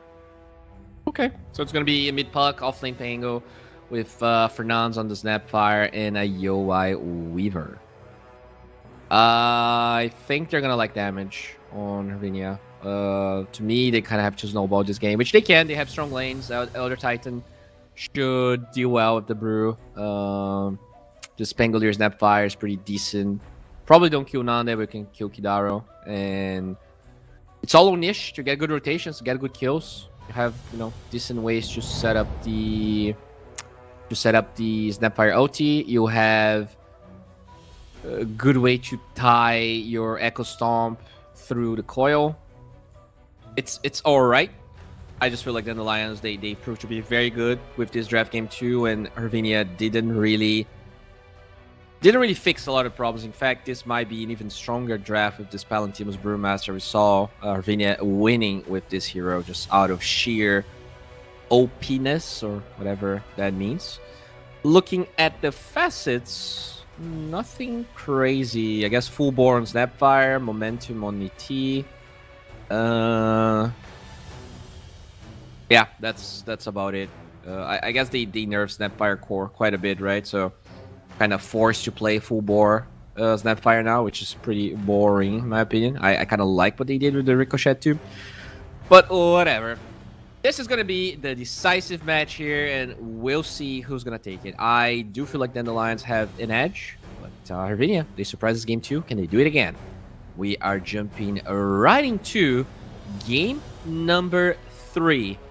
Let's see how things are going to unfold in this very exciting match.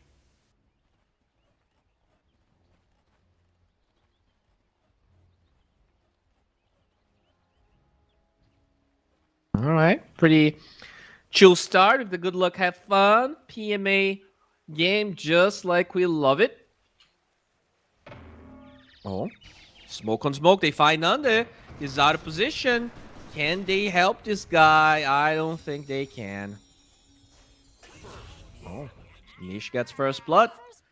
Straight up bottle for him, or he can finish his one if he so chooses. Great start for Hervinia, and that's how they won game 1 as well. Out of first blood, and just kind of snowballing their position.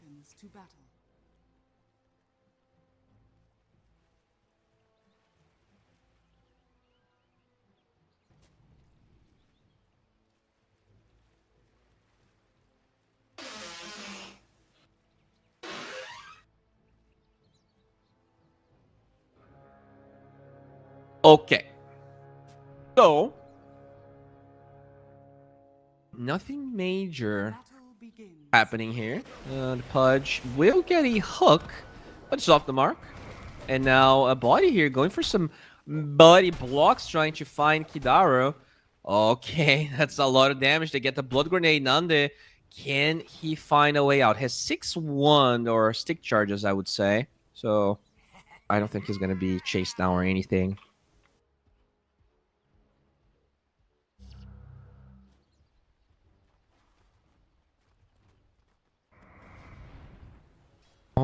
Alrighty.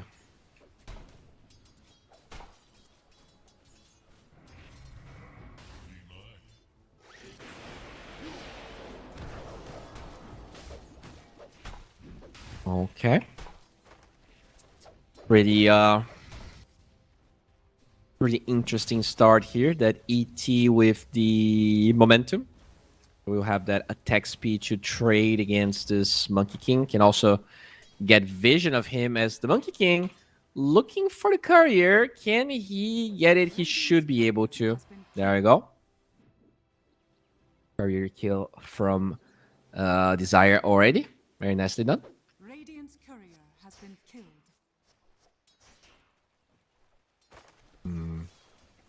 Mid lane. Good start. Oh, never mind. That's a dead snap fire in the top lane. I was just gonna say that mid is pretty even, but I would expect the puck to be slightly ahead after that first blood. So really good gameplay from Mobe so far. Although Mobe is pretty low here in HP.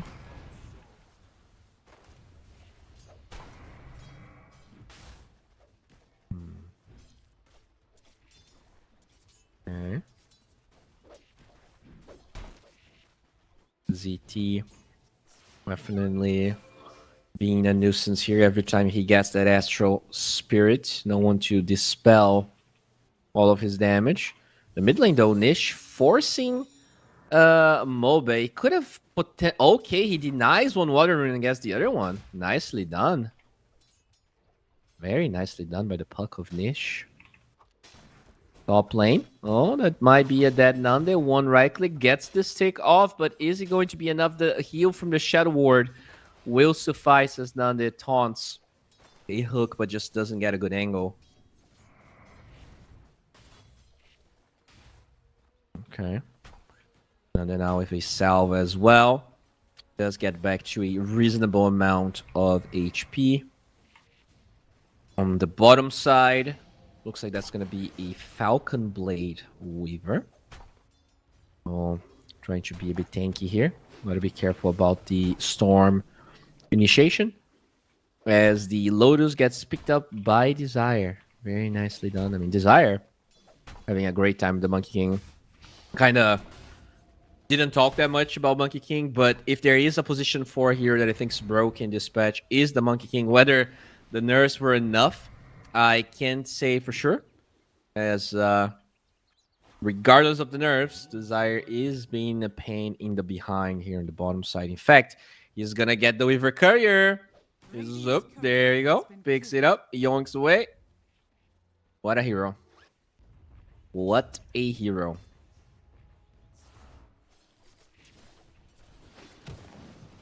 Oh, dude, Desire is such a nuisance. It feels like he's everywhere. He's getting couriers. He's harassing, and it's not like this brew from Palantins is struggling that much as they drop the blood grenade. UI gets some damage there, but not enough to secure the kill. Overall, good position here from Hervania. Do they want to dive this Monkey King though? Gotta be careful as he just tree dances away. Valentimo's trying to farm under tower. Oh, they cut the tree! Holy crap, Flacco, what a play. Eats the tree and just smacks the Monkey King in the mouth. Alright, that was a good play.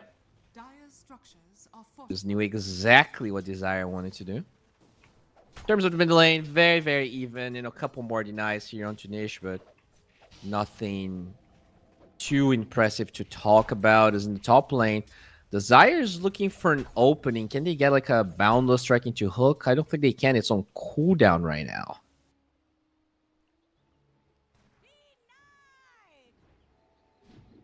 Okay. Desire. Pretty sneaky here. His position drops a ward that might go unscouted, but doesn't feel like they're going to be able to utilize that ward right now for something. It's just they're just setting up for something later down the line. Oh. That is Dead Mobe. Level 6 on, oh, top lane. Center stun here onto body as the hook will connect to the Pangolier. Good cookie away though. Pudge will not be fitting off of the Pangolier. Yeah, going back to the mid lane though. No coil available. Probably means the Storm can farm his level 6 Mobe. Gonna be pretty happy about that because the rune is about to spawn. And it is going to be a bottom side rune. So Nish picks it up. Nope.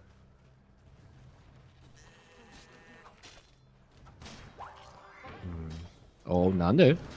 That's found. A lot of damage from the Snapfire. Fernand's Blood Grenade eats the Fairy Fire. Now going back for Desire. The hook finds the Pangolier, so it means Desire will fall. And they can probably turn this on Nanda. This Earth Spirit, this Elder Titan is so freaking strong. But he will not dive the tower. There is a Lotus available for Nanda. Gotta respect that here as Palantimos. Holding his own in the lane against the Weaver. Not terrible lane for the Brewmaster whatsoever. In terms of Wisdom Runes, no fancy business going on.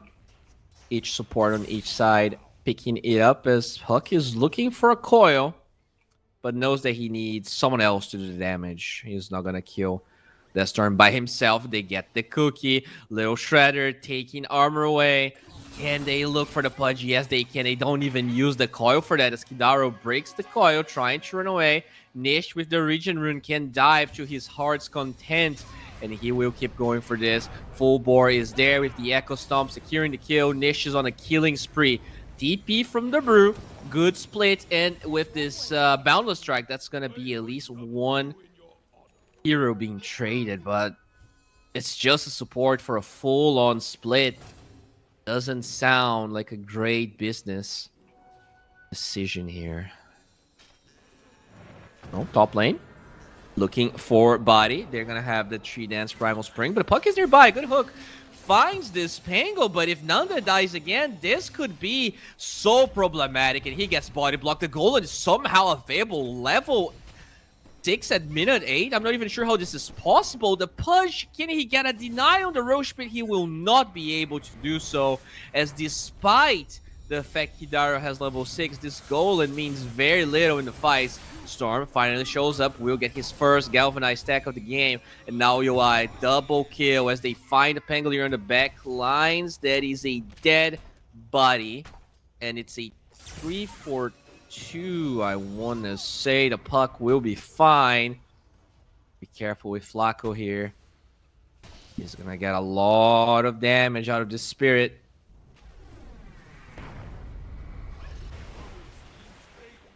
There's no way you're killing the Storm. Shield Rune is way too OP. Oh, they're going for Flacco. Nish has a secondary coil. How long has this fight going on? The Puck dies, but it means UI gets a dominating streak, and off the rolling turn, it's going to be a dead Brewmaster. Triple kill for the Weaver. And look at the difference here. Already doubling the net worth of Nande pretty much. Not at all the type of game Dandelions played last time.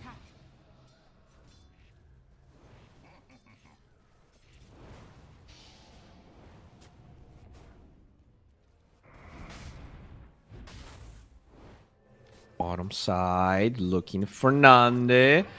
They get the cookie, a lot of minus armor. Nish looking for the damage. Do they get the silence? Nande could hold his own, and he will with the dismember. Another Boundless Strike on top of the Puck. Can he survive? He will not. They finally jumped the gun, and the mobility here of the Dire Heroes will favor an advantageous trade finally. Oh. Bounty runes picked up by EOI. The ET with Ace Rune.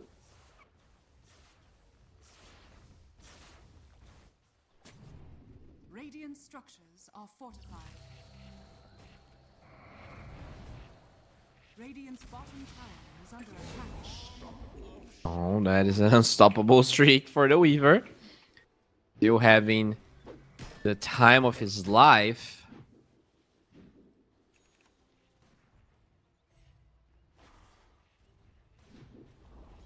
Radiant's bottom tower has fallen. What's the next Dire's move middle here tower this is game? under They are trying to force mid lane with this catapult wave. Are in a good position to set up a fight. Gold is going to be dropped. Good. Oh, how did they... What? Is this a new facet? Was that a two-man vortex? How did that... Radiant's bottom tower is under attack. I don't know. Nish gets found with the coil.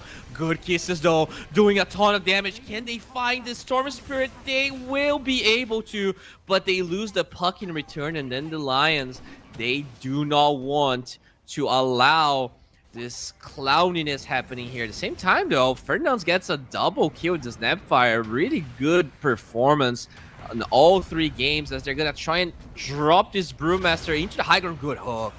Nande saves his buddy there so he doesn't have to split. That's a Crimson Guard Brewmaster rush. That's crazy. Have not seen that at all.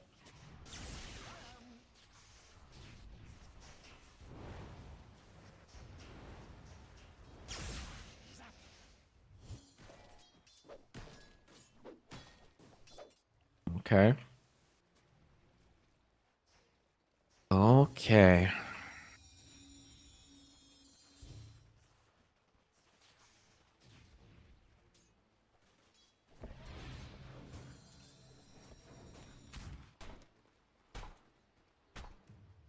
Radiant are scanning.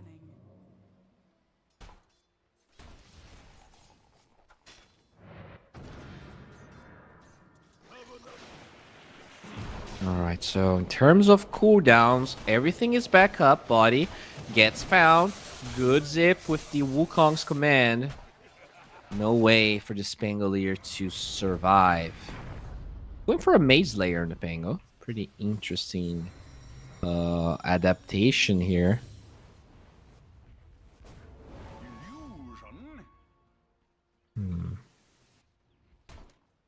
UI though.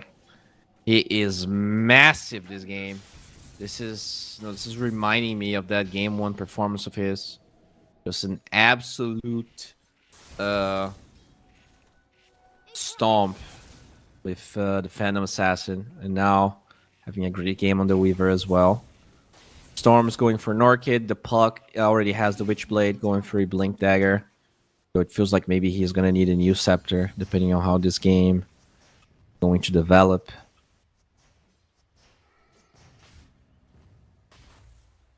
ET going for drums. Warlock with the Solar Crest being queued up. Definitely pretty good with the Golem.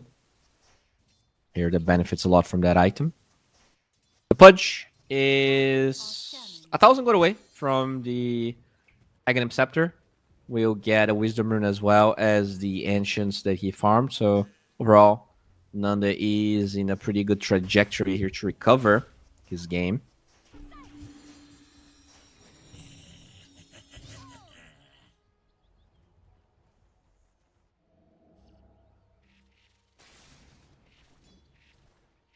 Not a lot of smokes being used this game. And not a lot of towers fallen either. Like, only the safe lane tower of Ravenia has fallen. Overall, both sides been pretty quiet with the moves. Like, game one, they were like taking towers left, right, and center super fast. Are scanning. This game, not at all what they want to do. And no, that's a game where this Brew is going for a pretty passive build. That is one thing that kind of scares me. Like, sure, the Crimson Guard is great, Middle tower is under attack. but you're not gonna scale, right? Like, what if they just play super greedy here and farm a lot? How are you Dire's going to pressure buildings as Dandelions? Like, their draft is pretty bad at it. It's one of the reasons game 2 was slow in the first place. Despite all of the momentum that the Lions had, they couldn't really Take any structures.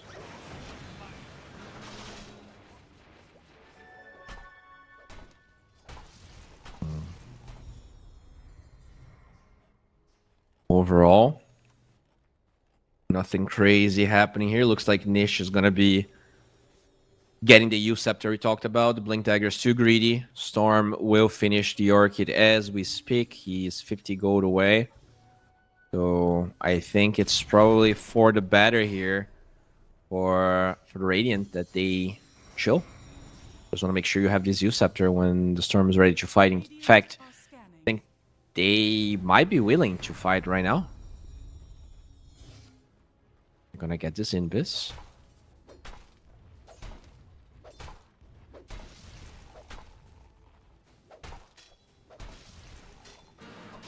Mac down on Fernandes. Very nice. Leipnir down on UI. Huge timing. But at the same time, the eggs did get completed, Fernandes. So he's a big boy at the moment.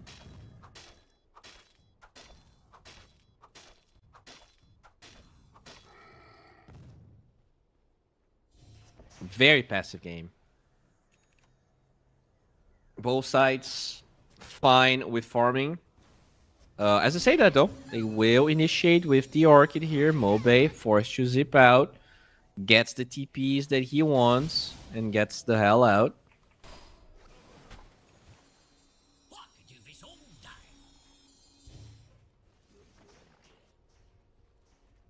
Dire's top tower is under attack. Mid lane, Flacco gets found. Will be okay with the mech of the Snapfire. It's a pretty clutch turnaround. Wukong's command doesn't really do that much as they will silence and kill the Storm Spirit. Rolling Thunder still alive here on body. They do not have the damage. A hook is on cooldown. So this is two big heroes dead on the side of Dandelions, and it might be more. Kidaro, good sidestep from Nish, still looking for an opening. Gets U-Scepter by the Brewlings, but the Weaver is gonna be there. Is she? Leipnir gets another one. That's a 3-4-0 when he looked so close. They were so close from killing 2 or 3 heroes. But the mech of the Snapfire, I gotta say, Fernandes to me has been a standout player. Oh, and as I jinx him here, gets engaged by a Golem. Good hook from Nande. That's a great kill.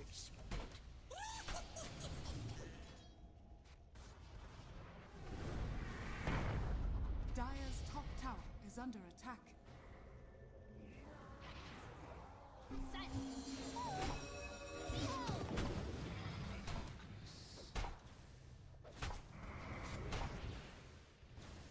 Radiant's middle tower is under attack. Radiant structures are fortified. Okay. They're still pressuring this tower here, despite the fact they used a lot of cooldowns. Nande has a Blink Dagger now. Gotta be very careful. He's a tanky boy. Rolling Thunder is available. They're looking for a good Echo Stomp, and they will find it. This Pudge under control. The Wukong's command doing nothing, and they have no Brew Split. Dandelions, you are forcing this way too freaking much as UI. Can't chase the Warlock. 1, 2, 3, 4 hits to slow the full bore. This should be more than enough, and Kidaro will be killed. Not only that, but they might just get this tower as well. They get the D ward, and this is a game fully in control. Dire's middle tower has fallen. Radiant's bottom tower is under attack. Dire's middle tower is under attack. All right, so in terms of Roshin, in terms of taking towers, I would say Hervini in general are better. I would say their draft is a little bit better doing that as Palantimos gets found, does have the split, still holding on to the Crimson, holding on to the OT, but now they have the Silence, they have the Echo Stomp, they are afraid of this reconnection of the Dire heroes, and like they're fighting so much, it's so hard for any towers to fall. It feels like they've been fighting for so long and nothing in the map changes.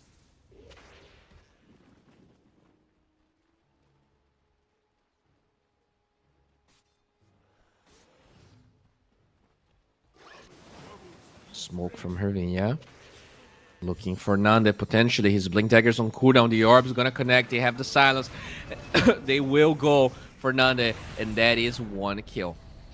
They're gonna lock down Palantimos with the Gleipnir, and now the Kiss is flying out. They get silence as well. He's not gonna be able to survive through this damage, and the Crimson Guard is useless as they have a catapult wave in front of a tier 2 tower. The Crimson Guard debuff with the glyph will prevent this tower from falling, but it is still a really tough position. And Alkidaro, he's looking for this Wisdom Rune and will be found.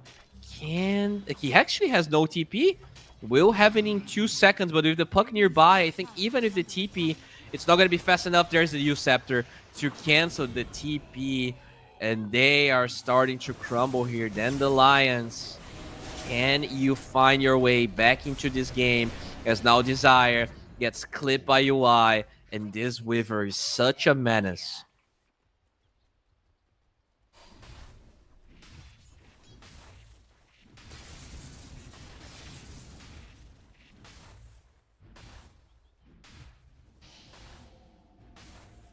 Dire's top tower is under attack.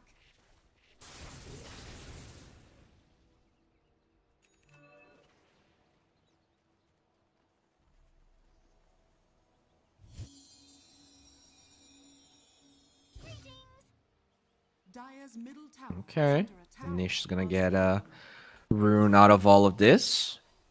And I mean, there's no reason for Hervinia to stop the aggression. They want this hero separated because the only way a fight is even close to being even is when it's a 5 versus 5. But right now, they are so far behind that Radiant are scanning. they might as well not really engage if you're Dandelions. They know where the storm is, by the way, Are scanning. but they will actually take the tower instead of chasing.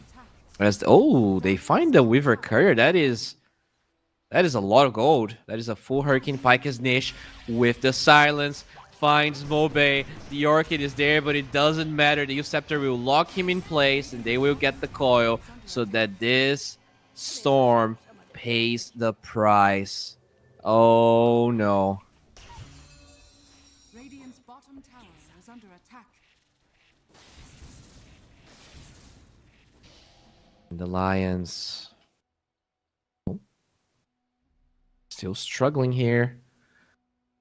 Do get a quick pause from Nande. He's been having some problems with his connection.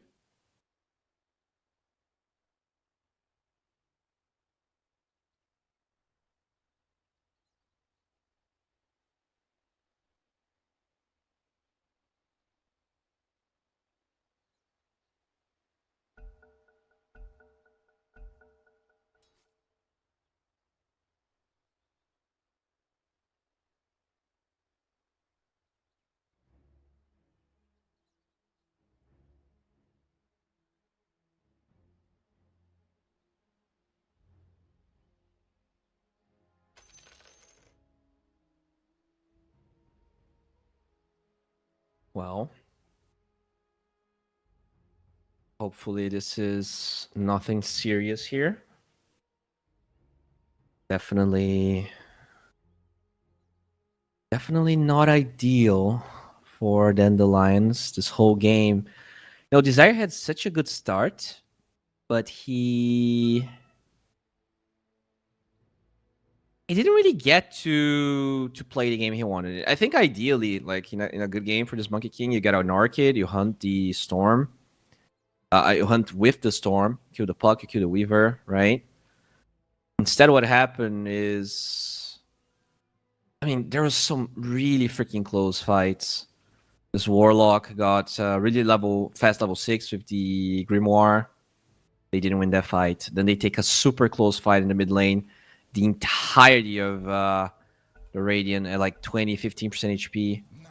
One better cast spell, one hook that lands could have, totally changed that. But yeah, unfortunately, this is the situation. Not an unwinnable game by any means, but definitely a hard one. in terms of matchups, one could say, I mean, I don't even know how this matchup late game goes. I would maybe guess. I think actually the Weaver is very happy, right? When you actually think about it, they first phase this Weaver, and then you pick a Pudge into it. So once you're playing carry Weaver into Pudge, you're so happy. Like you're never gonna be slowed down with your Sukuchi. You can usually time lapse all the damage. Pudge is not known for having like not having burst damage. Weaver's also not a heal, so you still get a full time lapse off even if you're being hit by the Aghanim Scepter. It is definitely kind of an uphill climb here for Dandelions, and they've been known for being stable. They've been known for doing really well when it matters. Dire's bottom tower has Will it fallen. matter? So far, looks like they haven't even killed their Tormentor, which allows the boys here to get to this Tormentor and Bottom tower is under get it for themselves. Vinia. Does anyone have a shard? Right now, only the Puck has his. Okay, pretty early shard for the Puck. You would be probably a bit happier with the ET, I want to say. Yeah. I mean, neither one of these shards is great. Snapfire. This is alright.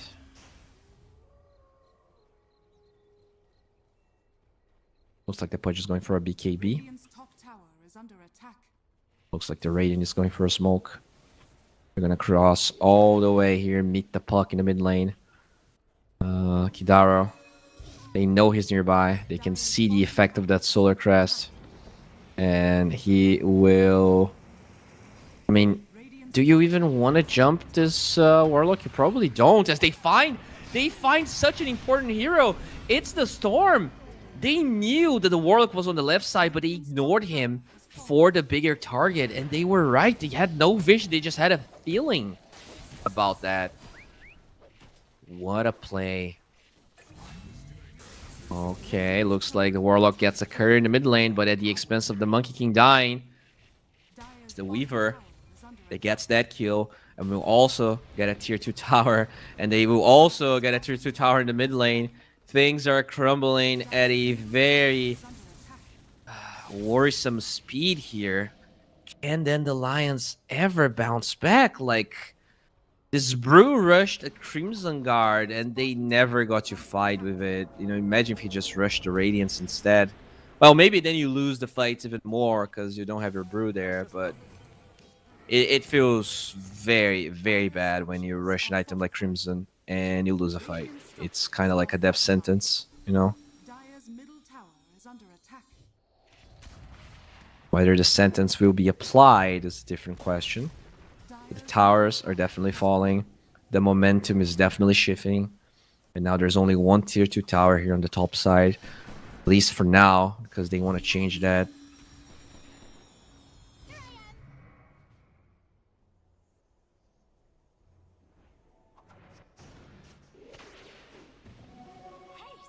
Oh.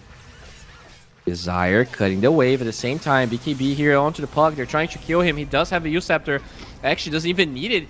He somehow survives through all of it, and they will get the kill on both the Storm and the Pudge. And now Desire, he is gonna be found. They cut the wave, but the price was very expensive. How did the Pudge? Didn't they use Orchid on the Puck? Like what? He didn't even Scanning. he phase shifted. I don't know what happened. That was a really weird engagement. Well, regardless, they will find. I mean, this is kind of. There we go. He cancels the TP out, and that's now another kill for Nish. Mega Q streak. He played this game really well from that one first blood to the whole game. You know, did die a couple of times, but very, very impressive game as now UI steals the Wisdom Rune, forces the Crimson Guard, steals the stack. Everything going the way. Everything going their way this game. And you have Aghanim Scepter, Blink Dagger, Mage Slayer, Pango. You have Weaver that's going to finish an MKB no time against this Brew. Have a Snapfire with Greaves Pipe. Dude, Fernand's is so freaking farmed. Dire Scan. Buck also has a Parasma, so their magic damage is even more amplified here in these fights. ET has a freaking axe, bro. Oh, baby. And I'm assuming when the Spirit goes through the split, that each Bruling is a hero, right? I think they're creep heroes.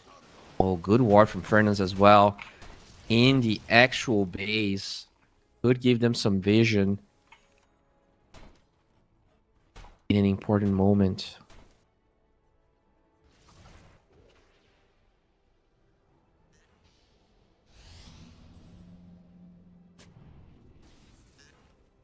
At least they finished the Radiance onto Palantimos. Dire's top tower is under attack.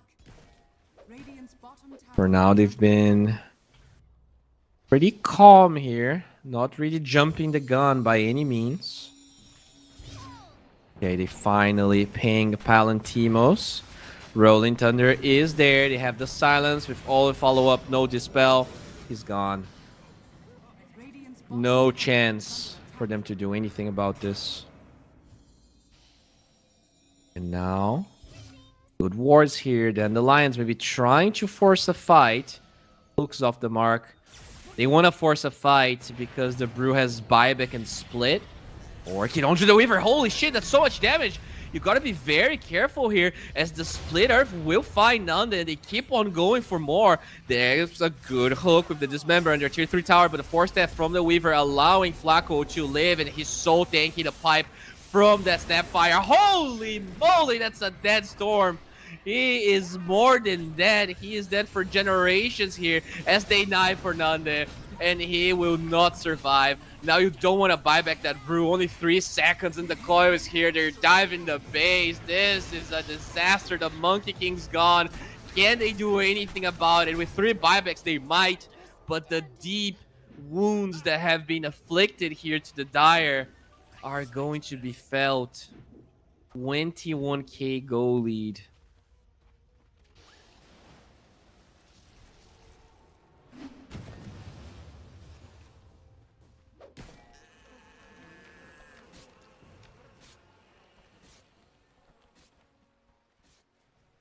All right, so what are we looking at? Puck going. I think they have Vice. Oh, the Monkey King. Did the Monkey King buy back? Yeah, he bought back. He pretty much had gold for Vice, but now needs to farm another 700 here until he has the Tiara Salamene. The Vice is definitely going to be very good against the Puck. Good against the Weaver as well. No Lincolns for now. Looks like it's time for Tormentor, so they will quickly get a hold of it. Fernandez gets his shard.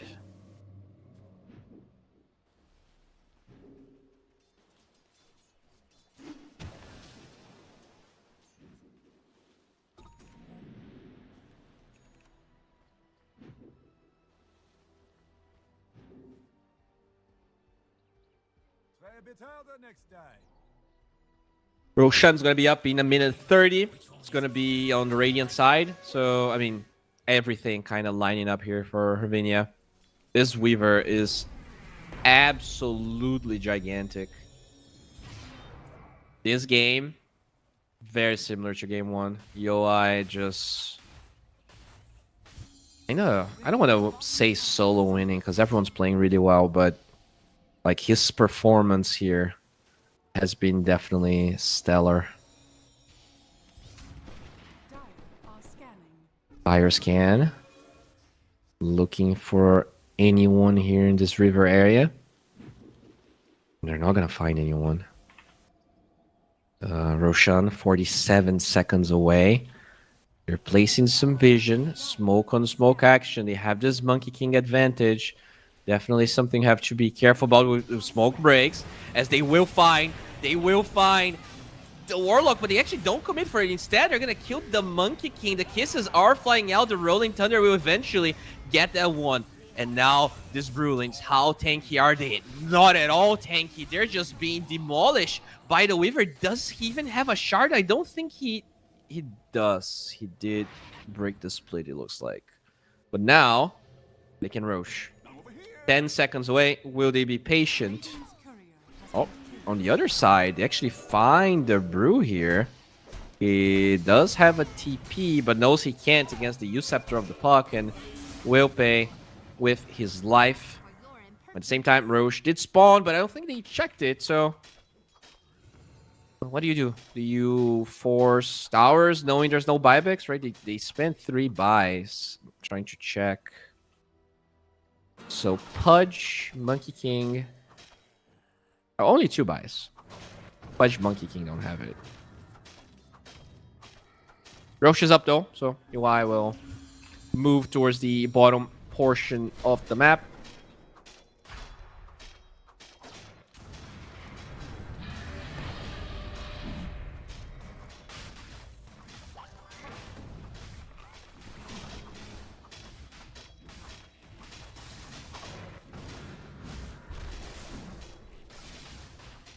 There we go. Roshan banner going to be given to the Snapfire, and the Age is obviously going to be given to UI, having a pretty much a perfect series here, just doing absurd amount of damage with all those procs. Desire gets the Wisdom Rune.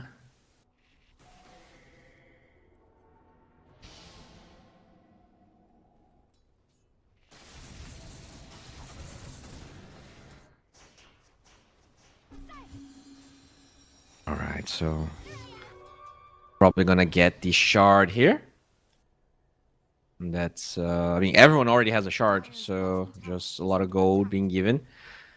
And they're gonna smoke, wrap around smoke breaks on the Monkey King, but they didn't really get to find the puck because it's nighttime. The hook off the mark. Now they know there is vision there. You gotta take this fight. The Warlock gets found. The puck still alive, trying to live. Oh, the auras allowing the puck to live through all of this, and the Storm is already dead. Nande gets a good hook, but to what extent? He will die with no buyback. The waves are alive. The Brew didn't even get to OT. Looks like Kidar's gonna try and cut a wave, but there's already a healthy wave with catapults. They kill Kidaro. He's forced to buyback. This game is looking over, my friends. They're going for 2 lanes at the same time. The Aegis wasn't even used.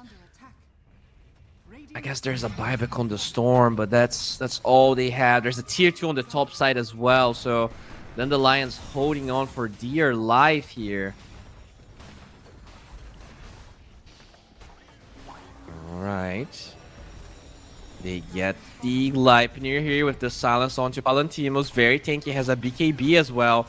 Holding on to it as he finally gets the split. Time-lapse is there. They go on to the Pangolier, but he's super tanky. You're just not gonna get that kill. The Storm explodes. He has no buy. This game, I just don't see any hope, and I'm pretty sure then the Lions doesn't see it either. Weaver is still alive somehow under tier 4 towers. They find Desire for the 10th time. This game, guys, this is it. It's just not gonna get any better.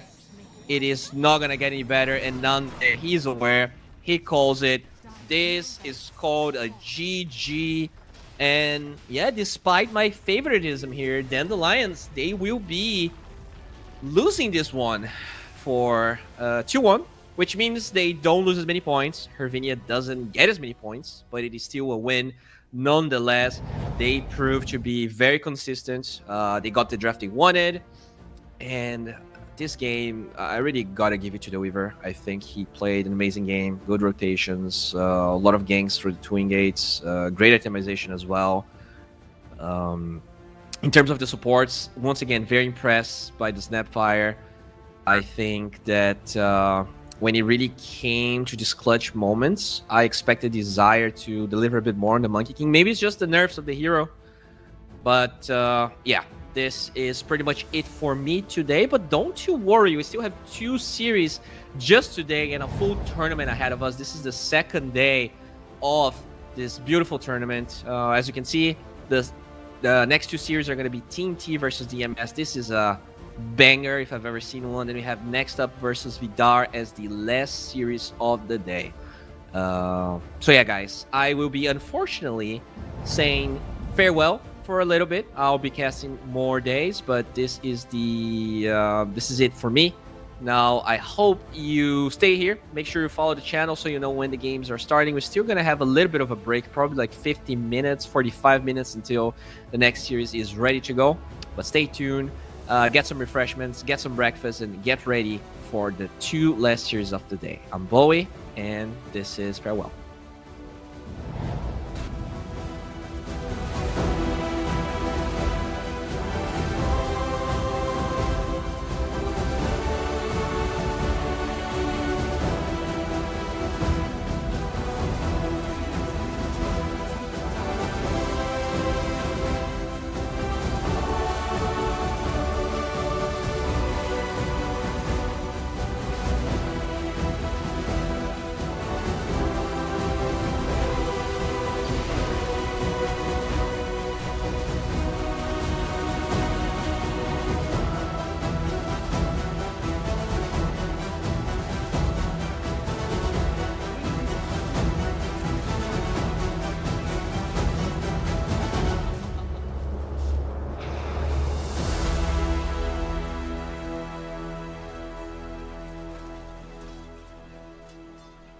Radiant's bottom tower is under attack.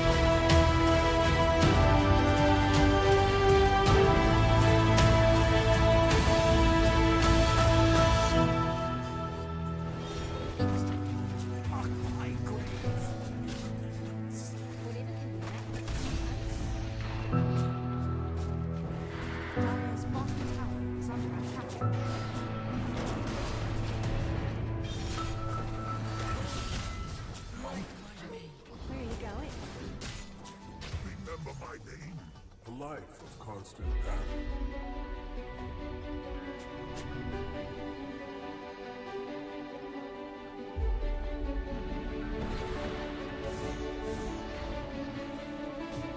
Radiant are scanning. Dire's middle tower is under attack. Dire's structures are fortified. Radiant's bottom tower is under attack. Sprites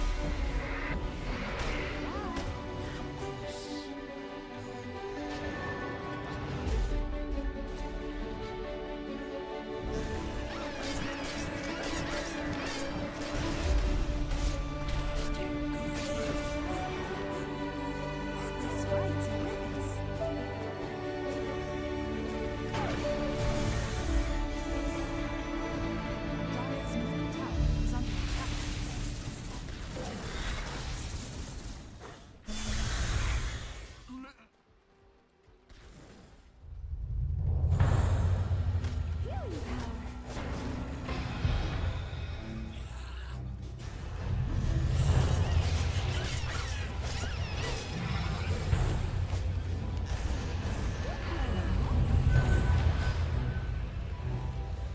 Healing power. Just a bit of good.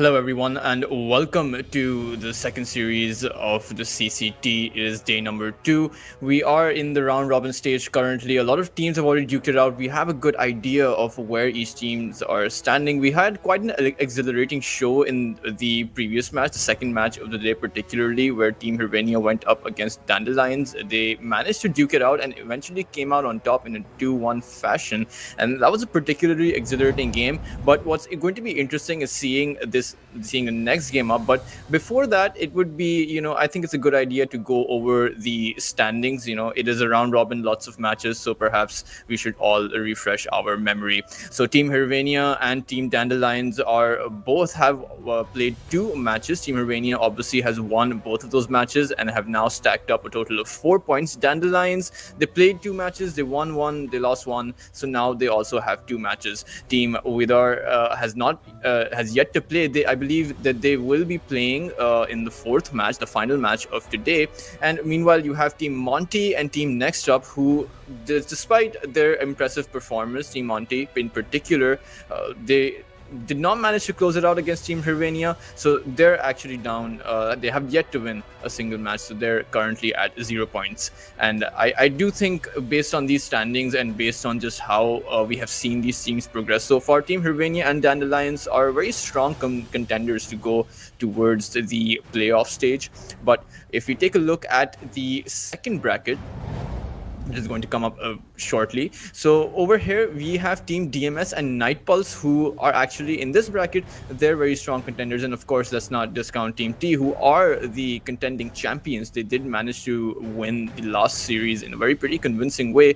Outside of, if you guys tuned in for yesterday's performance, Team T, they struggled quite a bit. And struggle is it's a very light word, because they lost both of those games within the 25 minutes. So Team T, they are the contending champions, but they have yet to win a single match. So they currently have 0 points, but they will get the chance to return. They will get the chance to stack up on those points, in considering that they have their current matchup next. Now we will take a look at the roster for Team T. It is going to be Smiling Knight, Mickey, Zibe, Eki, and Soniko. And some of these players, they're pretty star-studded. This is, and including Team DMS actually. If we talk about Smiling Knight, he did play for the Thunder Awaken, and before that he was playing for One Move. If you talk about Mickey, he used to play for Winter Bear, and interestingly enough, guys, Winter Bear is actually the first all MENA region, the Middle Eastern North African region team,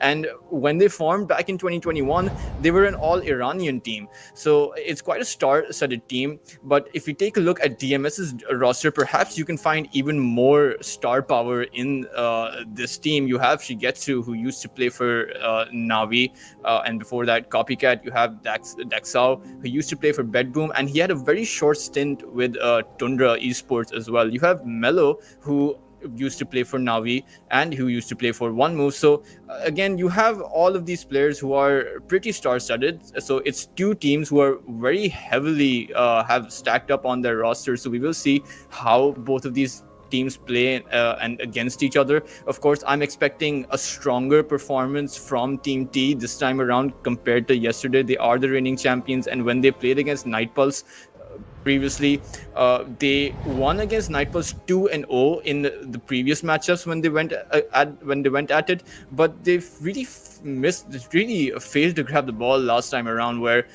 they lost both of the matches in within 25 minutes. So it was a bit of an underwhelming performance. They went for a cheese strat the first time around with that Huskar pick. It really did not work out then, because they were simply unable to get to the sniper. If you guys have seen, if you guys were there yesterday, the second time around, again, they were faced up against the sniper, and even though they went for a conventional draft, they still did not manage to get much done.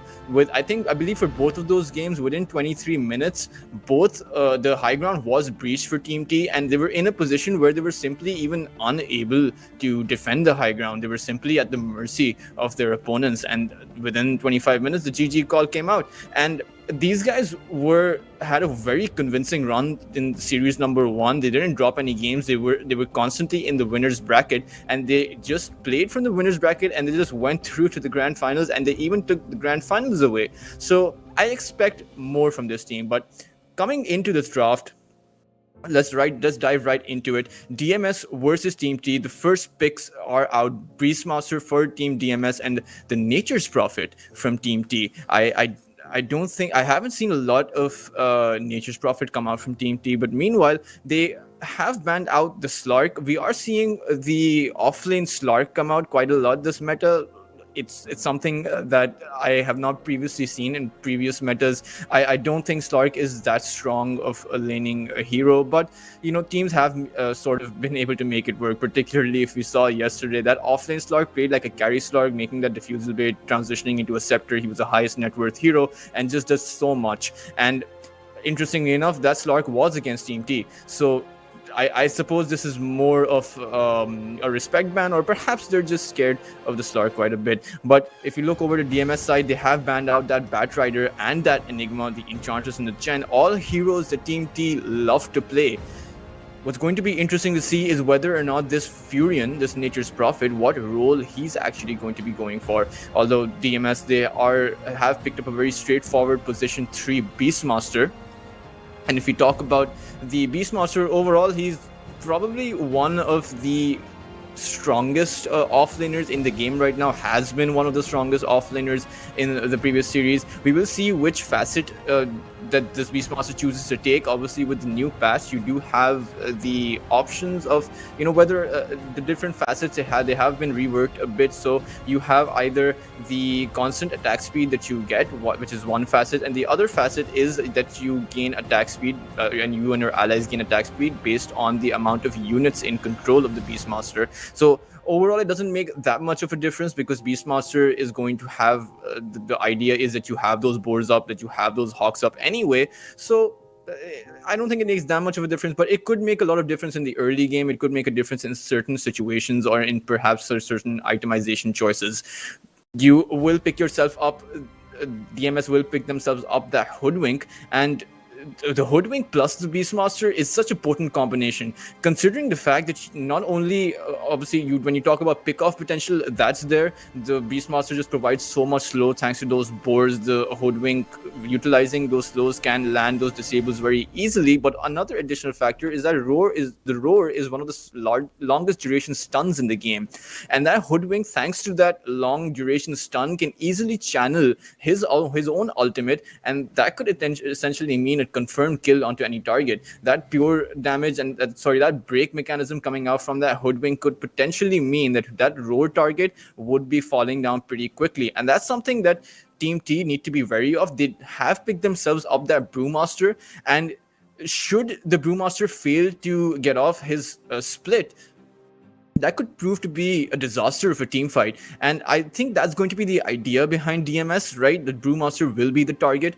with that roar, with that Hoodwink ultimate. That is going to come onto the Brewmaster. So what Team T will need to do is provide as much sustain, make sure that Brewmaster can get off his ultimate, and then progress and take the fight from there. They are going to pick themselves the Tuskar. Tuskar, again, he's kind of making a resurgence back into this patch with some of those changes. He is a very useful hero, and in particular, we are seeing the scepter becoming a highly valuable item, just essentially making the team fight into a 4v5 situation. And when you are talking about a high ground siege, you are able to just blink in and walrus kick someone out. So that's throwing them towards your own team and then being able to take them out. So a lot of utility in the form of the Tuskar.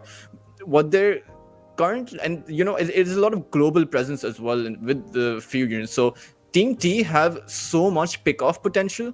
They have the farming hero as well, so you can send the Brewmaster to farm, and meanwhile your Tuskar can rotate anywhere. You have the global presence of the Nature's Prophet, so you should be able to get a lot of pick-offs across the map, particularly in the early game, particularly in the mid-game phase, and then transition that into your objectives, and transition that and try and snowball into a victory. But meanwhile, DMS revealing their carry, which is going to be the Morphling, and I do believe that this is one of Shigetsu's favorite heroes to play. That Morphling, he has an absurdly high win rate with that Morphling, and it is going to be amazing to watch. It's going to be a pleasure to watch him, how he plays with that Morphling. He will need to be careful though, because when you have a Morphling, you're kind of very reliant on that Morphling's ability to dish out that damage, particularly in the mid to late game.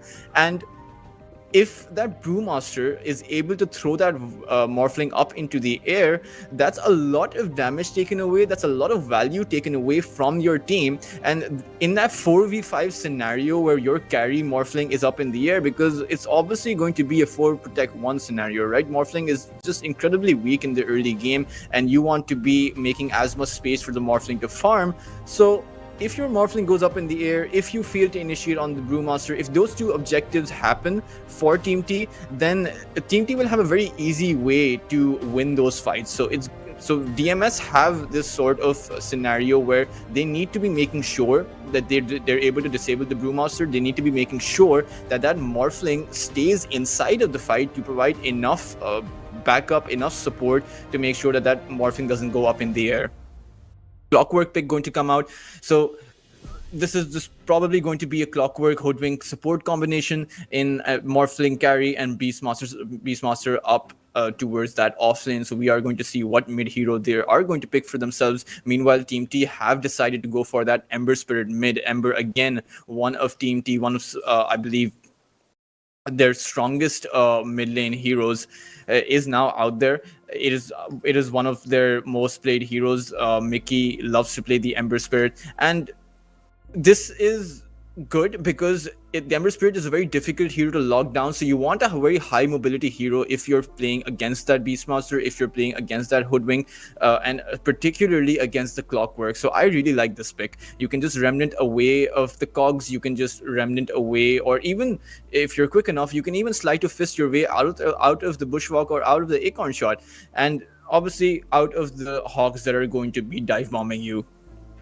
And the adaptive strike. Basically, Ember can actually dodge out on all of these spells that DMS have. So it's quite the good counter pick to their own heroes. But what's going to be interesting to see is what mid hero DMS will choose to send against the Ember. They have gone for a very farm centric hero in the form of the Morphling, so they can't really send a very farm centric hero of their own. They can't really send down, say, a Shadow Fiend down mid, because that might not work out for you. So they want a hero that can come online in that early to mid game. They want a hero that can contribute to those pickoffs, just get that level 6 up, get a few 1 or 2 items up, and around the 10-11 minute mark you can just keep on rotating with that Hoodwink, with that Clockwork, and with that Beastmaster. Perhaps go for an objective based hero or go for a pickoff based hero. That would be my guess. But Team T revealing their carry, it is going to be the Troll Warlord. And the Troll is I would say, I'm not too optimistic about this troll. It is kind of 50-50. It can work very well or it can go down horribly considering the amount of disables that you have on Team DMS. So I suppose the idea for Team T is going to be that the Ember Spirit, that the Tuskar and the Brewmaster, they're going to be creating as much havoc, as much chaos in those team fights, allowing Troll Warlord to just dish out as much damage as he can and potentially get a root off into some of these heroes. If you get a root off onto the Morphling and you're able to stack up on that attack speed, then that Morphling will probably be dying very quickly and you're going to be winning those fights. But meanwhile, DMS, they've gone for the Sand King against the Ember. This pick is a very strong pick, particularly when you factor in that you have a Beastmaster and that Hoodwink. That epicenter follow-up is going to do so much damage. That means that you are maxing out, you are going all in on the fact that once that roar comes out, you are going to be taking that hero out, and you have so much follow-up for that. You even have a lot of counter initiation.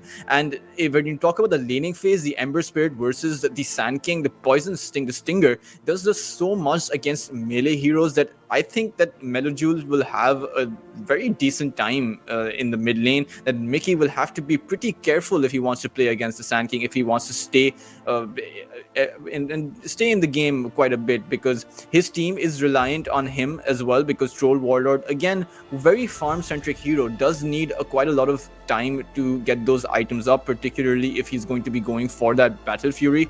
So it's going to be interesting. Both teams kind of going for a 4 protect 1 strategy. Both teams kind of going for a scenario where they're going to go for all sorts of these pickoffs, and whoever is going to work for is going to be entirely dependent on who is able to get those pickoffs off. For DMS, it's going to be whether or not they're able to get that roar off and they're able to finish off whoever gets roared quickly.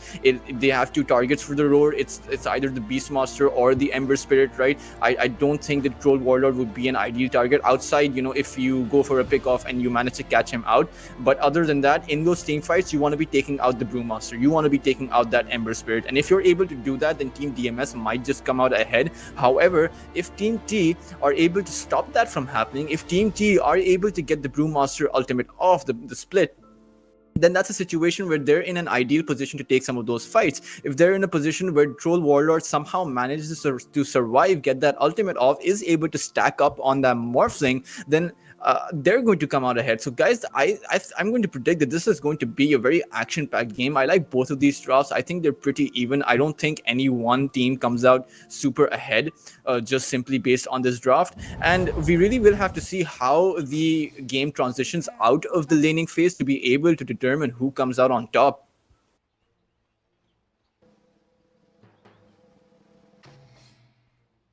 It is going to be a 2 melee combination up towards that top lane. It's going to be Daxa on that Beastmaster, followed up with Clockwork. 2 melee heroes against the... I believe it is going to be the Troll Warlord, followed up with at least one range support. I do think that is going to be the Nature's Prophet who goes there to support him. So again, Nature's Prophet, the Sprout, definitely going to come in handy to stop that Clockwork's aggression coming out, and even to stop that Beastmaster. And perhaps you can even use the Sprout to stop those boars from stacking up on your carry. So definitely a pretty good hero against those melee heroes, provided that they are going to send him up top. I don't see a lot of kill potential, but of course, when you have a Beastmaster and a Clockwork, anything can happen. If you are able to manage this, if you are able to stack up on those boards, if you are able to stack up on that slow, and that Clockwork is able to get his battery assault on you, then that's going to be a very deadly situation for the Troll Warlord in those early levels, in the early laning phase, and even on the Furion. So the Team T really need to be careful on their safe lane, and I think their off lane is where they're going to thrive. The Tuskar followed up with that Brewmaster. You can snowball the Brewmaster inside and then use the clap and then essentially deal a lot of damage. I don't think the Morphling is an ideal target for this, because obviously you have the waveform, so you have a lot of survivability on DMS's side, but meanwhile, not a lot of survivability if you are... Oh, they've actually switched it up a bit. So I like this. They've sent the Clockwork down mid, but down bot. So the Clockwork is going to be the target for Team T's offlane, where they're going to try and perhaps snowball inside, get the clap off, and then try to take him out. Obviously, Clockwork has a lot of HP, 800 HP in the early game, so he's going to be a pretty difficult target, but that's their win condition. So I wouldn't say there's a lot of kill potential in this early game, provided both teams choose to play this static. I will say that most of the kills that are going to happen are probably going to happen past the 6-minute mark, past when you get those runes and when your mid laner gets his level 6 and when they choose to rotate.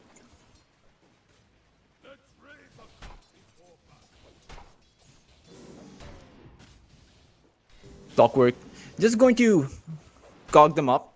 I really like this change where you can throw those cogs, but a bit of aggression coming on to the clock, and he's falling pretty low. He might just end up dying to Zibe. One more hit and he's gonna fall.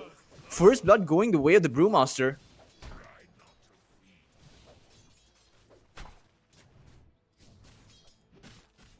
As a very early start for them, and the Clockwork, perhaps he got a bit too greedy with that aggression.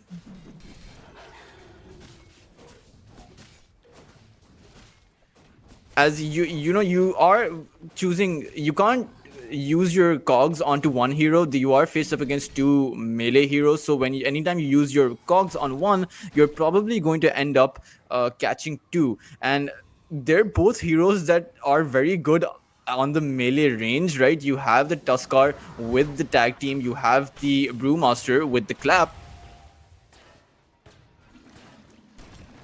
As the second hero, the off lane, the support Hoodwink on the off lane dies as well. So both the safe lane and the off lane for Team T working out for them. Their mid lane is actually doing pretty decent. The Ember Spirit matching the last hits of the Sand King, not something that I expect, because Sand King just does so much damage in the early game, in the laning phase. But this laning phase currently is going very well for Team T. Again, a cogs onto Zibe. He's taking a lot of damage, but he has so much HP. Adaptive Strike onto him. There goes the tag team. They're trying to save it, but the waveform inside, and Zibe is taking a lot of damage, but not going to be falling, as he's going to be using his stick up. 200 HP up for him.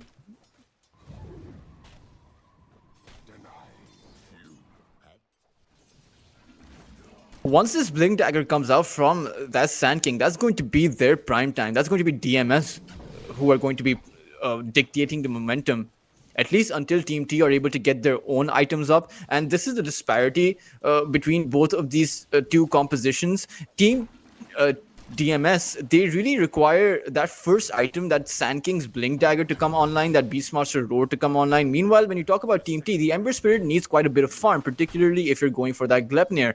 And the Brewmaster, depending on how he's going to go, he might want to skip that Blink Dagger, because you do have an initiating mechanism, you do have the snowball in, so you can delay that Blink Dagger. But essentially, it means that DMS will be getting that initiating ability quicker than Team T, and they're going to be able to fight just a tad bit quicker than Team T as well. 4 minutes in now, and this Ember Spirit and Sand King should be nearing their level 6. One thing for DMS though, their Morphling is very difficult to kill. I mean, you have the Ember Spirit Searing Chains, but apart from that, you don't have a lot of stuns on your side. Not a lot of disables, so how do you stop this Morphling from just wave forming out, just keeping himself alive? There's just really not a lot of utility you have in your arsenal.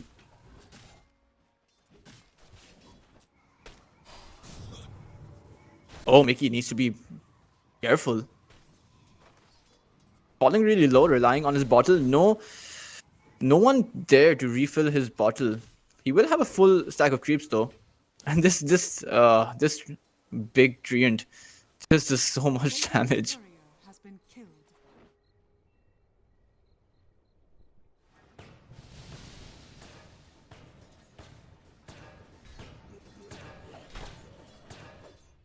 Troll Warlord currently free farming up towards the top lane. Not much you can do to stop him.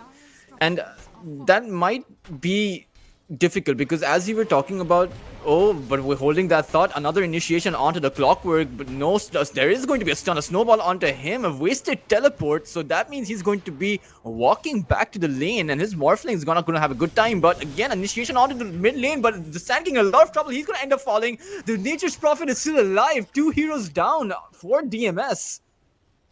The rotation is not really helping them out as the Clockwork's out of a TP. He's going to be walking back into the lane. You just lost your mid laner. Your Hoodwink reached the mid lane with that TP, and even he fell.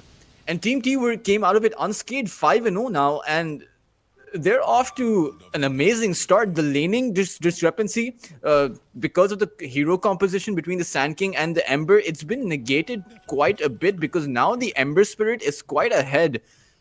And in fact, Team T are actually winning all of their lanes right now, 6 minutes in, and they're going to go in for that Morphling. Morphling trying to gain his HP back, will waveform away, and this is what we were talking about, guys. If you don't have a lot of lockdown for this Morphling, so he's essentially free to waveform out. And that's the one good thing about DMS in this laning phase, is that you need your Morphling to keep on farming, and because it's so difficult to kill that Morphling, that essentially will allow DMS to stay in the game.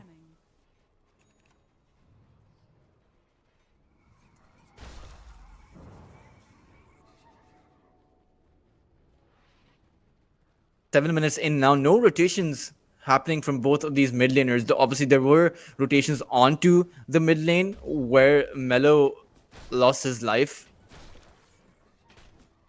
He will gain quite a few stacks though, so that's going to help him out. Experience going the way of the Hoodwink as well. But Mickey, he's now level 6, and all of that kill potential that the Sand King previously had, all of that aggro that the Sand King was able to put out onto Mickey, is no longer there. As Team T, they're now feeling very confident, going to rotate inside. They see this ancient stack and they want to contest this. So Nico is here as well, the Nature's Prophet, and it's going to be 3 heroes versus 3, but the Hoodwink is there as well. So Nico is taking a lot of damage, will have some time thanks to that snowball, but Melo's going to go in with a 2-man Burrow Strike. The Nature's Prophet is going to fall. The tag team trying to deal some sort of damage, but he's going to end up falling as well. DMS are so low, the Beastmaster is going to fall, and Melo really needs to get out, but that Hoodwink going to stop Mickey and Smiling Knight in their tracks, as they're going to buy enough time for the Sand King to get away. The Ember Spirit, no choice but to back out of that fight. As an exchange happening at the triangle favoring DMS. It was their first break of the game where they managed to get those 2 kills, and what a performance by that Hoodwink and by that Sand King 2-man Burrow Strike, and that Hoodwink that stopped them with that Bushwalk. It was what they needed. Had that Hoodwink not landed those 2 hits, the Ember Spirit might have just died there, or the Sand King might have just died there. Zibe unleashing the split will get the Hoodwink, trying to chase after Mello, but Mello's feeling quite safe near his tier 2 tower. The Void Spirit is going to drag him back, but he's not in much danger. Your tier 1 tower is taking a lot of damage, guys. Down now to half HP. Whoa, the Clockwork, he's been spotted out by Mickey. One slide of Fizz going to take him out. Not where you want to be. That Observer Ward that Team T were able to plant did get taken out, so Mickey went there blind, but he managed to get himself a nice little freebie.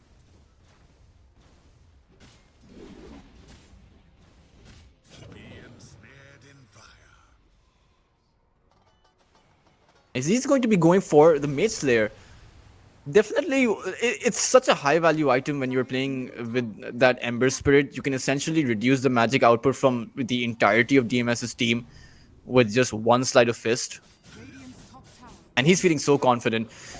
The roar is up for the Beastmaster, so Mickey needs to be a bit careful. The Sand King does not have his ultimate though, so he hasn't skilled it. So that essentially means that Mickey can choose to play this aggressive, because outside of that epicenter this early into the fight, you really needed to follow up into with that roar. But oh, snowball onto Mellow. The Beastmaster is here as well. No panda split available just yet. Ezeki is going to pay for this rune. Radiant's top Meanwhile, Smiling Knight there. The global presence of this Nature's Prophet essentially means that when you're rotating so many heroes all across the map, that Nature's Prophet is going to be at either inside of the fight, or he's going to be ratting on some of these towers. As the first tower of the game has fallen for Team DMS, their tier 1 tower down mid is also incredibly low, Radiant's middle tower is and under attack. they're losing out on quite a lot of objectives pretty early on. Will get a nice rotation onto the Brewmaster, but oh, two-man smoke up by Mickey, and the Tuskar will catch the Sand King by the steering chain. Snowball inside will get stopped by that Bushwalk. Mellow falling very low, but that Hoodwink might just end up falling to the Ember. But no, they want Mellow. Will get sprouted out, and was one more hit required. The Sand King so low, but he's still alive. No, he eventually falls. But the Fury and Sonico's falling very low. Oh, he actually managed to get away from the Morphing. Will he be able to survive? But that's Slide of Fist stolen from that Morphling will be able to finish him out, and that Tuskar should be that second kill, a double kill going for Radiant's middle tower has the Morphling, as the Morphling is doing really well, and that's the silver lining for DMS. Outside of all of these pickoffs that they're able to get, that's the one good thing going for them. As long as this Morphling keeps on farming, they're going to continue to stay in this game. As when you have some of those items up, then your high ground defense is really strong, your mid game is really strong, so it's all dependent on this Morphling. And I think Team T they've taken a lot of wonderful fights, they've had all of these perfect rotations, but they should really consider trying to find a way to lock down this Morphling and kill him. Sand King has enough gold for his Blink Dagger. He should be able to pick it up right now. And with this Blink Dagger, the amount of aggression the DMS are putting out should increase. They should be able to go for more pickoffs. The Beastmaster Scepter, quite far. We haven't seen a roar come out just yet. I would like to see it. Perhaps securing a kill onto the Ember Spirit. Using the roar, using the epicenter, which he still hasn't skilled. And in fact, Sand King has 2800 gold and he's yet to buy his Blink. It makes me think that perhaps he's going for some other item.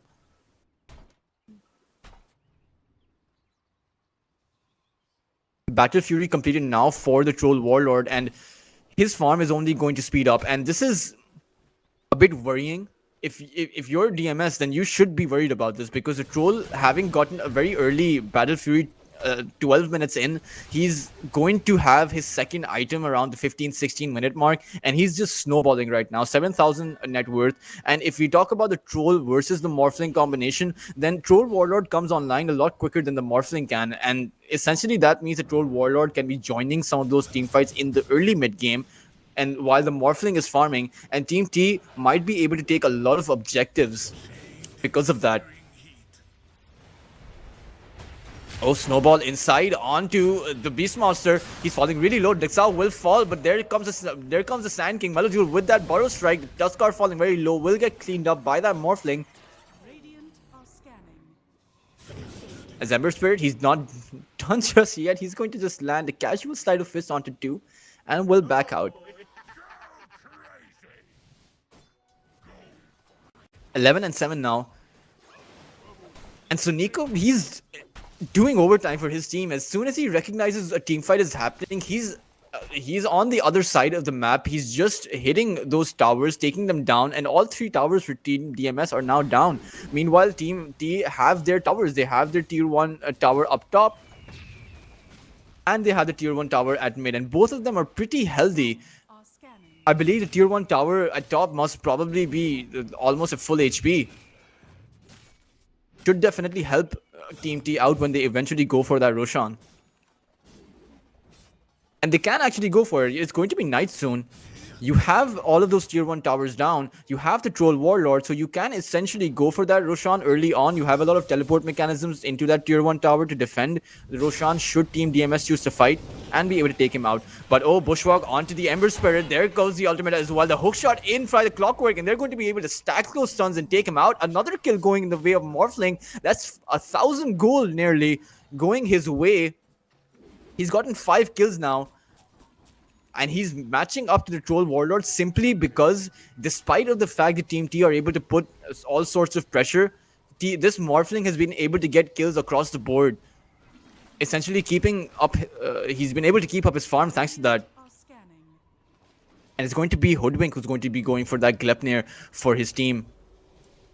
Tanking now did eventually pick up that Blink Dagger, so he does have that Blink, still yet to skill his ultimate. That Epicenter not coming out just yet. And we saw that Team DMS really did not need that Epicenter to take out that Ember. Of course, their spells did stack up quite nicely.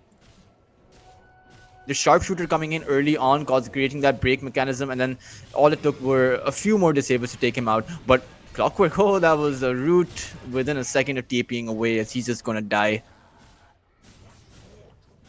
Troll Warlord getting a lot of kills for himself as well. I think he has 2 assists.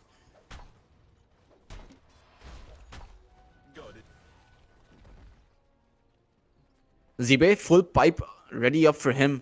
As that's going to do a lot for your team, particularly when that Epicenter comes online, when you have that Hoodwink who's doing all sorts of damage, when you have the Sandstorm and the Burrow Strike available, and particularly against the Adaptive Strike, you can keep some of your squishy heroes alive. But a Brewmaster roar onto the Panda, and he's falling incredibly low. Will he be able to get his ultimate off? He does manage to get his ultimate off, but he needs to get out of here. The Panda split needs to go, but his team is at the ready. Ek, he's going to go in with that Blink and that Snowball, but the Sand King manages to blink out at the brink of it, as the Ember Spirit is now here. Searing Chain onto 2. Hoodwink fallen to half HP. The Brewmaster's ultimate has ran out. Down for now for 120 seconds. Sand King still no Epicenter. As Team T, they don't want to be going back. They want this tower, and more importantly, they want this Morphling and stack up on all of that damage. Melojoule coming out with a Burrow Strike onto the Troll Warlord. Team fight very chaotic going on. The Melojoule falling very low, but Team T, they're being decimated right now. Smiling Knight manages to get his ultimate off. Will buy himself some amount of time, but he's incredibly low. Will heal quite a bit, but now he's going to die as well. The Ember Spirit trying to do as much damage as he can, as 4 heroes of our DMS have fallen. They've managed to turn it around, as the Morphling really needs to get out, but he's so low. Where does he go? As a full team wipe will come out, Morphling just not having enough farm to contribute significantly towards this team fight. DMS were able to create a lot of chaos, but they didn't have the Epicenter for that fight. The roar was used very early on, so you didn't have that when Team T were able to counter initiate. And even in a situation where Team T were so incredibly low, Team DMS were not able to finish it out. And in the end, the Ember Spirit, utilizing that Sleight of Fist, was able to take so many heroes out. It really came down to the brink for both of these teams, really falling incredibly low. And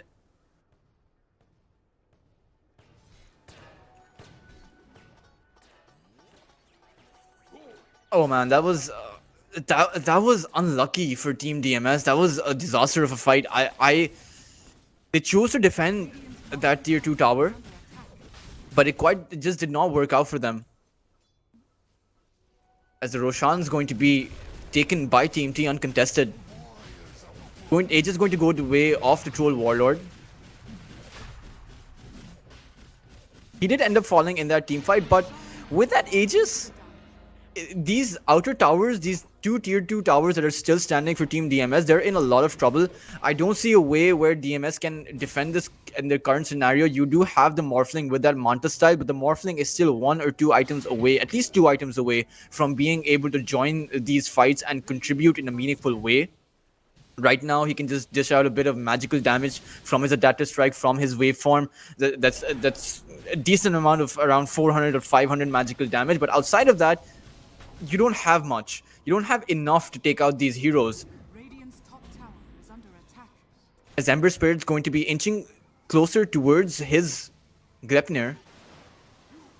But oh, Team T, they smell blood. They really want to catch someone here. As Meloju's going to be the target, will get steering chained up. Snowball onto him. Where's the Walrus Punch? There it is. As it's going to finish him off. The Furion. So Nico is there to get the kill. As the mid laner from DMS have fallen, and now they really need to be getting out. Hoodwink going to get caught on the sidelines. 2 heroes down now. 7k net worth up lead for Team T. Aegis up for them as well. After the disaster for Team T that was yesterday, they're really finding their momentum back into this tournament, back into this series. DMS, they're no lightweights in this tournament either. Again, a star-studded team, but Team T are making it look incredibly convincing. But oh, what? DMS, Dire are the scanning. Clockwork, and I have no words for this, guys. Team T, they're going to say thank you very much for reducing the HP of this Tormentors. They're going to be cleaning it out. And I mean, guys, if you want to be taking the Tormentor, go in with the Morphling, go in with the Sand King. But 2 heroes down now, no one to defend this Morphling. He's going to end up falling. Mickey's going to get that kill, and 3 heroes are now down. Only 3 alive. The Clockwork going to respawn just now. I think the idea was to get some sort of cheeky play there, but they doubled down on the Tormentor, even though they knew. I'm sure they must have known that they were not going to be able to kill it. But oh, Melojule, Epicenter onto Suniko, but not going to do a lot of damage. Zibe is there to support him, but a hook shot in by the Clockwork. Suniko's falling pretty low. Will he be able to finish him off? The Fury is taken down by that battery assault, but not quite dead. The Melojule's going to come in, going to finish it off with that Burrow Strike, as Zibe choosing not to activate his ultimate. I don't believe he has the mana for it, but he's safe enough on his own. But oh, what is this inside of the tier 4 towers? The Ember Spirit going ham on Daxout. He's going to buy back. Smiling Knight does have his Aegis up. Ember Spirit Mickey's taking a lot of damage. He really needs to be careful. He can't Remnant out. He will fall. As Troll Warlord really needs to be getting out. 5 heroes are up for DMS. They will chase him down. Even with that Aegis, without 2 heroes on your side, you really do not want to be taking this fight. Zibe has his ultimate. Being chased down now by Melo. Burrow Strike in. Will he be able to activate his ultimate? Bushwalk stunned up. Tries to go for it, but won't get the split off. As Tuskar is going to be the next target. I don't know why Team T chose to take so long to disengage, but they got caught in the crossfire. Caught by that overextension as Ember Spirit paid for it at the tier 4 towers. But I think overall, though, they're going to be feeling pretty safe as they have a 9k lead up. They have all of those towers up. The only thing is, though, that Morphling is still keeping up. So 20 minutes in now, we are going to be transitioning into the later stages of the game towards that mid game, and that Morphling is going to have a lot of farm. If Team DMS are able to delay this long enough, then perhaps with that Morphling, they will be able to keep themselves in this game. Perhaps they will be able to win out some of these team fights. So Team T really need to be careful about some of this aggression that they're so confidently putting out. They simply can't afford to lose their mid laner inside of the base of Team DMS. Simply can't afford to keep giving all of these skills away to the Morphling. Grepnir at the ready for the Ember Spirit. Vessel readied up by the Panda as well.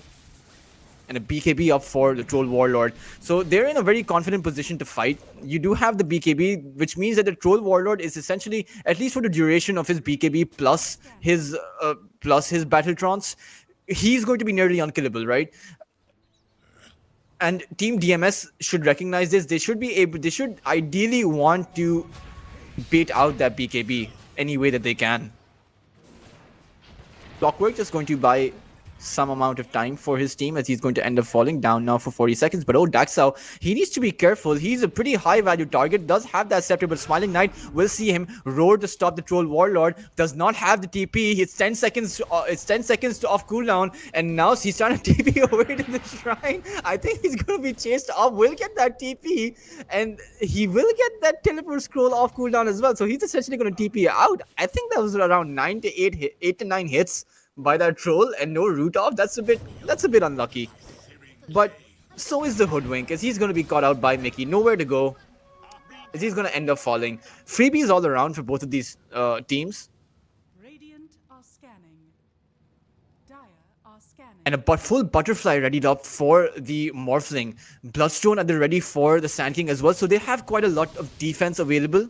Oh, Morphling needs to be a bit careful. Furion Soneko has TP'd himself inside. Mickey is the target, but on the other side of it, Morphling's taking a lot of damage. Will get near up, nowhere to go. He's falling so low. He's going to steal the snowball and will try to make a quick getaway. Will we form up to the high ground? Will make it out. The Ember Spirit trying to follow him, but will get punished by that Burrow Strike. Will the Sand King activating his Bloodstone, taking a lot of damage. Won't be able to heal anyway. The epicenter going off, but it's not going to do anything. A Smiling Knights activated his BKB. Will force out DMS. 3 heroes down now. The Morphling did manage to stay alive, but that dive in by that Ember Spirit and the backup that came with that Troll Warlord, with that Tuskar, that proved to be too much for DMS as they're now crumbling. Daxao in that tier 4 tower, it's not gonna matter. He's just gonna get chased down. Morphling with all of this farm, you can't really defend the base on your own. As a full lane of frags down now, 16k net worth. Team T are looking so confident. They're looking like the team that won the previous series of CCT. They're looking back in it. They're looking for some revenge. Second lane of Rax now. Team DMS won't have their Beastmasters. They won't have their Sand King ultimate. How do they exactly defend this? The Brewmaster has that split at the ready. And DMS need to be very careful. Another initiation onto the Sand King. Bloodstone activated, but the Vessel is going to stop his heal and he's going to get taken out. The Morphling falling so low will fall as well. Both the cores down now. Only the supports are alive as the GG call is inevitable. It is going to come out as the first game in this best of 3 is going to go towards the Team T. They lost within 25 minutes yesterday, and they're now back with their own win within 25. It's around 25 minutes, right? So Team T, that looks so incredibly convincing for them, and it really did not seem like things would have snowballed so hard when you consider the fact that the Morphling was able to get his farm. He was stacking up. He was staying close to the Troll Warlord. The only problem was there was not a lot of sustain. I do think that epicenter was killed a bit later than it should have. You should have been able to take some of those fights with that epicenter. I do believe that the roar was pretty underutilized by Team DMS, and so there were a lot of contributing factors. I do think that Morphling joined the fights a bit prematurely, so it was those tiny mistakes. Outside of that, they played a very good game. They managed to keep themselves in the early game despite of all of the kills that they were giving away, despite of the fact that Sand King died in the mid game, in the mid lane in the early phase. Outside, when they transitioned out of the laning phase, they had the right idea. They were able to get all sorts of these pickoffs. They were able to kill the Ember Spirit as well at one point, but they really failed to transition that into anything. They really failed to, in their 4 protect 1 strategy, where the Morphling did not get that additional 5 to 7 minutes of free farm that he really needed. Another item up for the Morphling past that butterfly with a 3rd or 4th item, that would have been an entirely different game had they chosen to defend their high ground rather than choosing to go out. Perhaps Team DMS might have come out differently. Perhaps the game would have been extended to 30-40 minutes, and then anything can happen. When you have a Troll Warlord who's 6-slotted, when you have a Morphling who's 6-slotted, then it really comes down to how you choose to execute. But very well played by Team T. They had such perfect executions, but such perfect rotations and such perfect interruptions. Very early rotation onto the mid lane towards that Sand King, very early incursion in that jungle, predicting exactly when Sand King is going to be going for those ancient stacks, and they were able to take that out. They were able to protect their troll, enable that Troll Warlord to continue to free farm. They were able to get the Brewmaster split off, and that was the win condition that we talked about for Team DMS. It really just came down to whether or not Brewmaster would be allowed to get off his split. It really was a position where once he gets that split off, what do you exactly do in that team fight? He's going to be sending someone up in the air. The Ember Spirit is going to be chaining up 2 of your heroes. The Glepnir is going to come out, and once the Brewmaster split goes off, you really are going to struggle in that team fight. And Morphling being so short of the damage output because it was just 20 minutes in, it just proved to be too overwhelming for Team DMS.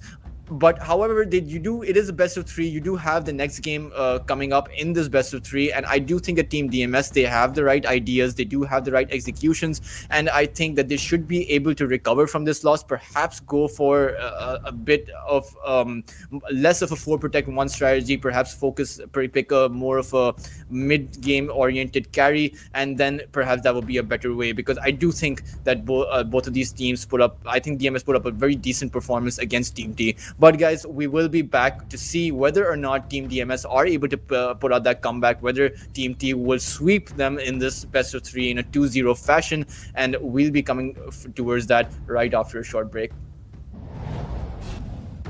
Dire structures are fortified.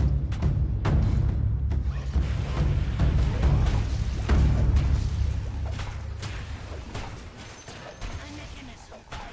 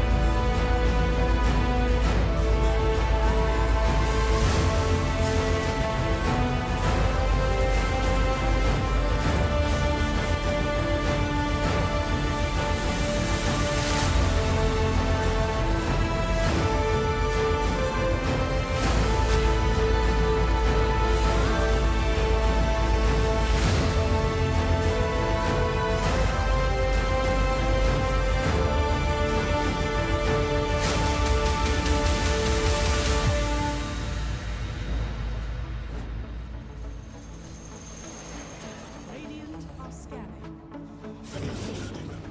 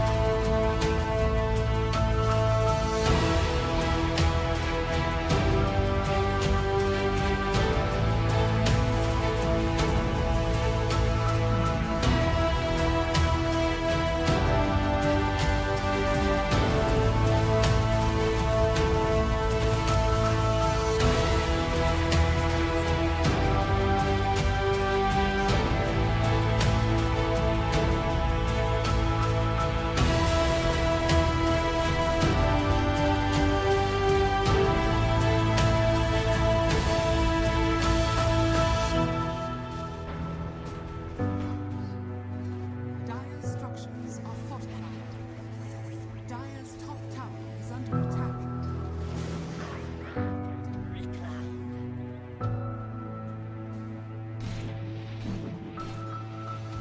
Radiant's courier has been killed.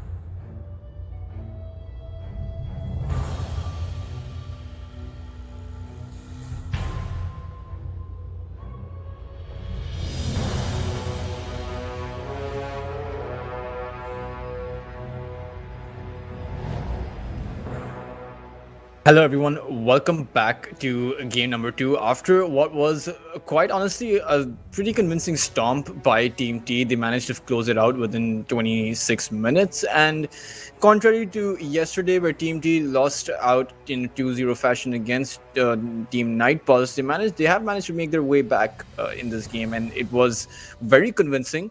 As soon as that as soon as we transitioned out of the laning phase, outside of a few lost fights, outside of a few outside of a few pickoffs, they were in solid control of the game, and they just kept that control going towards that late game. Even though they were overextending quite a bit towards those tier 4 towers, it really did not seem like anything was out of their hands, and just closed it up in a very neat little way.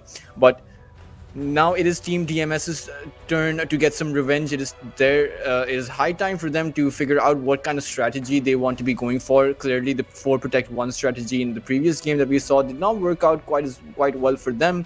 So I'm hoping that they're going to switch it up quite a bit if they want to be staying in this series, in this best of 3.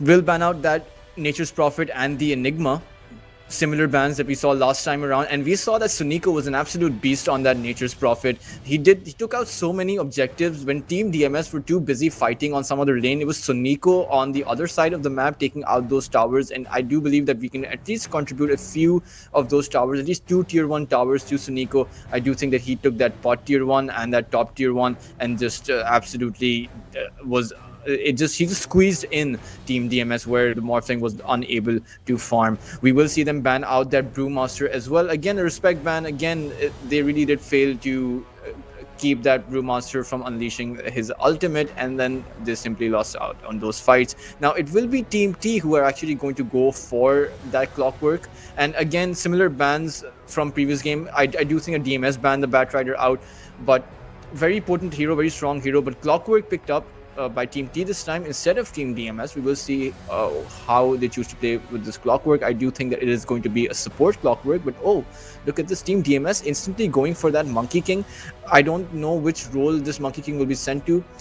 Might just be a carry Monkey King, or could quite possibly be a very niche support Monkey King. We will have to see. I do think that the Monkey King offers a lot more value on that carry role than he does on that support role, but we will have to see and watch it out. One thing though is that the mechanism of the Clockwork, that Rocket Flare is very good at spotting out that Monkey King, so we'll have to see how that works out for DMS.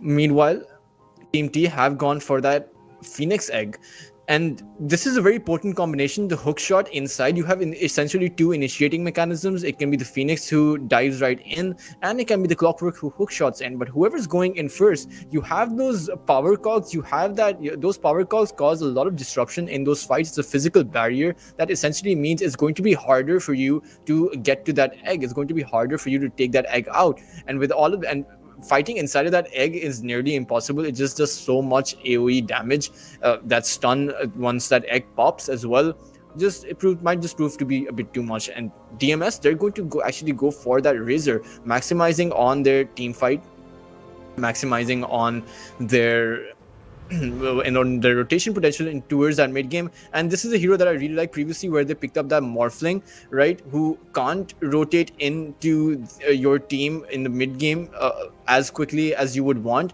The Razor fulfills that, right? Razor, if you're sending this Razor as the carry role, then essentially that is the hero that can come online pretty quickly. If you're sending this hero on towards that offlane, then that's also pretty good. And it's a hero that's very good at handling those initiations. Once you get that Bloodstone off, provided he's going for that Bloodstone, then he can regenerate his HP. One thing that's missing for Team DMS is the ability to take down this egg. They had a second support pick available. They chose to go for that Crystal Maiden. Perhaps they want to be stopping that dive from occurring in the first place, but perhaps something like a Snapfire would have been pretty good in this game against that Phoenix. Just take that egg out as quickly as you can. But they had different ideas. We'll go for that Crystal Maiden. We will see which cores Team T are going to pick up. They do know that they are faced up against a Razor core, so we will see. Perhaps Viper might make his way back into the game. The Viper, the recent Dota update from 2 days ago, they did bring back the old Viper corrosive skin. So definitely a very potent combination. You can pair the Viper up with the Phoenix, send the Viper on the offlane, and essentially that means that you cannot play a Monkey King core, and that might just prove to be a very disastrous lane for DMS. But we will see what exactly Team T will be going for. Banning out that Visage. Oh, and it's actually going to be the Wind Ranger. Again, Wind Ranger is one of those heroes that you can really send on any lane, the off lane, mid, or the safe lane. So it really doesn't reveal as much. You don't, for Team T, you don't really need that offlane initiator, because you do have the Clockwork, you do have the Phoenix. But one thing that's missing for them currently is that tankiness ability. Razor is going to be doing so much damage inside of that storm that you want some hero that can sort of soak up that damage, that soak up that initial barrage, because you are faced up against a Crystal Maiden as well. You are going to get locked down. The Wind Ranger, even though you have the Wind Run, it's not going to help you as much if you are frostbitten. With that frostbite, you do have the static link that is going to soak up all of your damage. That Razor is going to get pretty powerful in those team fights.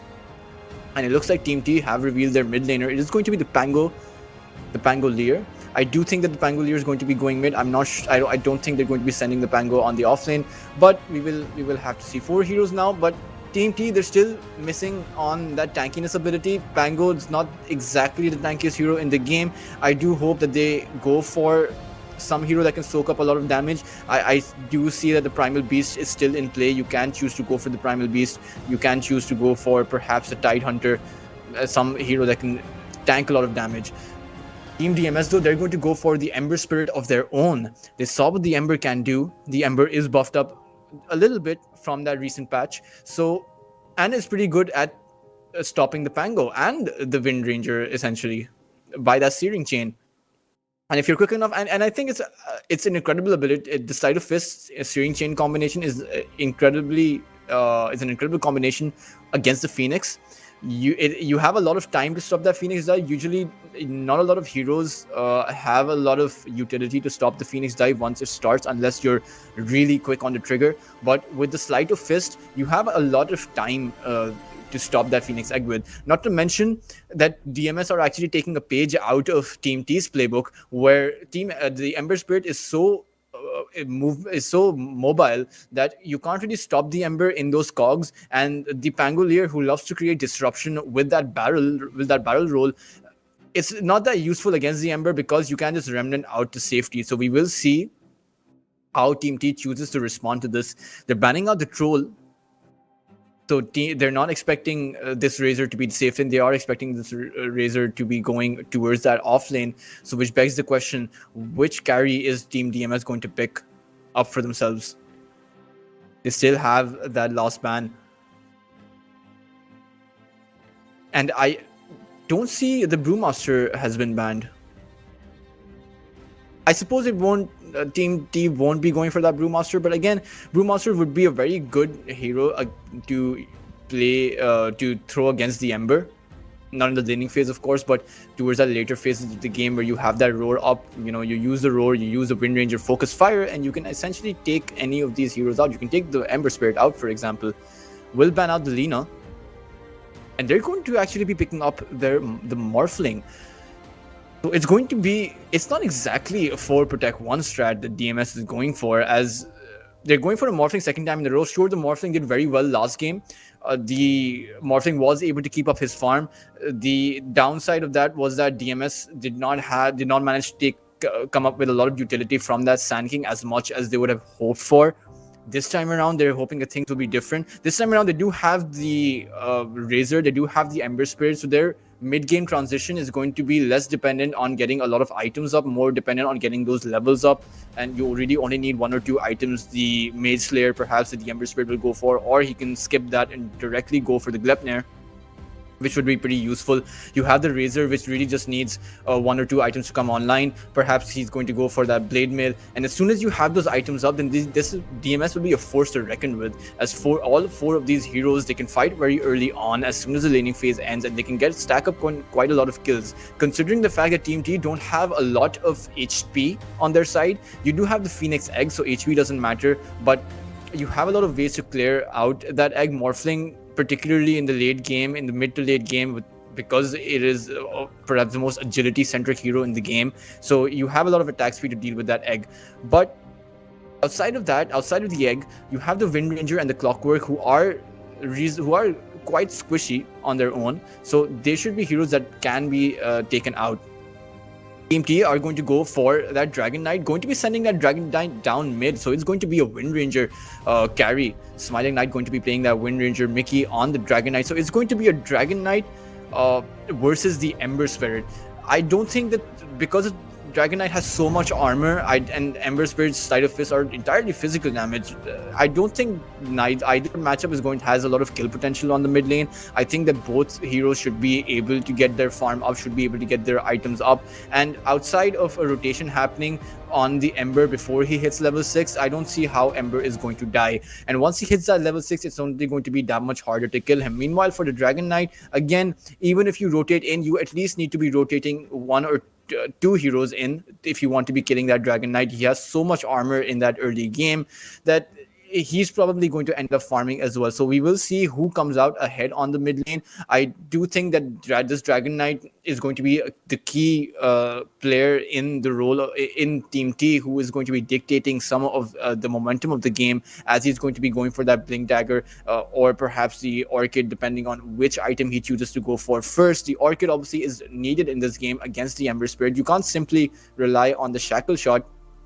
And meanwhile, you have all of these cores up, and they have added on what was the missing element, the missing ingredient in their lineup, which was the tankiness. So they have picked up that tankiness for themselves in the form of that Dragon Knight.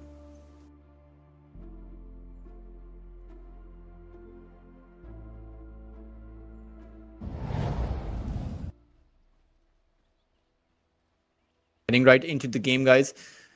Both teams going to smoke up.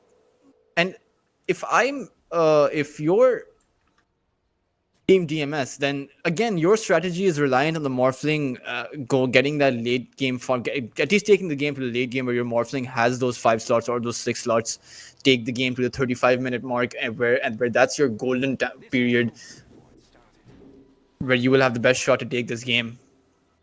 Team T, again, their objective is pretty simple. They want to be taking this game as quickly as possible, disabling DMS before their Morphling is able to come online, but it's going to be a bit harder for them this time around, as they are faced up against an Ember, they are faced up against a Razor, 2 heroes that are going to come online very quickly into the early to mid game.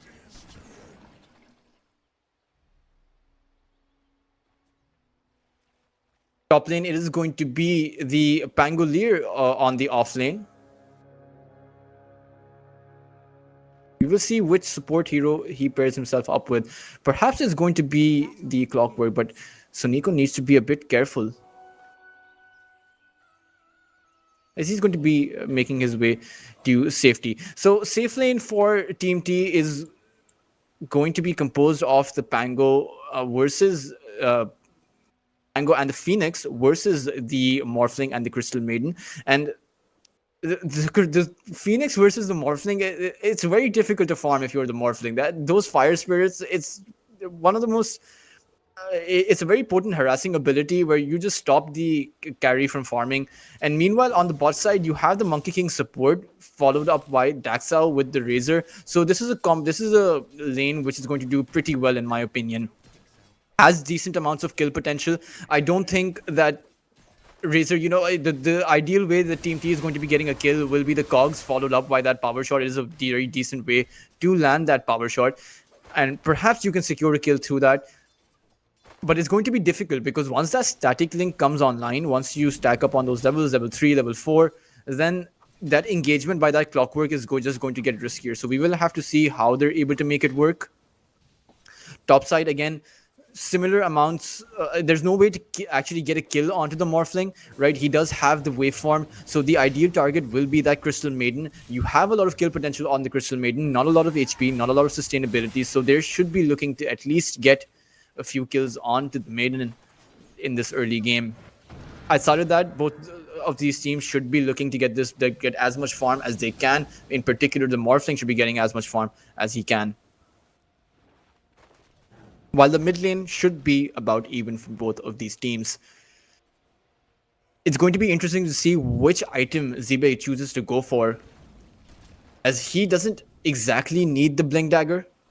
Perhaps he straight up chooses to rush that Diffusal Blade, which can prove to be quite deadly against some of the heroes of DMS, particularly against the Razor.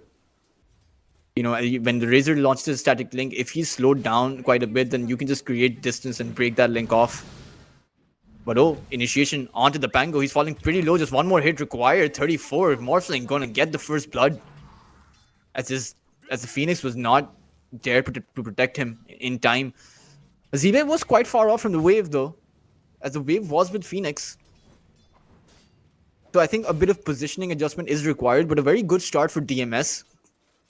Contrary to last game where they lost out on so many of those, lost out on so many of their own heroes in the early game, they've managed to come out ahead with the first blood with that Morphling. That 500 gold should be going a long way in securing his farm.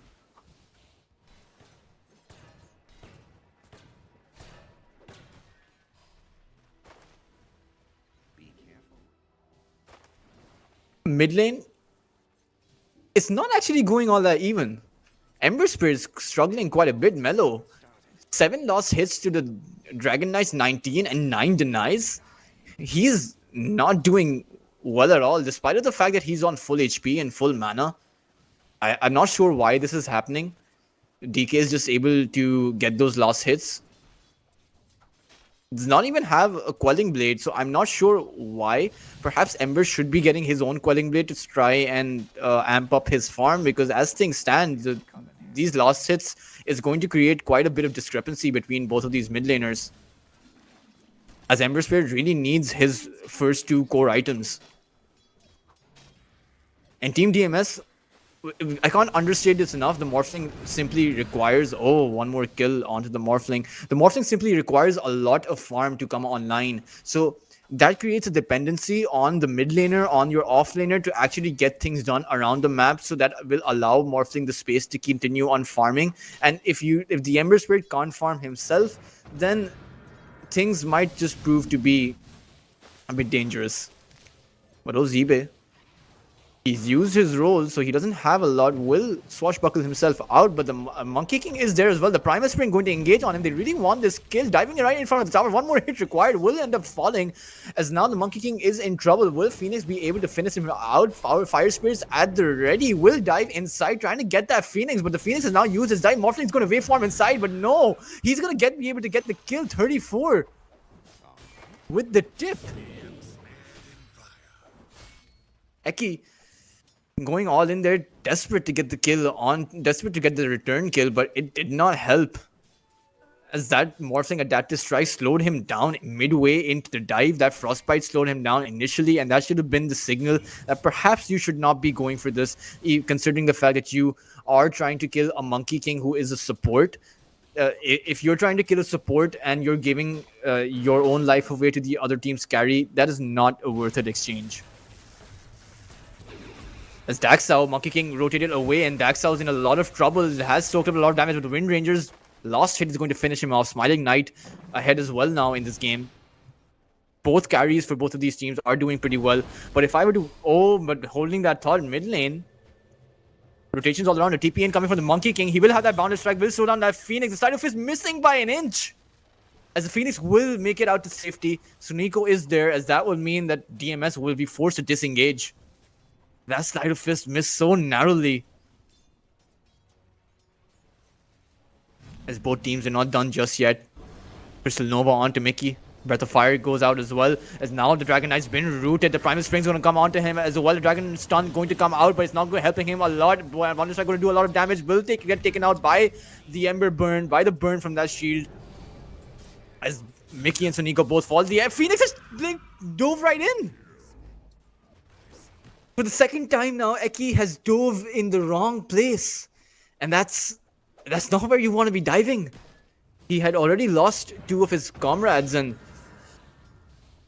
giving a 3rd kill away, and this was disastrous for Team T. This time around, it's Team DMS who are ahead. 7 kills now to the 1 of Team T. And if in contrast to the last game, the previous game, where we saw that Team T were able to get those 2 kills onto the mid laner, it's been DMS this time around who have gotten those 2 kills. So Radiant are scanning. DMS have positioned themselves in a very good way in this early game. As we are transitioning out, will Monkey King be able to get it? Boundless Strike out. Oh, he actually managed to steal the Wisdom Rune. Double Wisdom Runes going his way. He's going to end up dying, but I think that's completely worth it, as he's going to be getting so much XP. Phoenix level 3 right now. He is so far away from his egg. So Nico also level 3.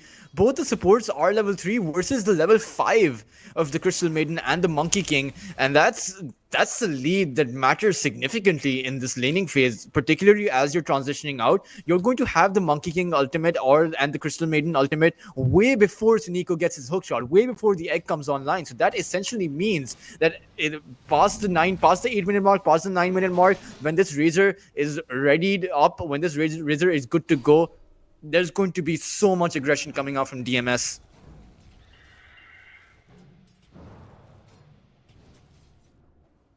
Eight minutes in now, Ember Spirit trying to secure the rune.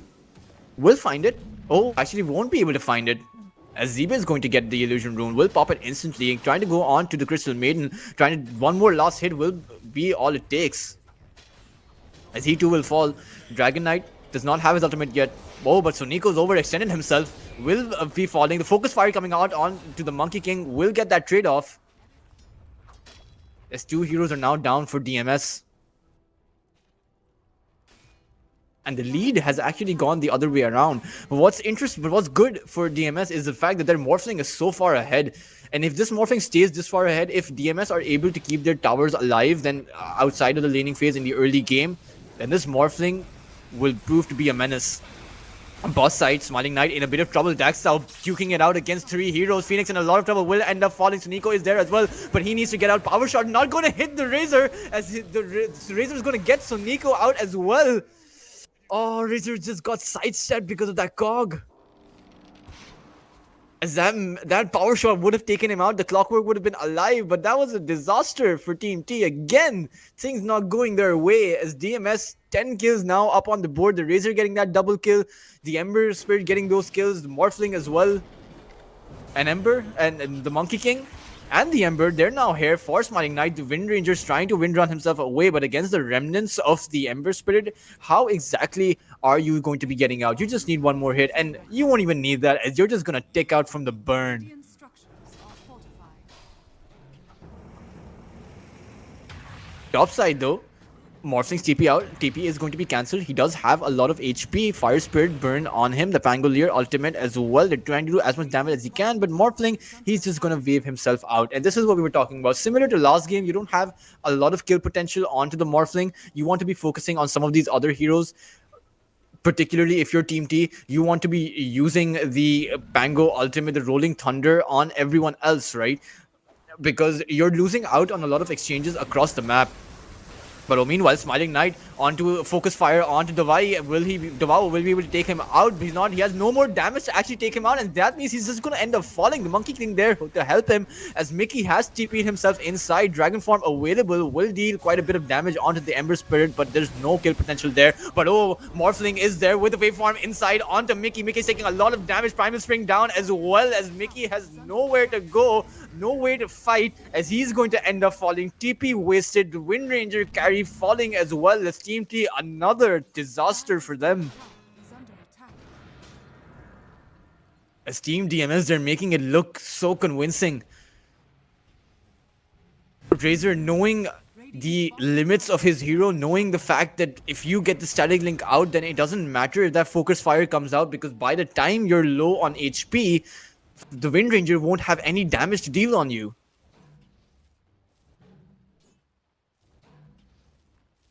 Radiant's bottom tower is under attack.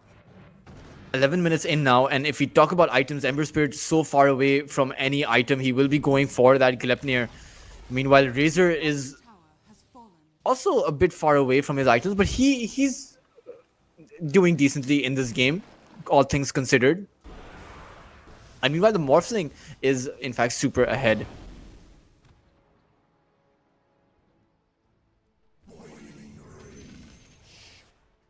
If we talk about what Team T really need is that Orchid that Dragon Knight will be going for. He will be able to get it in at least the next 3 to 4 minutes. Under attack. And you'll have plenty of time to go on some of these heroes. The Ember Spirit and the Morphling won't have those survivability, the Black King Bar or the Lincoln Sphere available in time. So you'll have that window where you have the Orchid, you have all sorts of initiation abilities, and you can choose to go in on them. And one thing that's really hurting Team T, because of those Phoenix dives, because of some of those fights that they've lost out on, they have so much lost XP that Clockwork is still level 5, 12 minutes in. Phoenix does have his egg up, but holding that tough Smiling Knight, he's trying to fight back by his Focus Fire, but it's not going to help him as he's just going to get run down by 3 cores. 2 cores actually, and 1 Monkey King. Crystal Maiden in a lot of trouble. The Ember Spirit is there to help him. The Monkey King, Wukong command coming out as well. So Nico's going to end up falling. Dragon Knight taking a lot of damage. The Rolling Thunder comes out as well, trying to survive. Dragon Knight trying to survive. Mickey will make it out of the ring as Z-Base trying to do as much damage as he can. The egg coming out as extra insurance to make sure that Mickey goes out. But there's a counter initiation. The WoW comes coming in with that Razor. The Phoenix diving out, but the Monkey King is on his tail. Will eventually get taken out. Eki falling from the rim of that Sleight of Fist. As DMS, they're ready. They are prepared to dish out their own counter initiative, dish out their own counter initiation. Dire's middle tower They have a proper response to the aggression of Team T. And time again, Team T are trying to get all of these kills, but they're simply unable to make it happen. Dire's structure. They don't have the Orchid up. They really do need to farm that Orchid before they're able to go in on to some of these heroes. But Morphling, he has 3 heroes on him, will get stuck inside the cog. No waveform available. He has 8 magic wand charges, can choose to be getting it. Will he be able to waveform out? He will waveform in time, but with 4 heroes on him, the Phoenix dive. Courier has been He'll make it out. Actually, he still ended up falling, and an even better power shot coming out. Dire are scanning. The Morphling initially outplayed the entirety of Team T, but the Wind Ranger Smiling Knight was too quick for him as he managed to take him out with that power shot. Radiant's middle tower is under attack. Overall, a good initiative, a good initiation onto the Morphling. They managed to take him out. They managed to slow down the player that was doing so well. And that's exactly what Team T require in this game. They need to be disabling that Morphling. And that Dragon Knight will have his Orchid up Radiant's middle tower is under attack. any minute now. With the use of that Dire's bottom Orchid, they should be able to take some of these objectives. They should be able to amp up the pressure and try to make their way back into this game. Morphling is very far away from his Manta, to a full 1,000 gold away. So you'll have a good 2 to 3 minutes where you can choose to go in for another kill onto the Morphling. If you're able to disable him a few more times, you should be able to position yourself in a way to transition neatly into the mid game. The problem that I'm seeing is the fact that Morphling, rather the Wind Ranger, doesn't have a lot of farm. And in fact, even if he gets farm, this is what I wanted to talk about during the laning phase when we were theory crafting a bit, is the fact that in a situation where you enter the mid to late game, it's a Wind Ranger carry versus a Morphling carry. So who would you favor? I personally would imagine that the Morphling is just able to destroy the Wind Ranger. Outside of the Wind Ranger getting a very brilliant initiation, outside of him getting that Hex up and relying on his other teammates to be shutting down the Morphling, it's very difficult for the Wind Ranger to survive. It's very difficult for anyone on Team T outside of the Dragon Knight to actually do anything to a late game 5-slotted Morphling.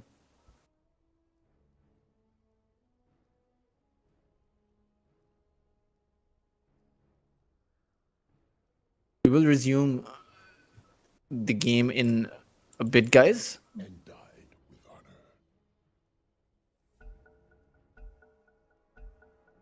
honor. But again, coming back into it, 6 and 17 now, 4k net worth lead for. But Orchid onto the Ember, that's exactly what they needed. The Phoenix Egg coming out as well. The Rolling Thunder going to do a lot of damage. The Ember Spirit nowhere to go, will get taken out.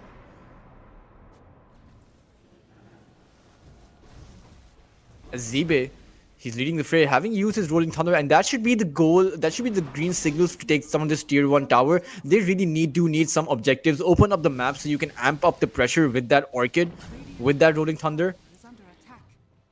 The good thing for DMS is the fact that a lot of Team T's fighting ability is very ultimate reliant, right? You have the Phoenix Egg, you have the Dragon Knight ultimate, the Rolling Thunder as well. So while those abilities are down, that essentially means that Morphling can free farm. That essentially means that you don't have a lot of kill potential onto the Morphling. So you have those, every time that Team T uses those ultimates, you have a full minute or so of the Morphling free farming. Low initiation onto the Vow, falling pretty low. I don't think he can make it out of here. The Phoenix taking a lot of damage. The Wukong command is going to come out to try and buy him some time, but it's not going to help as he's going to end up falling. So Nico, hookshot inside the CM. He saw him there with that Observer Ward. Will be able to take him out. 2 heroes down now for DMS. Team T, they're making their way back into this game thanks to that Orchid. They've realized they've hit their power spike. Radiant's bottom tower is under attack. And it's going to be interesting to see what item Dragon Knight chooses to go for next. If I was to expect something, it would be the Blink Dagger. I'm not sure if he's going to go for it, but it should be a pretty good item to initiate onto the Ember, onto the Morphling. And it's a situation where, you know, the Dragon Knight is so good with those initiations that you can actually choose to wait out that Morphling Manta. Essentially, you can Orchid the Morphling, and then once the Morphling uses the Manta, then you can use the Dragon Tail. It's very difficult to, obviously it sounds nice in theory, and it's a lot more difficult to pull off in the game, but you have a lot of follow-up. You have the hook shot, you have Pango that can come in with that Rolling Thunder as well. They have a lot of ability to disable that Morphling. But Team DMS, they're still very much in this game. Sure, there is this window of this 15 to 20 minute mark where you're not able to actually put up a stack up against the pressure from the Orchid of Team T, because your Ember Spirit just simply does not have a lot of farm. He has the Maelstrom available, but he's quite a ways away from that Gleipnir. And that's going to be the next power spike up for him. But before that Gleipnir comes out, you don't have a lot. You have the Blade Mail available for the Razor. But anytime you get initiated on by Team T, that's going to be... That's not going to be a situation where you can actually fight. As Mellow, he's going to Searing Chains onto the Wind Ranger. Primal Spring going to come out as well. Windrun trying to buy himself some amount of time, but it's not going to help him as he's just going to end up falling to Mellow. But the counter initiation is being attempted by Team DMS. It's a bit too late. Radiant's top tower is under attack. As Monkey King reached the trees before Team DMS were able to do anything. And this Morphling, Morphling is kind of getting out of hand. 9,000 net worth available. Team T are choosing to completely ignore this Morphling. And that's really not where you want to go. And how the fact that Team DMS are able to put up all sorts of pressure onto Team T's carry, the Wind Ranger. Smiling Knight is struggling this game. He will be making his Gleipnir, but an 18 to 19 minute Gleipnir versus a free farming Morphling who's ahead of everyone else in the game, that's a trade-off that you're not winning. If you're Team T right now, you want to be amping up the pressure in the right way. You want to be getting that Morphling, taking the Morphling out. You want to be getting some more of these objectives. I would imagine that you want to be sticking together as a 5-man, or rather as a 5-man squad, you know, move around the map as a 5-man, because Wind Ranger is clearly struggling to keep up with the farm of the Morphling.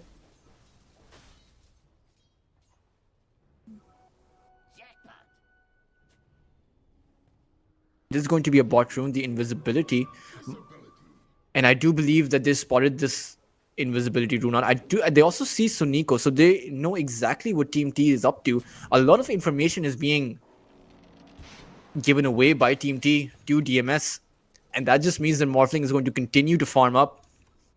And guys, if this game goes 35-40 minutes, as it looks like it's going to be going, it's going to be pretty difficult for Team T to mount up that response. Dragon Knight, sure, he can become a very deadly carry with that Daedalus once it comes online, but it won't do a whole lot. As Suniko, he's going to hookshot in, but it's not gonna hit it's not gonna hit a lot. So Nico will manage to keep himself alive thanks to that rolling thunder. Now the counter initiation is there onto the Razor. The Wukong command coming out as well. Razor trying to survive, will try to juke out that rolling thunder, but the Phoenix Egg is there inside. 2 heroes down now. The Razor down.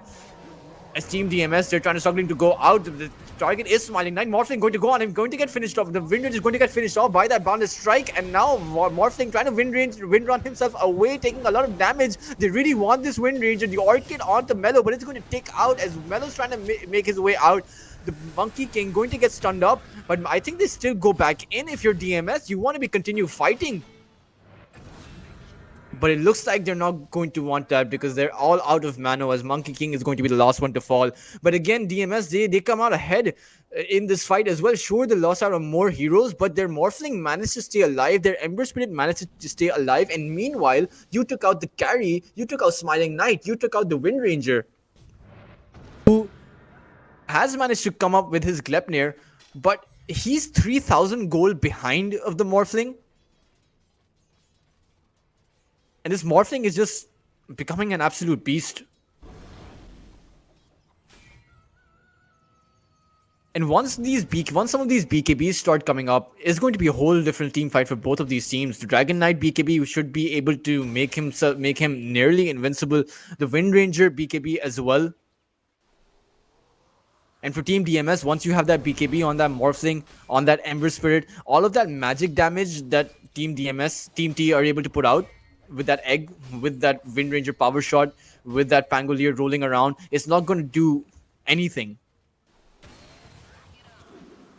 But Smiling Knight onto the Crystal Maiden should be able to secure this fairly easily. No counter initiation available by Team DMS.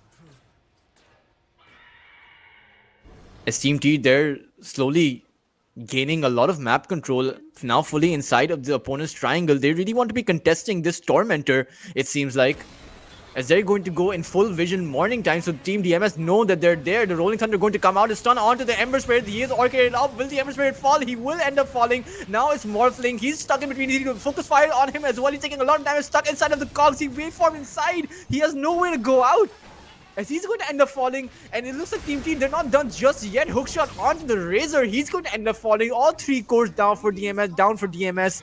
And the Tormentor looks like it's going to get taken out as well. An absolute disaster for DMS. They saw Sonico. Because of the vision of the tier 2 tower, it is morning time. They must have seen Sonico. They still chose to stay in there. Ember Spirit has no survivability against the Orchid. Just has a Maelstrom to his name. No BKB up. So you might have wanted to go back. And it seems like they really overestimated the amount of how ahead the Morphling was. Because the Morphling, up to this point, was feeling pretty confident in this game. Just diving right in with that waveform, but really underestimating the damage output a Smiling Knight is able to put off. Sure, he only has 1 item right now, the Gleipnir, but that Focus Fire does a lot of damage if your Razor isn't there, which he wasn't. Razor wasn't there to use the static link. That essentially means that that Focus Fire was going to do so much damage on you. Team T chose to play that perfectly. Taking a 5k net worth lead up for themselves. Morphling is still up, but they're now fully back into this game. And it's a situation that as long as Team DMS don't have that BKB, as long as the Ember Spirit doesn't have a BKB, he's a sitting duck against that Orchid. Team T have all the space in the world to try and take some of these objectives, but it looks like Team DMS, they want to go for this Roshan. Will probably expend the Focus Fire for it. And Team T, they're so far away. They might just be giving this Roshan out. Yeah, and I don't think it's going to be contested. So now they're going to have an Aegis. And they're going to give the Aegis to the Wind Ranger, I believe. That should mean that at least the Wind Ranger comes back for a second time. That their team fighting ability is even more potent now. Keeping in mind that this Wind Ranger has been the target for Team DMS each and every single time. As Mickey, only 1,000 gold away from his scepter, has a Blink Dagger to his name as well. So he did choose to go for that Blink Dagger. And all of these items, they allow all of these jumps, they allow you to stack up against Team DMS. The Dragon Knight can just blink in, the Clockwork can just hookshot in, the Phoenix will dive in, the Pangolier with the Rolling Thunder. And if you do not have a BKB, you absolutely need it. It has become so crucial. Now, 24 minutes in, the only way you fight is with that BKB, but it looks like Team DMS, they're not going to wait for it, as they have smoked up 4 heroes. Dragon Knight is there farming that camp. He does not have a lot of allies around him. Will they be able to see him? Or will they will spot him out? Boundless Strike is started off. Primal Spring coming in as well. The Razor starting link coming in. The Orchid onto the Razor, but it won't matter as Mickey isn't going to end up falling. A TP in by that Phoenix will use the egg, and that will force DMS out. Perhaps they're expecting another form of rotation. Oh no, the rotations are going to come with the counter initiation by Smiling Knight, but he's fallen so low. He has no defensive ability of his own. Might just end up getting kicked out, but he's going to end up surviving. It's going to be Soniko who ends up falling for it. As Wind Ranger will be able to come out, but oh, the Michael King did give vision to the Ember where Smiling Knight is. I can't believe that Smiling Knight was able to come out from that. I think that because he had that Aegis, Team DMS chose to go for Soniko instead. But certainly they could have taken that Aegis out. That Ember Spirit could have chased him down. But they got a lot of objectives. They did get that Dragon Knight down, and we saw just how much damage that DMS is able to put out. That Dragon Knight fell pretty quickly. One of the struggles is that you don't have a pipe on your team, so you can't really survive against so much magical damage that Team DMS are able to put out. If you were still alive, I'd still be shooting.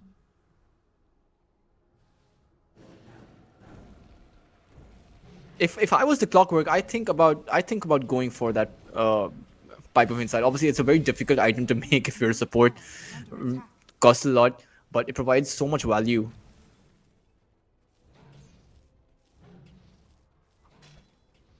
25 minutes in, and both teams not letting up at all. As Melo's going to start it off, Remnant inside of the Zibe, but Zibe is going to activate his ultimate. He has a shard, though. Rolling Thunder going to come online. And he's going to blink right into 34. The Morphling going to get Glepnered up, and now Zibe is going to activate his ultimate. But the Morphling will shackle shot it. He has nowhere to go. Wolf end up falling 34 down now, and without the carry, DMS, what do? You're struggling to get out. CM will try and TP himself away, but Pangolier is right in front, going to barrel roll forward, going to blink forward, trying to catch out that Razor. The WoW is in a lot of trouble, will get Glepnered. The Mickey is going to come in with that blink stun and will finish him off. As Team T, both teams not letting up the pressure. They know they want to fight. But anytime an initiation comes on with that Orchid, Team DMS, they really struggle to get anything done. Dire's middle tower is under attack. Dire's middle tower has fallen. It's another initiation onto the Monkey King, but those aren't the worst trade-offs. You give off a lot of information, but the problem now is that Team T have accumulated quite a hefty net worth advantage, quite a hefty gold lead, 8k, 1000 up for them. They have so much map control as well. Your Morphling, Team DMS have chosen, perhaps a bit prematurely, to send the Morphling in. The Morphling has joined a lot of those team fights, past 3-4 team fights, the Morphling has joined in, and I would imagine that the Morphling still requires a lot of farm. You need the Morphling to be getting those additional items up if you want to be fighting. But like, oh, another initiation onto the Razor. He's just going to get obliterated, as there wasn't even enough time for that counter initiation.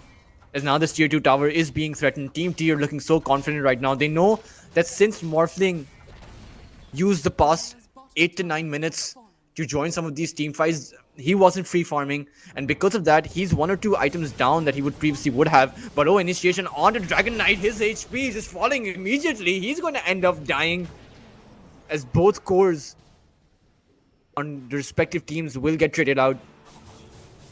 But Team DMS, they know that without the Dragon Knight, there's no tankiness ability by Team T, so it is their time to go. The Wind Ranger isn't there as well, as they're trying to chase down Zibe. Boundless Strike on him. Will use the Pipe of Insight to dislodge the Searing Chains, and will make himself out. Make himself to safety, rather.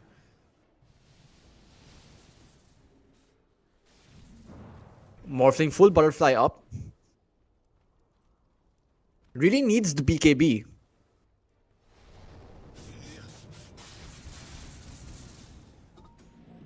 But in a situation where even if the Morphling does have a BKB, as we saw last fight, it was a shackle shot that actually took him down, and it's such a long range stun. It's such a long duration stun, around 3 seconds. That's a full 3 seconds where you're not able to channel your ability, and you can just actually get taken out quite quickly.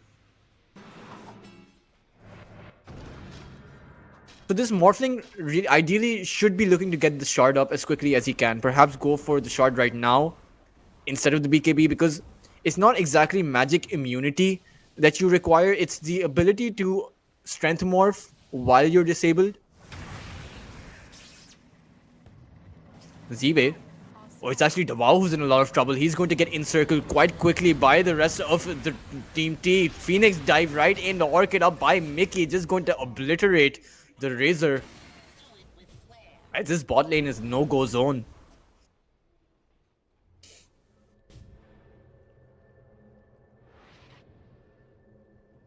$10k net worth lead up for Team T. They still don't have the kill advantage, which is interesting. But also Smiling Knight has spotted out the Crystal Maiden. But oh, that's a counter initiation by Team DMS. They're going to destroy the Wind Ranger. Radiant's middle tower is under Nice bait by the Crystal Maiden. And again, Wind Ranger chose to go for that Manta style instead of the BKB. That's very interesting, considering that Team DMS they don't just have one disable, they have quite a few disabled. So I'm not sure if this Manta style works for the Wind Ranger. Obviously, you can't unmake that item anymore, but it doesn't provide a huge amount of value right now. Radiant are We're talking 30 minutes into the game, guys. We're talking about the fact that this Morphling is going to get his fourth item up. It is going to be the BKB. And once he gets that BKB up, Team DMS are going to be a force to be reckoned with. Some of these incursions that you're able to casually make against DMS, they won't be able to happen quite quickly. Some of the ways that you're able to kill the Morphling so quickly won't be able to happen. As I do believe that he will pick up the shard after the BKB.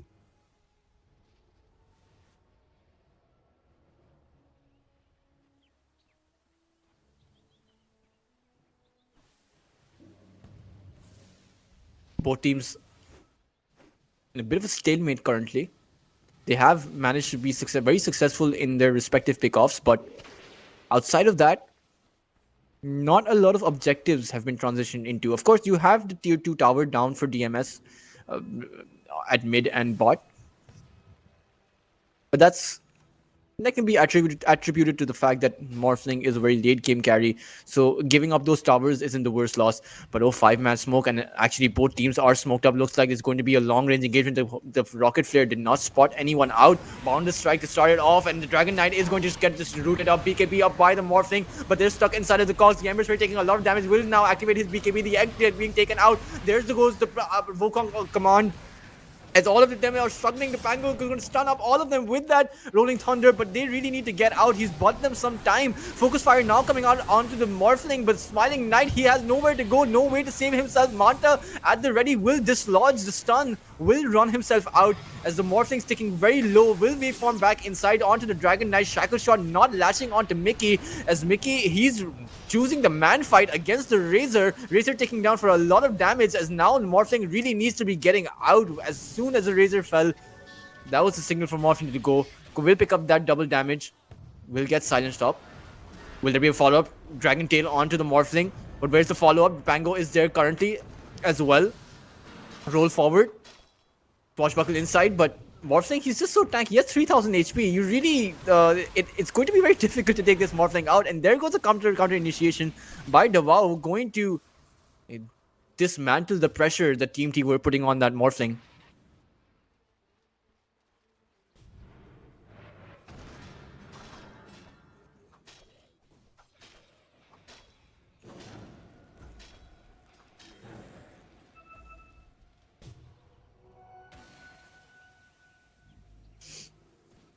As Team DMS, they didn't exactly have a lot of damage going into that fight. At least when the BKBs ran out. So this Morphling, now the Morphling needs a lot of damage as well. But holding that thought, initiation onto the Razor, Davao taking a lot of damage, will end up falling. That's going to be a dieback for the Razor. Down now for 80 seconds, and no Morphling this time around. He has a very long way to go, and DMS might be forced into a position where they have to defend this Morphling. Mellow is going to come in as well. Crystal Maiden there as well. Buyback from the Monkey King. They really don't want to lose this Morphling so far out from the base. The Ember Spirit is forced to stick with the Morphling. But it looks like the Team T are going to chase them down. Glepner onto 2. The BKB is activated by both Mellow and the Morphling. Now that BKBs have been used, they can't find anything and they really need to be getting back. Ember Spirit going to Remnant away. Will they be able to make it a safety? Power Shot not revealing the Ember Spirit, not slowing him down. And meanwhile, Mickey is going to get kill onto the Crystal Maiden. So at least the fight got extended to the point where Razor is going to be coming back. There's not going to be a significant high ground push. But oh, Morphling in a bit of trouble. Will get focus fired down. They do see him. The Ember Spirit isn't there to aid him. Will run himself out. The Wind Ranger available. But a long range hook shot by Suniko will trap out the Morphling. Zibe is there as well as the focus fire is still there on the Morphling. Will get shackle shotted down. He has no more mana, no more Morphling, no more space to get away. Dire's top tower Suniko with that hook shot. That came out of nowhere. That got the Morphling completely by surprise, as he does have a buyback. has fallen. But Team T, they will probably be looking to force this buyback out. The Dragon Knight does have his ultimate, the focus fire at the ready. This tower is melting pretty quickly. Will Team DMS Are fortified. come up with that buyback? It's going to be a huge loss for them either way. Either Team T get away with the lane of Rax, or either Team T come out with a Morphling buyback. In both scenarios, they're going to be more than happy with that. Ember Spirit trying to cut the creeps. Crystal Nova at the ready as well. So Nico taking a bit of damage, but he's just going to rocket himself away. Or jetpack himself away, rather. Looks like they're going to wait for the Morphling to come back up. Still down for 25 seconds. So should Team T choose, they can choose to put out a bit of pressure towards that mid side. But it looks like they're going to be content to just the top lane of Rax. They're going to back themselves out. Oh man, Suniko, I'm still in shock. I'm still in awe of that hook shot. An absolute game changer.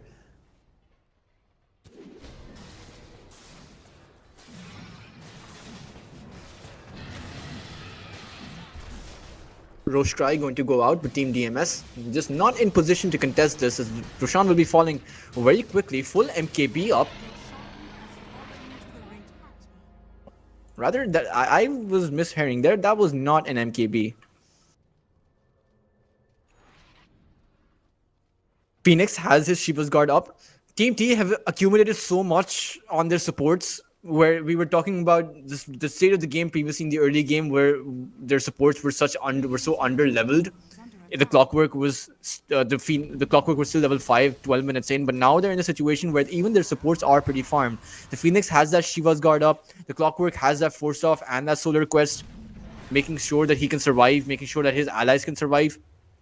And meanwhile, on DMS's side, their cores, the Razor is at the bottom. The Razor is actually 4,000 net worth below the Phoenix. He has no items. He has a pipe and a blade mill, and that's it. No Bloodstone available, no Lotus Orb, no Lotus available, no Shivas available. As Team DMS, they're essentially playing with 2 cores right now. They need to buy some time.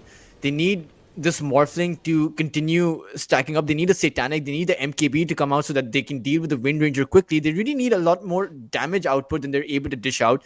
The Ember Spirit, sure, you have the Shiva's Guard, but he doesn't have anything past that. Nico hookshot in. Not going to latch onto anything. But they've dealt so much damage to their bot, to this bot tower, that is going to be falling pretty quickly. As they're just going to lay siege to this Rax. No defense coming from Team DMS. This is interesting.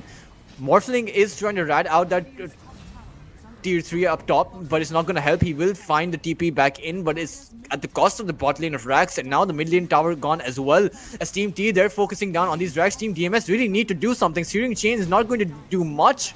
The route onto the Wind Ranger. Oh, but the Hex onto the Morphling. There goes the initiation. Stun up as well. Hookshot inside, but the Morphling is going to be safe for now. Will form himself inside, trying to take out that Clockwork. The Ember Spirit coming in from the middle, trying to, with that Shiva's Guard, trying to take some people out, but the Dragon Knight is so damn tanky. Smiling Knight is safe as well, but the return focus fire onto the Ember Spirit. He's going to end up falling from the Phoenix, and now Team DMS, they've ran out of juice. The Morphling is there, but the Razor and Crystal Maiden are so weak currently that they're not going to be able to do anything.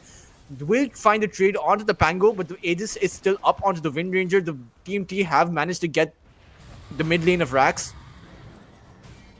Morphling hexed up again. This Dragon Tail stun, just nowhere to go. Will waveform himself back out again, recovering his position, finding some sort of safety, some sort of solace, but it's not looking good. As Mega Creeps have now come out, the Aegis still up for the Wind Ranger. And that's just too significant of a lead to play against. I mean, Team DMS playing against Mega Creeps 40 minutes in without your heroes having those 4 or 5 items.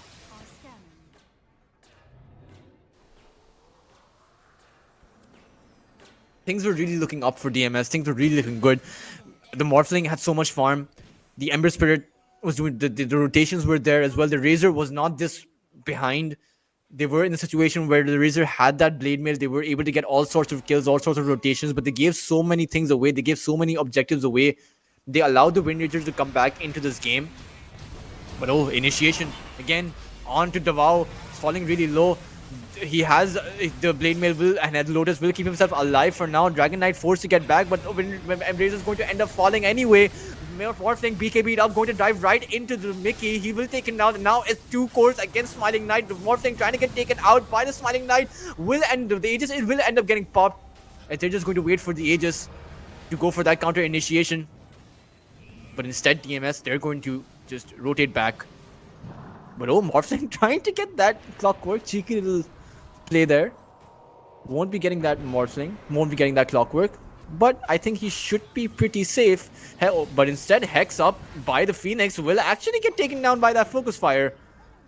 And he does not have buyback. So that was, I think, DMS are not calling it right now, but I don't see a way where they're going to stop this incoming push from 4 heroes. We will see what their plan is. They do have that Ember Spirit, do have the Crystal Maiden. 2 hero smoke. Tuning chains onto the Pango and the Phoenix. Those are a lot of creeps, man. The Ember Spirit is going to dive right in, trying to clear out some of those waves. But the Glyph is going to hold the creeps in place. Eki taking a lot of damage. But the Pango, the Rolling Thunder is going to do so much, holding the Shadow Crystal Maiden in place. The Shackle Shot going to latch onto the Maiden and the Monkey King. Those heroes are going to be get taken out. Buyback coming in from the Crystal Maiden, but it's not going to help, as the Razor will get taken out as well, as the GG call is going to be forced by Team T, as they've taken this series 2-0 now. What a convincing... It wasn't that convincing of a performance this time around, where Team T did struggle quite a bit into that early game, where their Wind Ranger wasn't able to find that farm, where the Wind Ranger was constantly getting taken out. Smiling Knight was struggling quite a bit, and it looked like the DMS, they were finding so much farm on that Morphling. Morphling got the double kill of the first blood as well so early on into the game. He was snowballing pretty hard. He had so much farm, so much going for him. But I think one of the key factors that put Team DMS a bit behind the pedal was the fact that Morphling chose to enter the team fights from that 20-minute mark. Had he not done that, then perhaps it would have been a different game. You could have continued to farm up your Ember. You could have continued to play it safe rather than take all of those risky fights. When you know the fact that Dragon Knight has that Orchid up, there's that window in between of that Orchid where you don't have your own BKBs up, so you really can't be fighting the other team. And there were so many kills given away to that Orchid. Team T were just able to run Team DMS over thanks to that Orchid. Were able to bring back their Wind Ranger back, and it really seemed like DMS were no longer in control by the time it reached the late game. Despite of the fact that Morphling had farmed up, he had no damage items, I would say. He had a lot of sustain, had a lot of ability to stay inside of the fight. Ember had a lot of sustain as well, but without the damage output, sure, you were able to burst the Dragon Knight out quite a bit, but without that MKB in particular, that damage output against the evasion of the Wind Ranger, you really did need that. And unfortunately for DMS, their Razor could not keep up with the pace of the game either because of the pressure the Team T were putting out. He got taken out quite a few times towards that bot side, that his net worth was one of the lowest in the game right now, behind the two supports of Team T. So that was also another factor. He did not have the Shivas, he did not have the Bloodstone. His ability to survive in those fights was just not there. He was instantly bursted by Team T, and all of those factors led to a very interesting combination where your team is ahead in terms of carry potential, but is so behind regarding everything else that you were simply not able to support your Morphling, dish out that damage, support your Morphling to stay alive himself. But guys, that was the third series of the day where Team T have come back. Yesterday they did lose 2-0 to Team Nightpulse, but they're back in this tournament. They're looking like the champions that they were during CCT season series number 1, and it is a pleasure to see Team T perform at their peak. I really do hope that they continue this performance. And as for DMS, they will have the opportunity to win out on some of their other games. It is a round robin, so each team, 3 teams progress, so they have plenty of chance to actually come back. But before we head on to the final series, final best of 3 of the day, we will be right back after a short break. And I think it's going to be a bit shorter, a bit longer of a break, but stay tuned guys, and I hope that the next series will be just as exhilarating as this one.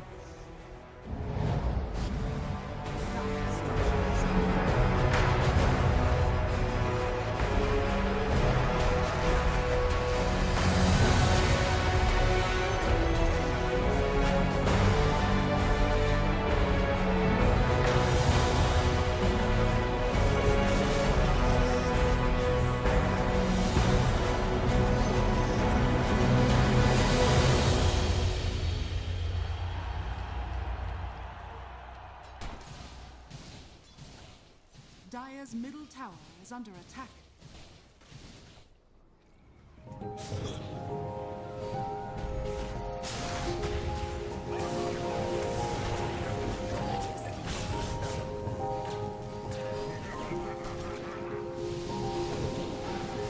Radiant's middle tower is under attack.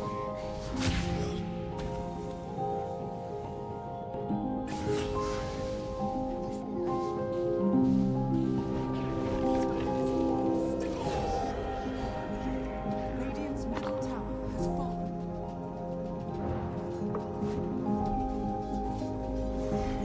Radiant are scanning.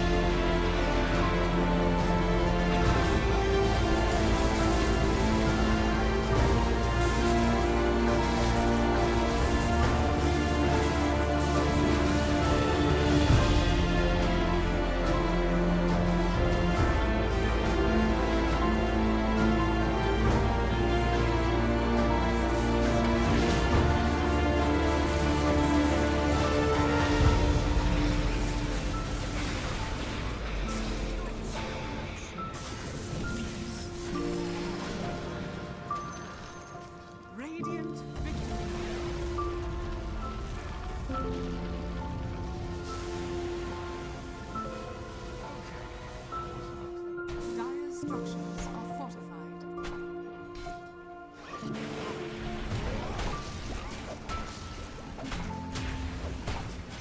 A mechanism fight.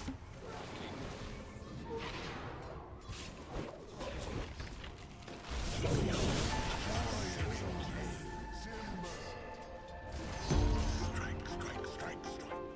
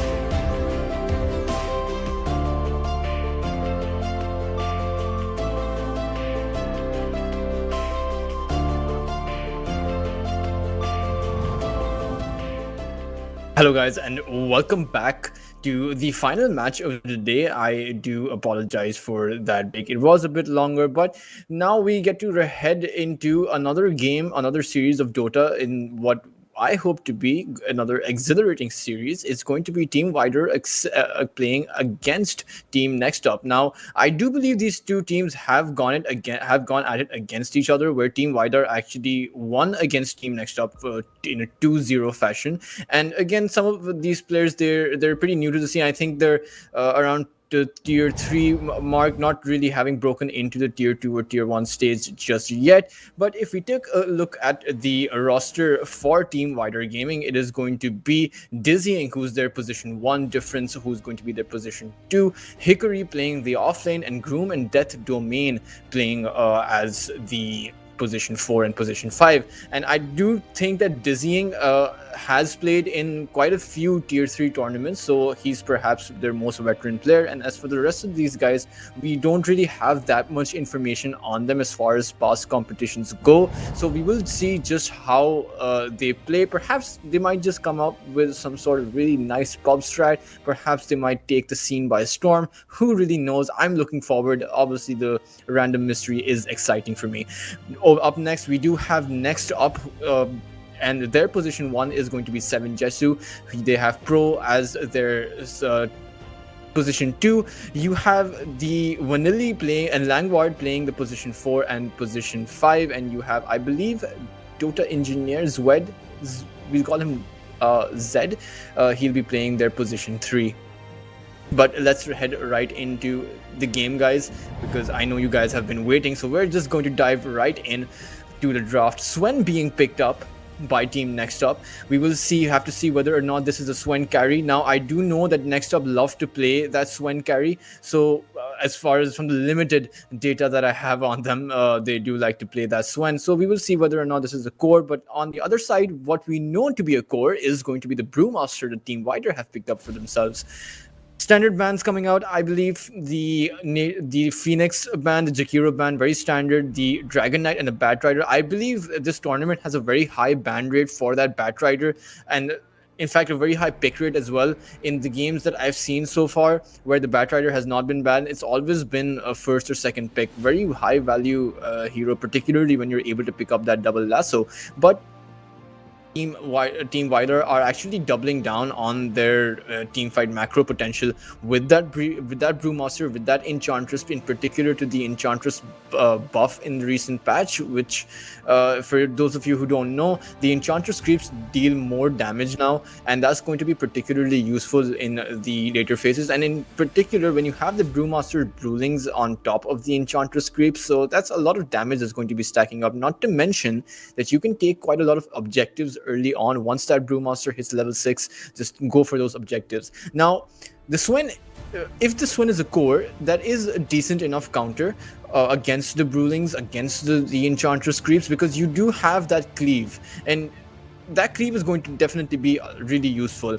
And another very high value hero that Team Next Up have chosen to go for is going to be the Doombringer. Again, recent buff, guys, every few minutes, I think every 6 minutes, the Doom duration gets increased by 0.6 seconds, or 0.66 seconds to be exact. So that's definitely a decent buff. Now, from what I saw from yesterday's games, Doom was played as a support rather than the offlane, so we will have to see where Next Up sends this hero. I do think that he would be pretty decent on the offlane if you manage to get those items up. If you manage to get that Blink Dagger up, then you'll be in a position where you can essentially jump on the Brewmaster, use the Doom, and take him out for the duration of the fight. And essentially, Team Wider will be playing with a 4v5 scenario where they won't be able to rely on the Brewmaster split, and that could be how Next Up will take the team fight from there. Team Wider have gone for that Monkey King. I do think that this is the Monkey King core. Against the Swen does pretty well, particularly in that Wukong command does very well against the Swen, as well as the Swen likes to chase heroes down. But overall, both of these teams pretty standard draft. The Dark Willow coming out from the Team Next Up. Now, I like the Brambling Maze ability, particularly against the creeps and against the Brewlings. So that's certainly a mechanism that Team Next Up could utilize to come out ahead in some of those team fights. But overall, I think that Team Wider need to be very careful of this Doombringer. If I was Team Wider, I would be picking up more high-value targets for the Doom, just to add some sort of disarray, just to add some sort of confusion. Because as things stand right now, the Brewmaster is the only viable target. So you want to be picking, I think, high-impact heroes against the Doombringer, just to confuse him out, just to throw him off. Because when you do that, you essentially force Doom into a position where he needs to be going for a refresher. And if you put that Doom in that position, you add that sort of pressure on him, and Team Wider are going to do exactly just that. Picking up that Ember Spirit, you now have a secondary Doom target. You now have a very high value opponent up on the mid lane. Ember Spirit doing so well both in this series and in the meta overall. I believe Ember must have a very high win rate as far as this series, CCT Series 2 goes. I don't think I've seen a game where the Ember Spirit has lost so far. But anything can happen. Actually, I do think that the previous game between Team T and Team DMS, the Ember Spirit did end up losing once and did end up winning once. But it is going to be a Shadow Fiend versus Ember Spirit combination, and this Shadow Fiend, he's going to be in a bit of a bind because you are faced up against the Brewmaster. So you need to do two things. One, you need to stay alive, and the second thing that you need to do is that you need to make sure that you're not tossed up into the air, as the majority of your team fighting potential, the majority of your damage output from next up is going to be from that Shadow Fiend. So it's going to be interesting to see how Team Wider will play with the Bruling against the Shadow Fiend, and it's going to be also interesting to see how Team Next Up will choose to play with the Doom against Team Wider. So both of these teams have that sort of role where they have to shut down certain opposing heroes in order to win the team fights, and I think whoever is going to be able to do that is going to be coming out on top of those team fights. Now, I do think that both of these, I do think that Wider requires some sort of guaranteed initiating mechanism. I don't think they've picked it up just yet. They can choose to rotate this Monkey King onto a support role rather than put him on the carry position, but we will see whether or not that's going to be the play. And for Team Next Up, they do have the Doom to go on the offense. They have a lot of tankiness ability, right? But I think they should be picking up a hero that can provide additional amounts of save, or at least additional amounts of heal. Sure, you have the Swen, and one of the utility of the Swen is that armor that he's able to give to his entire team, is the bonus movement speed that he's able to give. That certainly will help keep the Shadow Fiend alive. But would it be enough is a question that can only be answered in game.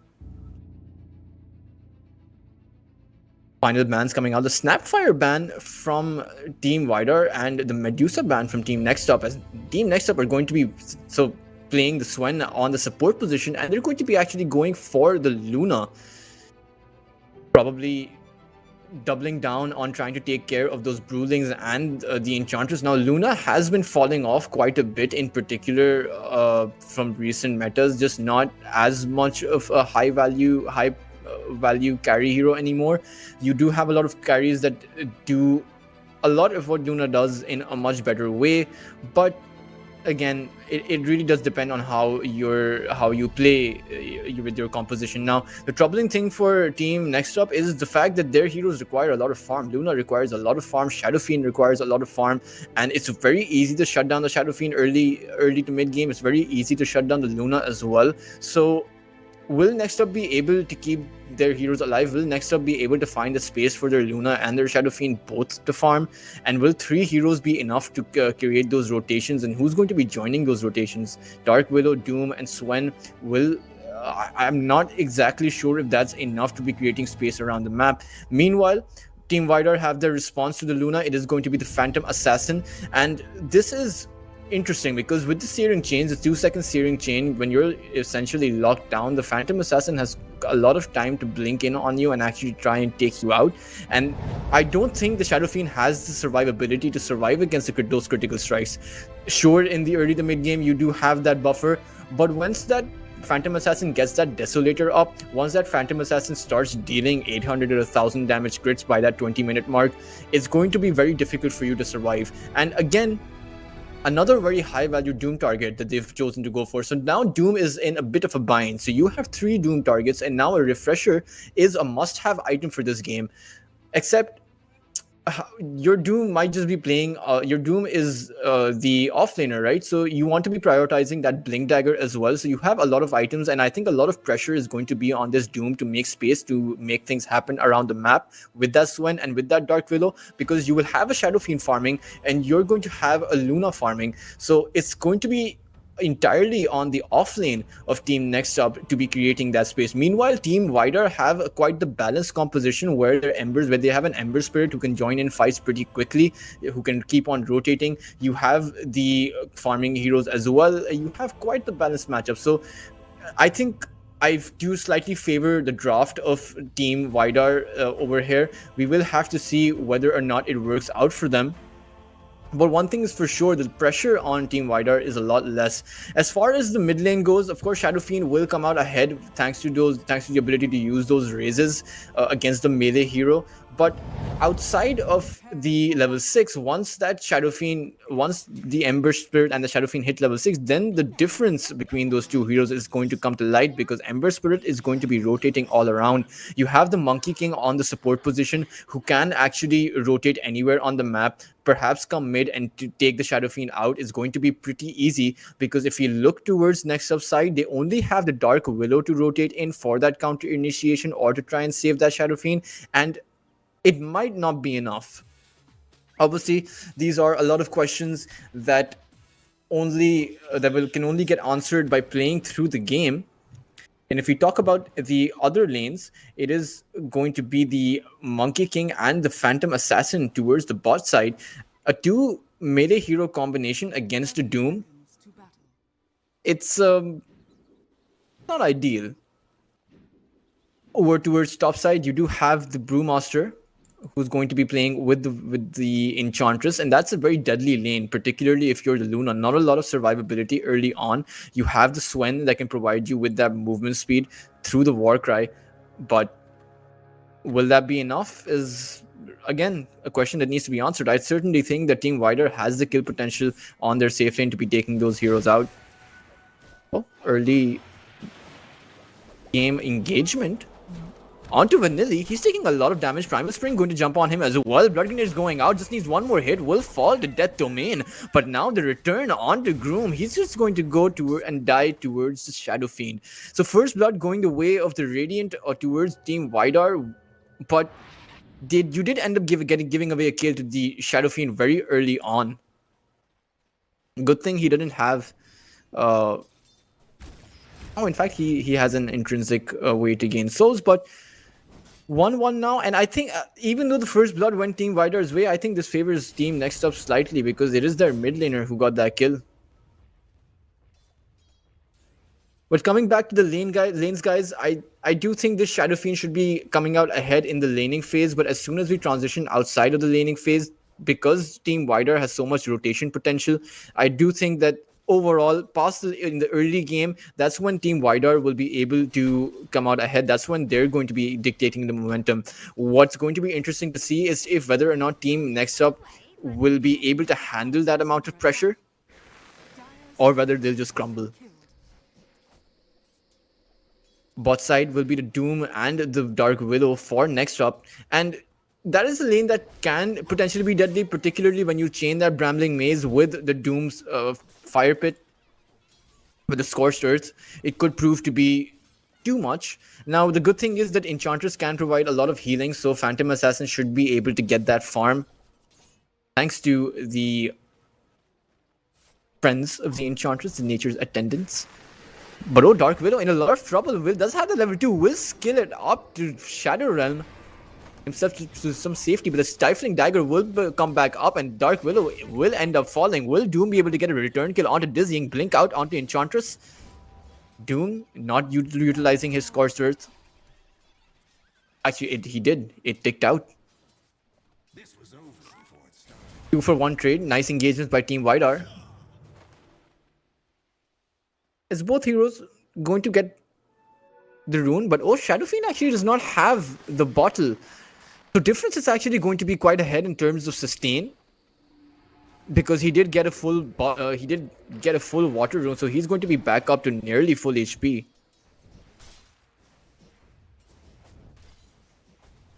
Today is just not your day. Topside is going to be interesting to see whether or not this Brewmaster and Enchanter are going to be able to get a kill onto the Luna. I do think that they have the kill potential for it, and I do think that's that's a win condition, or that's at least a laning win condition that they require if they want to snowball this game. Dire's courier has been killed. Luna is pretty low. Swen, not a lot of ways to stop. I mean, he can throw the Stormhammer twice if he has full mana, but then he is a strength hero, does not have a lot of save. So I think Team Vidar will out-sustain them eventually towards that later laning phase once they hit that level 3, level 4. In particular, when this Ember Spirit hits level 5, I think he's going to immediately go for that top lane, immediately go for that Luna, just shut him down. It's either going to be the Shadow Fiend, or it's either going to be the Luna that ends up dying as soon as you manage to get yourself level 6, or manage to get yourself that 6-minute rune. Otherwise, it's just going to be static farming for now. Toying with you. You understand that, right? I really hope the team next up have not boxed themselves in by these two very greedy picks in the form of Shadow Fiend and the Luna, because all of Team Vidar's heroes requires so little to come online. They'll be fully functional in that mid game. Phantom Assassin just needs 2 or 3 items, will come online by that 16 or 18-minute mark. As Death Domain, he has a Centaur, he has his attendants. Oh, and Jessu's going to fall towards that top side. Hickory getting that kill. So like we predicted, guys, did manage to get that kill onto the Luna. So Vidar have secured themselves that off lane. That's going to be a neat little slot for that Brewmaster. We will see what item the Brewmaster chooses to go for. Oh, Shadow Fiend. He might just choose to dive this. Has the stick for a second raise. Will be getting that third raise, and the Shadow and the Ember Spirit, no, actually going to go inside, going to go for that root, and will be able to trade off that Shadow Fiend. Nice little dodge there. I mean, Ember Spirit was going to die eventually, but at least this way he gets the return kill onto the Shadow Fiend. Sure, he didn't get the XP, but at least now he doesn't. It's not a complete loss. As the Doom is going to go on to dizzying. Under attack.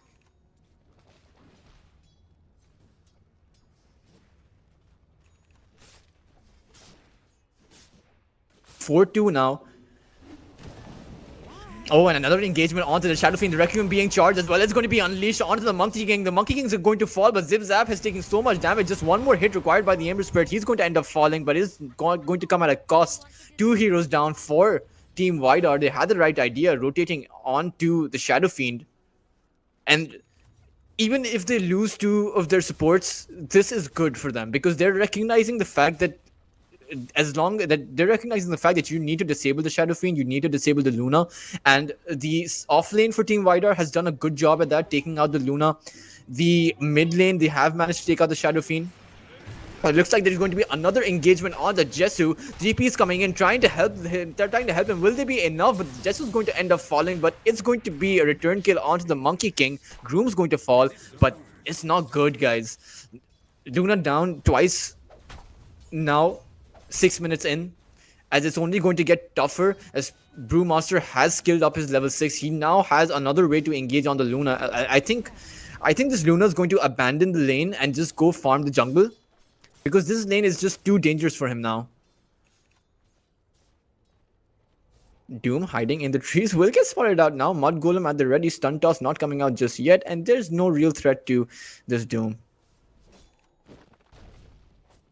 Doom will have his own level 6 though, very early on. He is going to go for that Wisdom Rune. Now, with the Doom's level 6, they have the choice to go on to either the Phantom Assassin or the mid Ember Spirit. It really depends on who you want to be going for. I would personally go for the Ember, but going for the Phantom Assassin may be a bit more of a confirmed kill, because it is very difficult to gank the mid lane. And guys, the Ember Spirit is going to make a move up top as soon as he's at level 6. And Jessu's farming up the jungle, having abandoned the safe lane, but Grooms is on him. He might have spotted him out.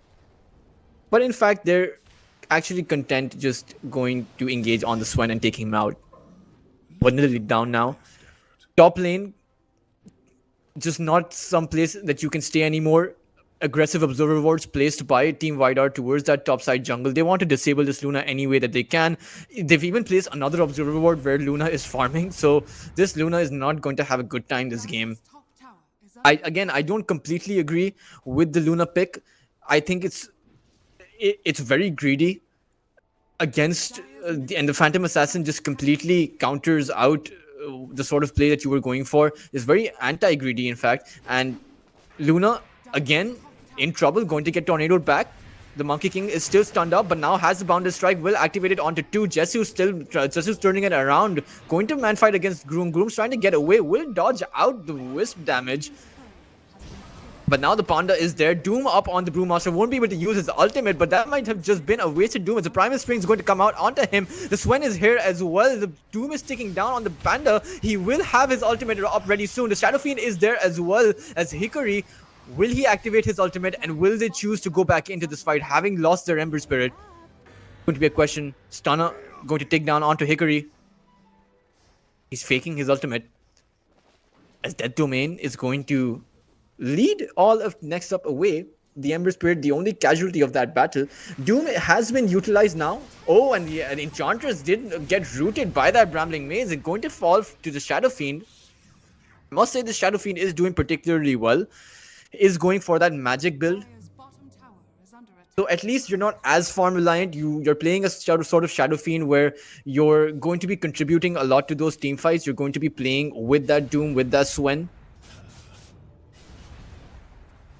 Oh, Ember Spirit, he just died, but I think he's going to be safe. Oh, Jessu, they want to go on him again. Jessu's activated his ultimate. The Groom is taking a lot of damage, just needs one more hit to fall, but the Brewmaster ultimate comes out, and with this, Jessu has nowhere to go, trying to juke it out, but won't be able to make it out, and now the Shadow Fiend is there as well. Zap. The Brewmaster ultimate is taking down. They want to get the Swen. He does not have a lot of support. Doom is there as well as Vidar's Brewmaster Hickory. He's just going to end up falling. I'm not sure if going back in was the right play. He didn't have a lot of support. Ember Spirit does have the double damage rune. Wisp, nowhere to go, no mana to survive. Outside of the Shadow Realm, you can't really do anything as Ember Spirit is going to get a neat little solo kill for himself. Level 9 now. This time around, the supports all evenly leveled up. They're going to get their level 6. They're going to get their ultimates all at the same time.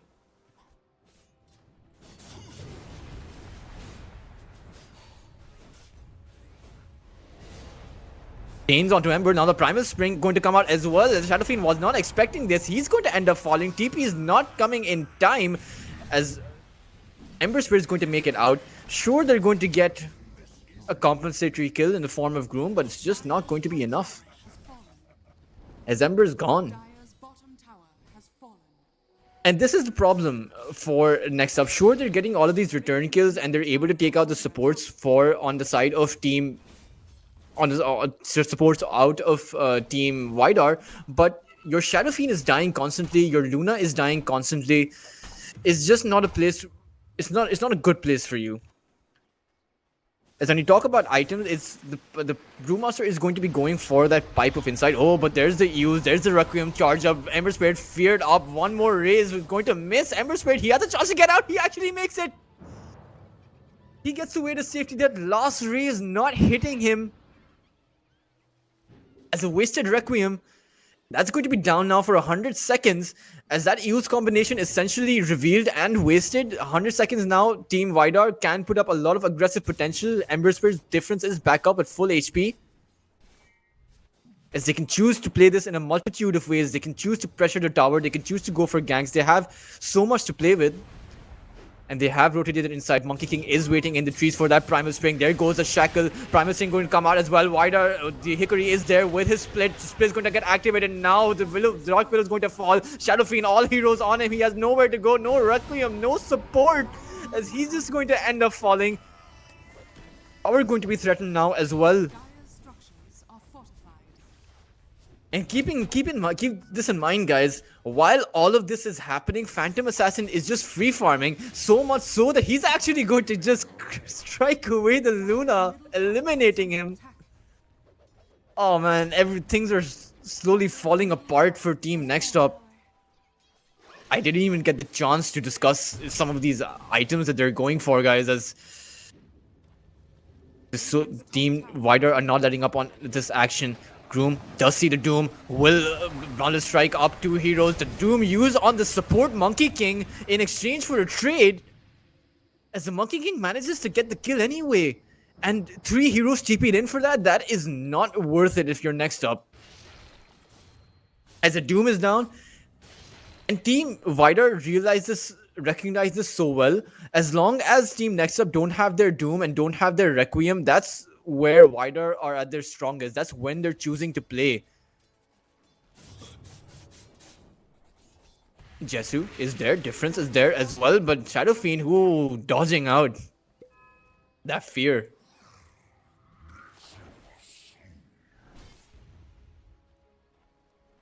Team Next Up have lost on so much map control, and this Midas from Doom doesn't exactly help them. You are going to be going for that BKB, and sure, the Midas kind of pays for itself, but your idea is that you create space for the Luna to farm, and if you go for that Midas, you're taking away that capacity. As Team Vidar can just roll all over you. Some lackluster decision making, or at least decision making that I'm having difficulty understanding, guys. Phantom Assassin does have that Battle Fury up, will be going for that Sanjin Yasha. The Brewmaster has that Vessel up as well. Ember Spirit has that Mage Slayer up. They are ready to go. Team Vidar searing chains onto Shadow Fiend. That domain is there as well. Bounded Strike cancelling out the Requiem. There goes the Primal String. The Shadow Fiend going to use himself up to buy himself some time, but there goes the Wukong Sagan. Requiem comes out, but it's not going to help him as the Return Remnant going to finish him out. As Swen's trying to make his way out, he's going to end up falling. In Dark Willow in a lot of trouble, stuck inside 4 heroes, nowhere to go. As he's going to get taken out as well. 3 heroes down now, no way to channel that Requiem. And sure, the magic build from Shadow Fiend is better for you because you do have the Luna, but it's not ideal in any sort of way. Dire's middle tower As you still need that Blink Dagger, you still need the use PKB. You need so much even if you're the magic Shadow Fiend. As Team Vidar have taken complete control of Team Next Up. They have all of their items at the ready, and if you talk about the items from Team Next Up, the Luna's far away from that Manta style, does have that Mask of Madness up. The Shadow Fiend is making his Kaya. The Doombringer obviously making his way towards that BKB. Will have that. I'm not sure how much that's going to help because sure, you have that Doom BKB. You can make sure that you get that Doom off, but there's no real follow-up available at this point of the game. As Zed, he's in a lot of trouble, spotted out by Dead Domain. Monkey King as well. Oh, that Boundless Strike is there. The teleport should be getting stopped. And the Phantom Assassin, will they wait for the Phantom Assassin to come in to secure the kill? That would be interesting. And I mean, they're just toying with them at this point. And now Dizzying is here, probably going to give the kill to that Phantom Assassin. Yeah, the killing spree going his way. And towards that mid lane side, the Vessel going to take down the Swen. The boulder not even going to land before the Vanilli falls down. We're seeing a complete snowball here, guys. I know Phantom Assassin dizzying Blink onto the Shadow Fiend. Has a Sanjin Yasha. The Requiem won't be enough to finish him out. Boundless Strike going to stop the Shadow Fiend from running away as the last Stifling Dagger going to finish out the Shadow Fiend. 20 kills by Team Vidar. They're getting more than a kill per minute. And a total of 31 kills. That's a total of 2 kills happening per minute in this game. 12,000 net worth up for the Phantom Assassin. It does not seem like Team Next Up will have a response for this Phantom Assassin. top tower is under What they really need to be doing is trying to get that Blink Dagger online from the Doom, trying to get that BKB online from the Doom, and essentially play 4 heroes, try to get those pickoffs, try to give some space for the Luna to farm up, get his own items up. Because even with the item discrepancy, even with the net worth disparity between both of these teams, I do think that the Doom is good enough right now before the Phantom Assassin has a BKB to actually take some of these heroes out. I know Roche is going to be contested. Will Team Next Up be able to get here in time? The Roche is taken down very quickly. They need to get here quicker. 7jetsu is here, going to prime his ultimate as well. The Aegis is going to be picked up by Dizzying. There goes the Lucid Beam ultimate. The Phantom Assassin taking a lot of damage. The Aegis is going to pop, and Shadow Fiend is there. He has the Requiem at the ready. Used up on the Ember Spirit. The Wukong's command going to come out as well as Doombringer is going to TP himself out. Shadow Fiend though, caught now. Zap. He's in a lot of trouble. He's going to end up falling. But that was well played by Next Up. I really liked the play. It seemed like they would have been a bit too late for that for that Roshan, and I do think that they should have gotten there a bit earlier. But they managed to take the Aegis out, managed to slow down the pace of the game. It would have been amazing if Shadow Fiend was able to make it out of there alive, but you have to take what you can get. And at least the Luna is managing to keep up her own net worth, 10,000 net worth up for Luna. And if Luna can keep farming up like this, if Luna can get the BKBs up before some of these outer tier 2 towers fall, then that's going to be ideal for Next Up, as ideal as they can make it. But oh, okay, it doesn't seem like Team Next Up even want to entertain that possibility, as they're going to be calling GG very, I would say, prematurely into the game. 19 minutes GG, guys. It's the fastest GG that I've seen. And if we talk about how things ended up this way, I don't think that it's particularly the fault of how they played. It's more of an outdraft, in my opinion. I did favor Team Vidar's draft.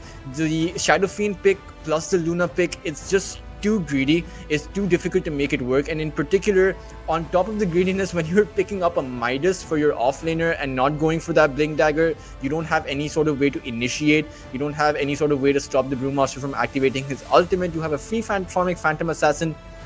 Just too much pressure, just too much overtime that you have to put in, that it just became too overwhelming for Team Next Up. And Team Vidar, that Phantom Assassin pick threw Team Next Up off completely, as that is an amazing hero. They knew once they saw the Shadow Fiend, they stacked up as many mid-game oriented heroes as they could, and then they just dictated the pace of the game. Once that Ember Spirit hit level 6, he just kept rotating into the Luna, kept rotating into the Shadow Fiend, and just kept taking those two cores out, because they knew that if you take those two cores out, then it's an easy path to victory. 19-minute GG, guys, and that's going to be game number 1. It's reminiscent of their previous series when Team Vidar Next Up played, because I do believe that it happened in a similar way. It was a 2-0 by Team Vidar. So will history repeat itself? We will have to see. But that's game number 1, guys, and don't go anywhere. We'll be right back for game number 2 right after a short break.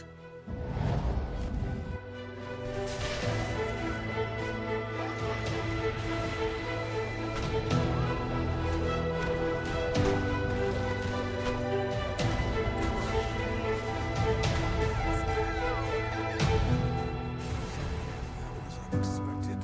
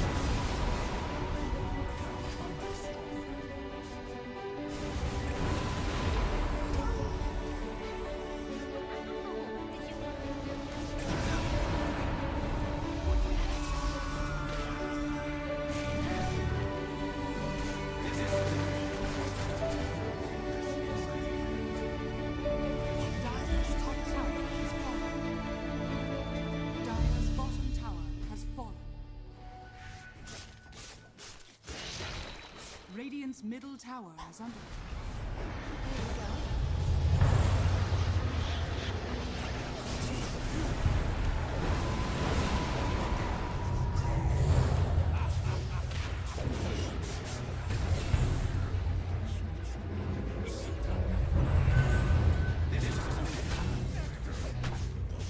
Dire's middle tower is under attack.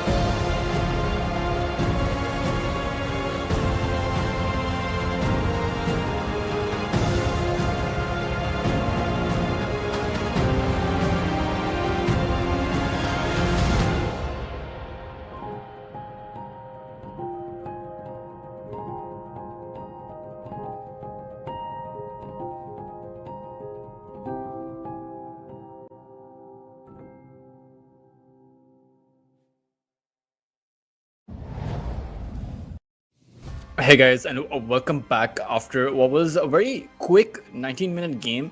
But when the GG call came out, I believe a tad bit prematurely, but Team Widar played to their strengths and recognized their opponent's weaknesses so well that as soon as they went past that laning phase, they were able to take that game very quickly in a very swift and decisive way. But obviously, it is a best of 3 series. Anything can happen. You can go to game 3, and that's probably going to be next up's plan. Will they be able to accomplish it? We will have to see. Perhaps they really ought to rethink their strategy of going all in for that greed and perhaps pick a more balanced draft. Perhaps take a page out of Vidar's playbook and actually go for that mid-game oriented fighting lineup. Will pick themselves up that Dragon Knight initially. Now, another hero that is currently one of the most picked and banned heroes of the game, very potent, has a really high win rate this tournament, and not only this tournament, has a high win rate overall. We will have to see whether or not this Dragon Knight goes towards the mid lane or goes towards the safe lane, as that's always a toss-up. But as far as bans are concerned, again, Phoenix banned for the third time as well. Brewmaster being picked up for second game in a row by Team Widar, and it really worked out for them last time around, despite of the fact that Team Next Up had a Doom. He didn't go for the Blink Dagger, and that allowed Brewmaster to get off his ultimate. To Team Widar, they're probably looking towards a similar strategy where they're going to be playing around that Brewmaster. What's going to be interesting to see is whether or not they pick up the Enchantress again or perhaps go for that Chen. But even if not, there are plenty of other objective-based heroes that they can choose to go for. Team Next Up, it's going to be interesting to see what they're going to ban out. Will it be the Enchantress or the Chen? What in fact is going to be the Batrider. So again, Batrider going to be banned out, and I believe it's a good ban because it would have been picked up immediately. They have another ban remaining, and let's see what they go for. Okay, so they do ban out that Enchantress, and it's going to be next up's ban. I do think that the Ember Spirit should either be getting banned or picked this game. It's just impossible to kill, and in fact even a Templar Assassin is up for grabs. It does very well against the Dragon Knight with that Melt Strike. And in fact, the buff to the Templar Assassin from the previous patch, your allies know the Roshan timer. So that's definitely very useful information that you can utilize. But let's see what Team Widar are up to. They don't have the Enchantress anymore. Will ban out the Weaver. Let's see who they pick. Will they go for the Chen? Or will they go an entirely different route? Brewmaster is such a versatile hero that he can literally play in just about any lineup. Obviously when you pick up the Brewmaster for that offlane, you are reliant on picking up an initiator on towards the mid lane or towards the safe lane. So we will see which initiator they go for. Second pick coming up yet. They should pick up some sort of armor reduction hero to try and take out a Dragon Knight. And obviously you have two ways to play this, right? You do have the Brewmaster, so you can just choose to eliminate Dragon Knight from the fight entirely by just throwing him up in the air. Or you can choose to take some armor reduction heroes to try and face up against the Dragon Knight. And it looks like it's going to be a Morta pick. And again, I don't know if this is a carry Morta or a support Morta. Can work very well. That silence, AoE silence is pretty decent. And of course the ultimate, which essentially renders you invincible to those physical damage, and you can just dish out those attacks as much as you want. Definitely very good against the Dragon Knight. But again, not giving away too much. Team Widar, they want to keep their options open. Morta can play as both the carry and the support role. We have seen, I believe we've seen more of the support Morta in the competitive scene than we have from the carry Morta. I think the carry Morta fell off quite a bit. Not a very tanky hero. But let's see what exactly Team Next Up have. They can choose to pick up the Doom again. It's a very good pick against the Brewmaster and against the Morta, should the Morta go towards that carry role. Would add a lot of tankiness to their own team, but instead they go for that Clockwork. Support Clockwork coming out. Again, the Doom option is open. They have the third pick. But will Next Up choose to go for it? I do think that they need to pick something that didn't disable this Brewmaster, so you want to be stacking up on those disables and those silences. Of course, you have the Dragon Knight who's going to be going for that Orchid. So you do have that, but it's the Orchid is an item that you usually make around the 13 minute mark if you're going for a few items before it, a few basic starter items before it. So you are going to be playing with that gap if you don't pick heroes that have that innate ability to silence. It's going to be the third pick. Let's see what they go for. I really do think that against the Brewmaster, you want a carry that can sustain themselves in the lane. So at least next up should be prepared for that. Don't pick up the Luna. Don't pick up squishy heroes that can be ganked upon and die very quickly. You want to be picking heroes that have some sort of escape mechanism as well. Perhaps the Morphling, if you really want to be going for a farming centric hero and you want some sort of escape ability as well, someone that can actually tank up and fight against Morta and the Panda.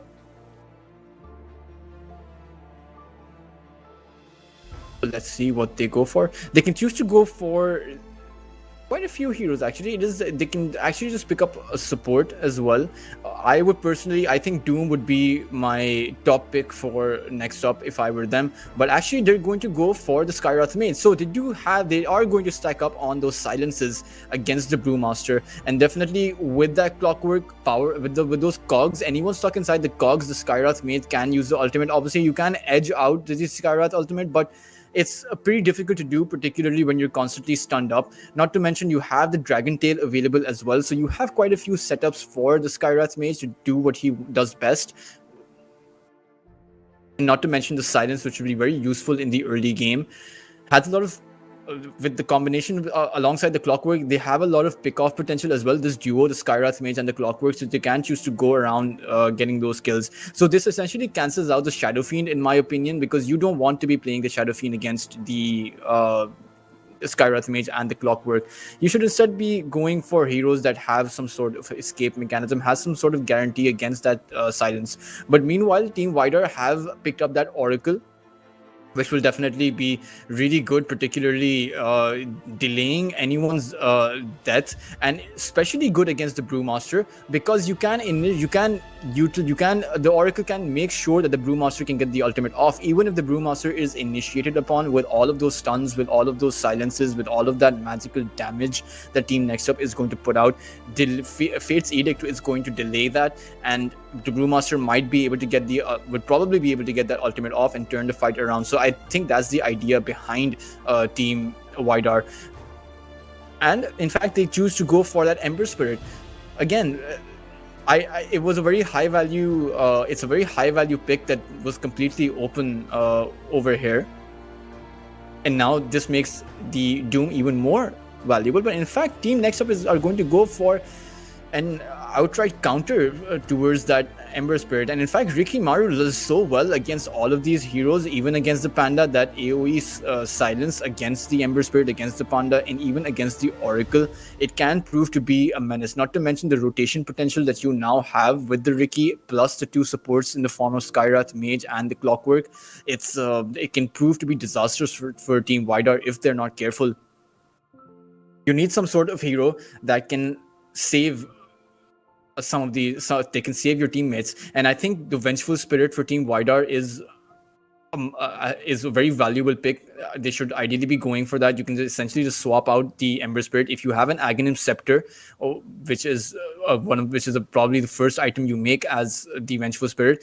Then you can essentially guarantee that you can save an ally and that you remain in the duration of the fight, because once that Vengeful Spirit is down, you're not going to be focusing on taking the illusion out. You're going to be focusing on some of the other heroes. But we will see what Team Widar will pick. Now Team Next Up do have a ban, and if I were them, I'd just be straight up banning that Vengeful Spirit.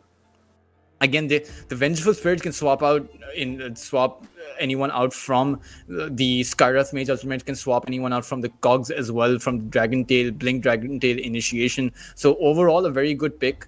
They can switch the Mortar to the support position and pick up the carry when should they choose to, or they can actually pick up they can choose to go for the carry Mortar and pick up that support Wenji. So both options are open for them. We will see if that's what they go for. As Team Next Up, they've now banned up the Ursa Warrior, fearing the Ursa. That's an interesting ban. Perhaps they saw that the Legion Commander was banned out, so they went for the ban on to they would band up the Life Stealer and the Ursa. Now last pick for team next up. What exactly are they going to go for? They're actually going to go for the Brood Mother. Now we're going to see whether or not this Brood Mother is going to be going down mid. Certainly does extremely well against any sort of melee combination, particularly does very well against the Ember Spirit as well. So let's see where they send this Brood. I would be sending this Brood down mid. Dragon Knight can play on the safe lane, does well against the Brewmaster because of the tankiness that you have. You're not sending a squishy hero down to your safe lane. But then you have the Riki, and you don't have nowhere to place the Riki.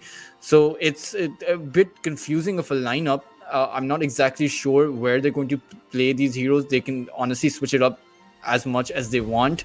Team Widar, though, they have their sights set. The Ember Spirit is going to be going down mid. The Brewmaster is going to be going up top. But the question is, which carry are they going to pick? And if they're going to be playing the Morta carry, then which support are they going to pick? And I don't think this Morta is going to be playing carry against the Skyrath Mage and the Rikimaru. So I do think that they're going to be picking a carry right now. And the Vengeful Spirit, again, it's right there for the taking. A natural Manta style builder as well. So you're going to be playing against those silences, and you can go for the Hurricane Pike too.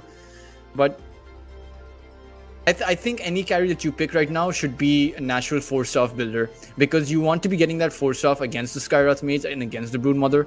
But they're actually going to double down on towards a melee hero in the form of the Swen.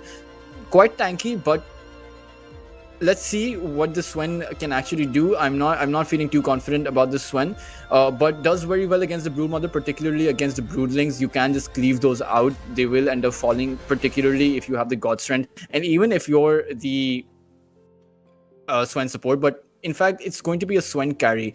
Difference is going to be playing upon that mid lane against the Brood. So I think as far as the mid lane goes, that should go very much in favor of the Broodmother. As far as the safe lane goes, you have the Swen carry, so he should be having a decent enough time there, and your offlane Panda should be having a good time there as well. So Team Widar overall very balanced lineup. What they need to be careful of, though, is the fact that Team Next Up have gone entirely for those rotational pick-off potential heroes. You have the Riki, who's going to be played by Jesu, and the Riki is going to be an absolute menace. You have that Smoke Cloud is going to do so much, particularly against the Brewmaster, against the Morta, against the Oracle. If you're somehow able to shut down the Oracle early into the fight, that means you have some sort of way to disable the Brewmaster from getting his ultimate off. You have some sort of way to actually take the team fight from there. You have so much disruption in the form of Manili, who's going to be playing the Clockwork. You can essentially hookshot yourself inside. Power cogs create as much separation into the fight as possible, and that's going to be an ideal situation for Broodmother to be coming in, picking people off from the sidelines. Riki can pick people off from the sidelines as well, and then you have the Dragon Knight, who can provide enough sustain for your team. So I believe that this draft is a lot more even by Team Next Up than the previous one, and I think this should be a lot more of an even game than the previous one. The win conditions are entirely different for both of these teams, and Team Next Up have a lot of room to play with. They have two reliable heroes that can pick people off on the sidelines. They have a reliable support duo combination that can rotate in the mid game past when they hit level 6, get all sorts of pickoffs. They have the Dragon Knight sustain. So I really like this draft from Team Next Up. The Rikimaru, it is a bit of a cheese pick, so we will have to see whether or not that works out for them. But all things considered, at least we're going to see a good game of Dota. And again, a lot of these questions that we're asking can only be answered in game. 5-man smoke up, and it looks like it might be an early skirmish, as both of these teams are going to clash against one another. They have spotted out those Brood Mother spider webs, as the entirety of Vidar Gaming, they've situated themselves up on that triangle. There's not going to be anywhere there, unfortunately for them, unless Team Next Up choose to go back towards that bot river. So as far as the safe lane of Team Widar goes, it is going to be Dizzying, and who's going to be supported by who I assume to be the Oracle. Should have a lot of sustain in that lane, should be able to stay alive against the Broodmother, has that heal, and will overall just be able to farm up quite quickly. You have the cleave as well to deal with those broodlings once they come online, once you hit that level 6, so he should be safe, at least up until the broodmother gets that orchid. The battle Is there going to be a clash here? Zap did see him, but I think 2 runes going towards both of these teams. So, and even exchange, no blood happening just yet.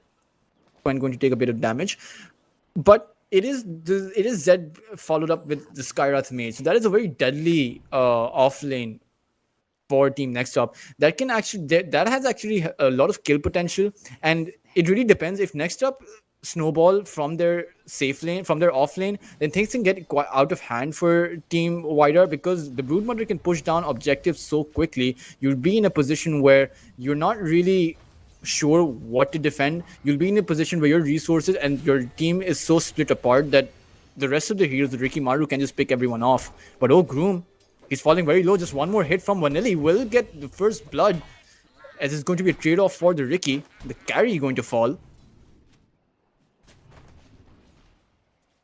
as I believe that was a trade that favors Team Vidar.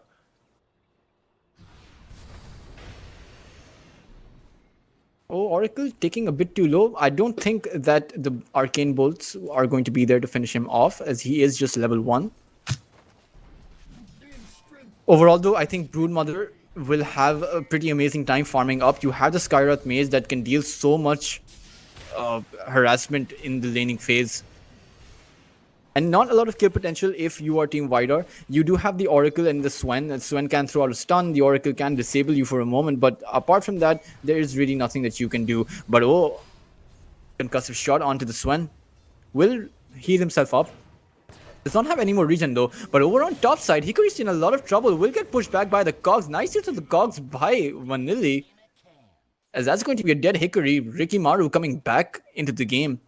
And if you talk about top side, guys, which I failed to mention previously, you have the Ricky Maru followed up by the Clockwork. You can essentially throw the smoke inside of the Clockwork, and that's a potent combination to deal a lot of kills in. So if your team next up, you should be looking to put up with as much aggression in your safe lane, in your bot, in your off lane, as much as you can. Essentially disable the Swen from farming up, and then when your Broodmother hits level 6, you will be in a position where you can take a lot of these objectives. Keep Team Vidar as distracted as you can. Over on Team Vidar's side, the top side, really the Brewmaster and Morta does not have, outside of Team Next Up making a few mistakes, they don't have that much of a kill potential. They're relying on the fact that Team Next Up will be caught out of position, but even then you have the Ricky Maru who can blink strike to support the Clockwork, and vice versa. You have the Clockwork that can just run you down with that battery assault, as we just saw happening onto Hikari.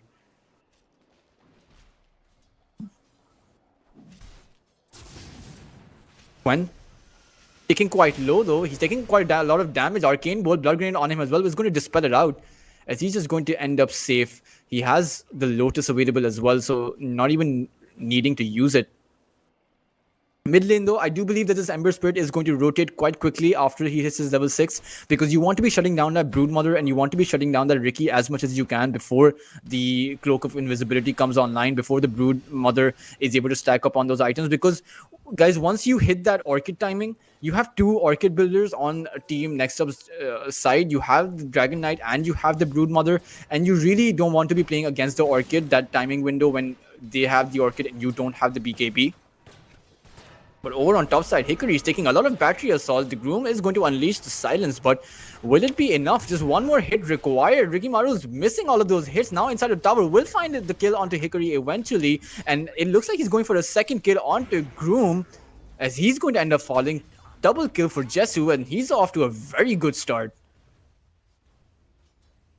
A lot of kill potential from that battery assault. It's a very potent combination, as the tips come for Vanilli. I believe all of the battery assault ticks hit on the Brewmaster. And this is what Team Vidar need to stop from happening. You can't give away so many kills to Team Next Up, because their lineup is so heavily snowball reliant. Ricky Maru can snowball out of control. The Broodmother can snowball out of control. And you really need to stop that, as Jesu is going to get a third kill. And it looks like they're not done just yet. It seems like Hickory will be able to make himself safe. 5-1 now, as next up have amped the pressure up so much this game. 5 minutes in, they've managed to get a kill per minute. If you look at the last hits, we really do see Team White are struggling quite a lot. 13 creeps of the Swen to the Broodmother's 33. And over on the mid side, you have 31 creeps of the Dragon Knight versus the Ember Spirit's 20. So it's not a good look for Team White. Not only are they down on kills, they're also down on last hits. And Team White, they're choosing to expend so much utility, trying to exchange the aggro. But they really should be trying to keep themselves alive. No, Clockwork's rotated himself towards bot lane. Vanilli is there, will stun up the Swen. The Oracle's trying to save the Swen as much as he can, but the target has been changed onto Dead Domain. He's going to end up falling, and now the Swen is all alone in this lane. Nowhere to go. The Broodmother is all up in there. He's just going to get finished off by that Skywrath Mage, and a perfect rotation of the Clockwork is going to seal the deal for that bot lane. 2 lanes lost for Team Widar this early on. Bottom tower is under attack. The pressure is going to stack up on this Ember Spirit. He has hit his level 6. What is he going to be able to do? We will have to see, as he desperately needs to rotate. Groom is only level 2 right now. That means the Brewmaster should be hitting his level 5 soon. Radiant's middle tower is under attack. There's a huge experience discrepancy between the two supports on both sides, where Team Next Up, because of all of these skills, if managed to stack up on those levels, their supports are going to be hitting level 6 a lot quicker. And that Skywrath Mage, once he hits that level 6, the amount of aggression that we're seeing right now is going to increase 3-fold onto Team Widar. And I just hope that they don't crumble under the pressure.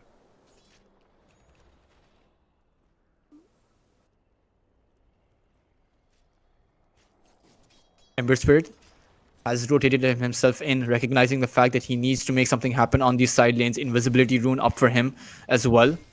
Difference. Going to go in. Stormhammer to start things off. The Broomer taking a lot of damage. Rooted currently. Blood Grenades going off on him as well. Broomer is trying to make it out. Has that Lotus to save himself. He's trying to make it out as well. Will use that Lotus and will reach safety towards that high ground.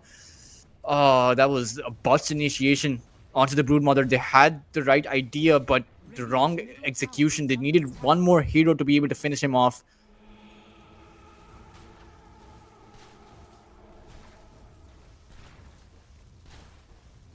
At least Hickory got a kill onto Vanilli. He's going to be able to get his level 6 up quite quickly. Should be able to get it soon. As Difference going to go in onto Vanilli. The Dragon Tail available as well. Is going to get dodged out by the Ember Spirit. As he's just remnanted away to the bot lane. 8-minute rune. Let's see what it is, guys. It is going to be a haste rune. Now, will Dragon Knight make something happen with this? He has queued himself up that Blink Dagger, so that's essentially enabling the Broodmother to be able to go straight for that Orchid. And once that Orchid comes online, it's going to be very disastrous for Team Widar. They need some way to diffuse this pressure. That Broodmaster ultimate is up, so they need to be using the split to take at least some objectives or take some of these kills. Perhaps get a kill onto the Riki. As Clockwork might have just overextended himself here quite a bit, stuck in between 4 heroes. Will just run towards the neutral creep camp, hoping for a miracle to happen, but it's not going to make a difference, as the difference is going to be taking him out. Tier 1 tower down for Team Widar at bot. Level 6 up for the Brewlings. There goes the Brewlings. Silence onto the Swen, and he has nowhere to go, no way to help himself, as he's just going to end up falling. Zed, he's just going to add so much pressure now. He's going to get a very early Orchid as a split coming out on towards the top lane. Rikimaru's smoke has been planted. He's taking a lot of damage though. He's trying to hide inside of the smoke, trying to gain a lot of HP by that Lotus. Is going to get pushed back by that Remnant, by that Void Remnant, but will blink himself to some safety. TP in coming in from the Skywrath Mage. Will they be able to take Riki out? But the silence onto the Brewmaster. Riki's taking really low, but he's still alive, and the Brewmaster is going to end up falling through the Breath of Fire. Botched initiation again by Team Widar, as they're going to pay for their aggression. And that was a Brewmaster split that was just wasted. Meanwhile, all of the resources that you're pulling in towards some of these other lanes essentially means that you leave the brood mother to just keep on farming up. 11-3 now, 7k net worth lead already up 10 minutes in. No items close for any of these teams. Look at these observer wards they've planted. They've planted them in such a way that Zed can just keep on amping up the pressure, can find a kill as soon as they see someone farming those stacks, and that's what the broodmother is going to go for. Might just go onto the Swen, but will back off. Hook shot onto the Panda. They know that the Brewmaster ultimate is not up. He's going to end up falling really quickly, as Groom is going to be the next target. Battery Assault hitting him, but the root is going to stop him in his tracks.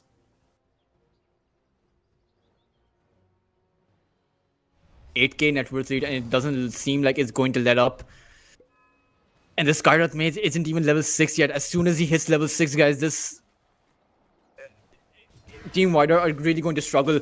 Dagger now revealed by the Dragon Knight. Silence up as well. The Ember Spirit nowhere to go, will end up falling. They're going to transition this into the tier 1 tower. Or rather, the tier 1 tower is actually already fallen. Mortar, blinked upon by the Riki. Just heroes falling all around for Team Wider. An absolute disaster occurring all across the map.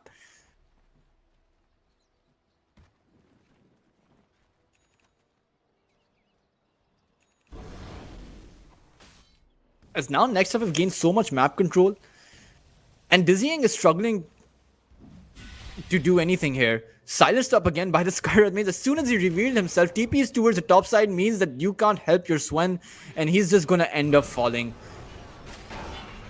Hookshot inside, the Brewmaster trying to activate his ultimate will get stopped prematurely by that cloud of smoke. Now finally getting that split off. Rikimaru is going to end up dying, and now Vanilli is in a lot of trouble, but they want this Dragon Knight. They want the high value target, but he seems out of reach, so they're just going to accept the kill towards Vanilli. Finally, a Brewmaster split that has worked out for them, but the problem is, guys, again, the more resources you pull towards the other lanes, that's additional time for the Broodmother to do his thing, as he's just going to take the other tier 2 tower. And the next time you take an initiation like that, it's going to be your high ground that's getting pushed by Zed. Orchid up for him as well. He's no longer reliant on the Skyrath mage to come and help for this pickoffs. That will mean the Skyrath mage is free to move towards some of those other lanes. As Riki blink in onto the Mortar, silenced up. Mortar's not going to be able to do anything, as he's just going to end up falling. 9k net worth lead up for team next up. This is looking like a completely different team. Radiant's middle tower is under attack. Woke up now. As Team Wider, they're forced to play in a sort of pact, but the more you do this, the more space you're giving away to the Broodmother. And again, blink, stun onto the Ember Spirit. Skyrath mage as extra insurance, as I don't even think that ultimate was needed.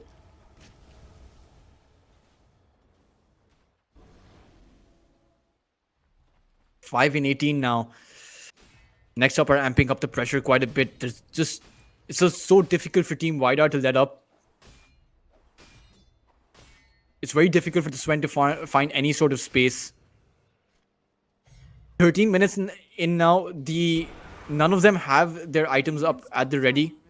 Their last tier 1 tower towards top side is going to be threatened. They've situated themselves towards that top side, trying to create atmosphere, but the Rocket Flare is going to spot 2 of them out. And the Dragon Knight has a Blink Dagger, so they need to be really careful. The Brewmaster split isn't available for them. Radiant's top tower has fallen. Clockwork has the hook shot. Radiant's middle tower is Mobile trying to stop that hook shot, but there goes the blink in from the Rikimaru. Smoke cloud stopping the Oracle from doing anything. Will get taken out. Rikimaru's fallen incredibly low. The Remnant inside trying to finish him off, but it's still alive. Difference trying to finish off the Riki, but he's still going at it. He's going to end up falling. They're only going to get Vanilli, as the Rikimaru is going to make it out to safety. And all the while that's happening, guys, Broodmother continues to farm. The good thing is that Swen continues to farm as well. Will they be able to get the Skyrath? He is a full HP, and he's probably just going to TP out. Brewmaster does have a split, but it's very difficult for Team Wider to transition any of these fights into any objectives, even if they win, because there's a constant pressure from the Broodmother. Zed is going to be going for his BKB, and that's there's just going to be no way for you to kill the Broodmother. Your Swen does not have the damage up yet. Just 2 bracers up for the Swen. The Ember Spirit does not have his Maelstrom up yet either. The Panda is so far away from his vessel. They've been disabled so hard that they have similar net worths to the supports of their own team. The position 4 of Team Widar has a similar net worth to the Swen. All towers down now. Double damage rune up for Dragon Knight. You do not want to be fighting into this. But instead, they're actually going to go for it. The Brewmaster Spirit coming out onto the Dragon Knight. Dragon Knight going to get pushed back by the War Spirit. Broom trying to do anything. The Searing Chain is going to stop him just a bit, but he's just free to move back. And now the Panda's ultimate is stopping. The Broodmother is there with that Oracle. Will instantly take out that Oracle. Now it's time for Groom to fall, as he's going to get taken out. Difference. He came in, and now Brewmaster, he's going to try and TP himself out, but that's a futile effort. 6 and 22 now, 13k net worth lead. High ground being breached 16 minutes, and I believe this is the fastest high ground attempt of this tournament.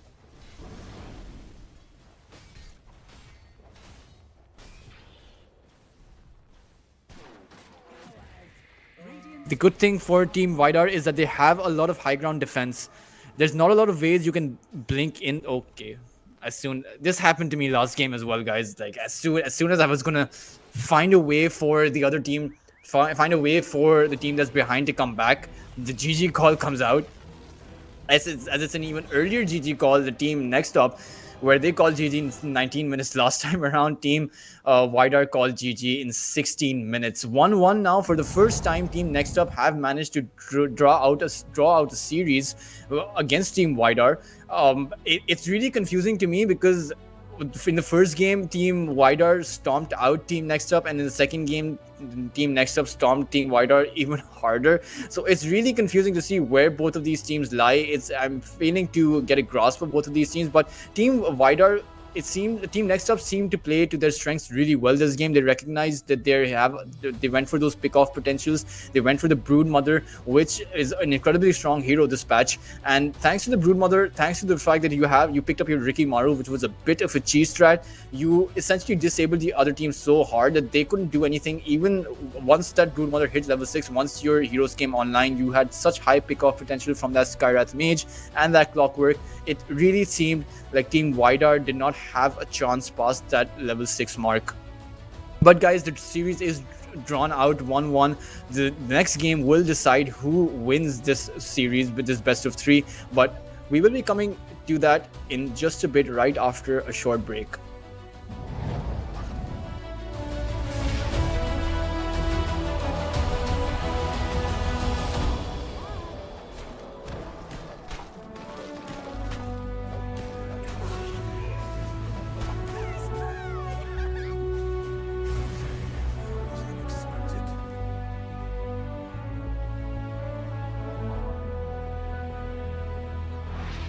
Tower is under attack.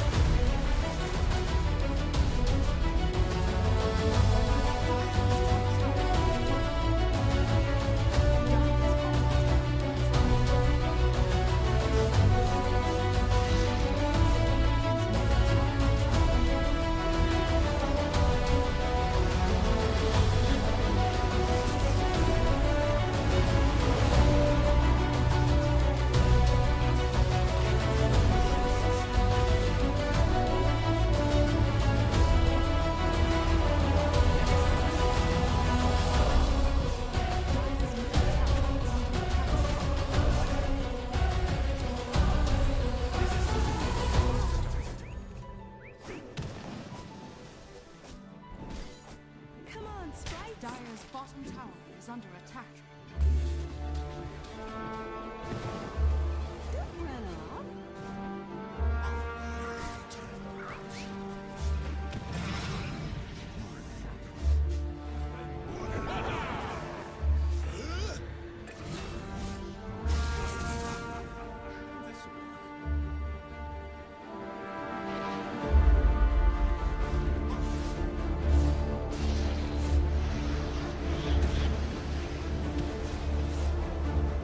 Dire's bottom tower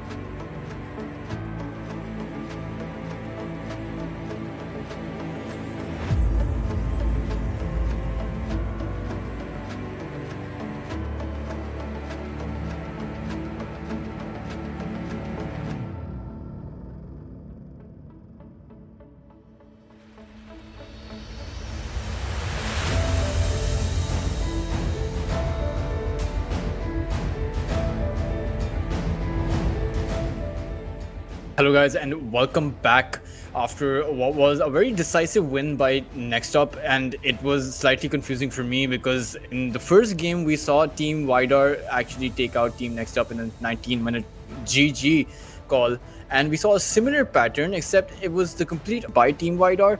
So it was really two very polar opposite games coming out. It really didn't seem like Next Up was the same team. It seemed like they got their act together, went for some sort of cheese strat by that Ricky Maru against the Ember Spirit. Again, it is a very potent counter to the Ember Spirit. They were able to figure that out and they were able to play through their strengths, and that's something that this time around that's interesting. But again, they banned out both the Enchantress and the Batrider the last game as well, and I believe the Team Widar banned out the Phoenix and the Jakiro last time around.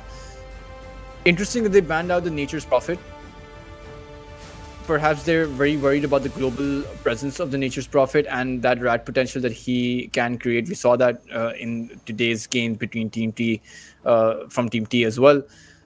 We will see exactly where, again, this Dragon Knight, where they send him down. It could just be the middle lane again, but you can play the carry. It's definitely a very good core hero to pick up in the early phases of the draft because you can play around with the Dragon Knight so much. But meanwhile, Team Widar will be picking up that Gyrocopter up next. So they do have a lot of AoE potential. You do have the Black Hole followed up by that call down, and obviously landing that black hole onto several heroes is a very difficult task, but it's one is so pleasing to see, and the other thing is, one, if you do manage to land that, it provides so much value, so much stoppage power that the other team is simply unable to do anything. But we will see if the Gyrocopter is going to be playing a core or is going to be positioned as a support. Meanwhile, we do see a Rubik pick up instantly after that Enigma pick. Probably standard against the Enigma. You want to be stealing that black hole. If he is able to steal it, that would be another story altogether. Team Widar have gone for that Tiny again. It is, I believe, one of their most picked heroes. They're very strong on that Tiny, and again, Tiny with that stun toss combination followed up by that tree toss is just overall a very potent combo. And again, Team Widar stacking up on that AoE and actually going to go for a Storm Spirit. I've actually been waiting for the Storm Spirit to come out this tournament, at least from the games that I've been casting. It's somewhat of a very flashy hero. I love to see flashy plays, and I hope that the Storm Spirit will be able to get the job done. We are going to see what carry Team Widar choose to play with. If they're not sending this Tiny up on that carry role or the Gyrocopter on that carry role, one of them might as well be the carry. What Team Widar are missing out on is the initiator. I think gone are the days when Enigma used to be that initiator, and rather the black hole is mostly now used as either a counter initiation mechanism or as a follow-up mechanism once the fight actually breaks out. But we will see what they choose to go for.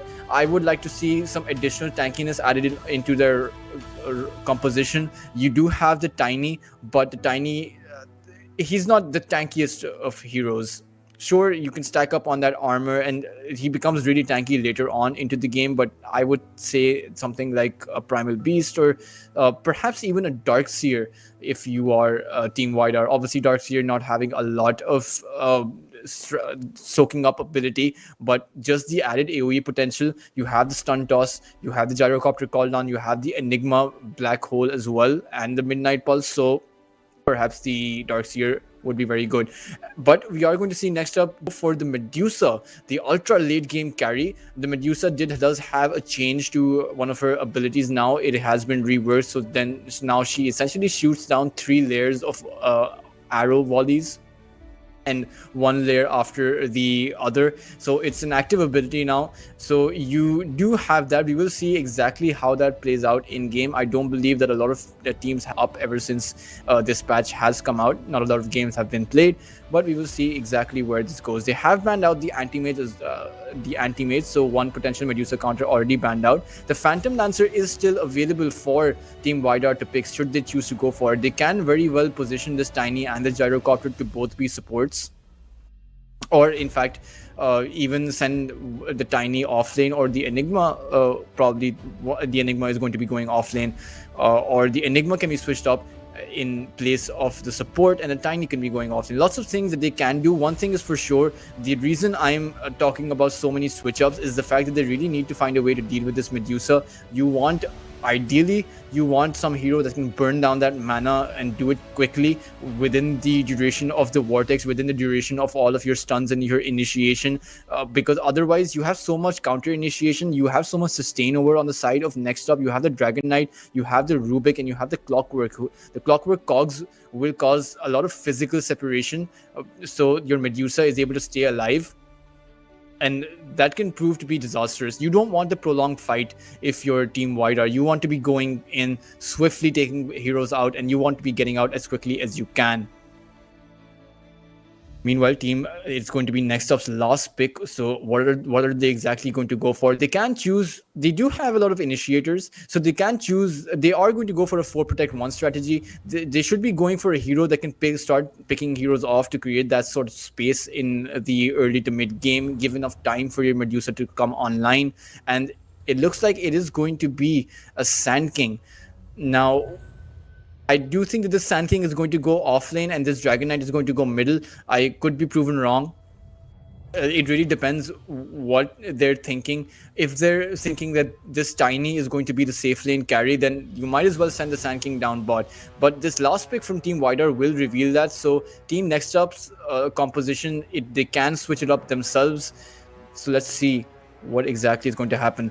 Team Wider, they're actually going to go for a Slark.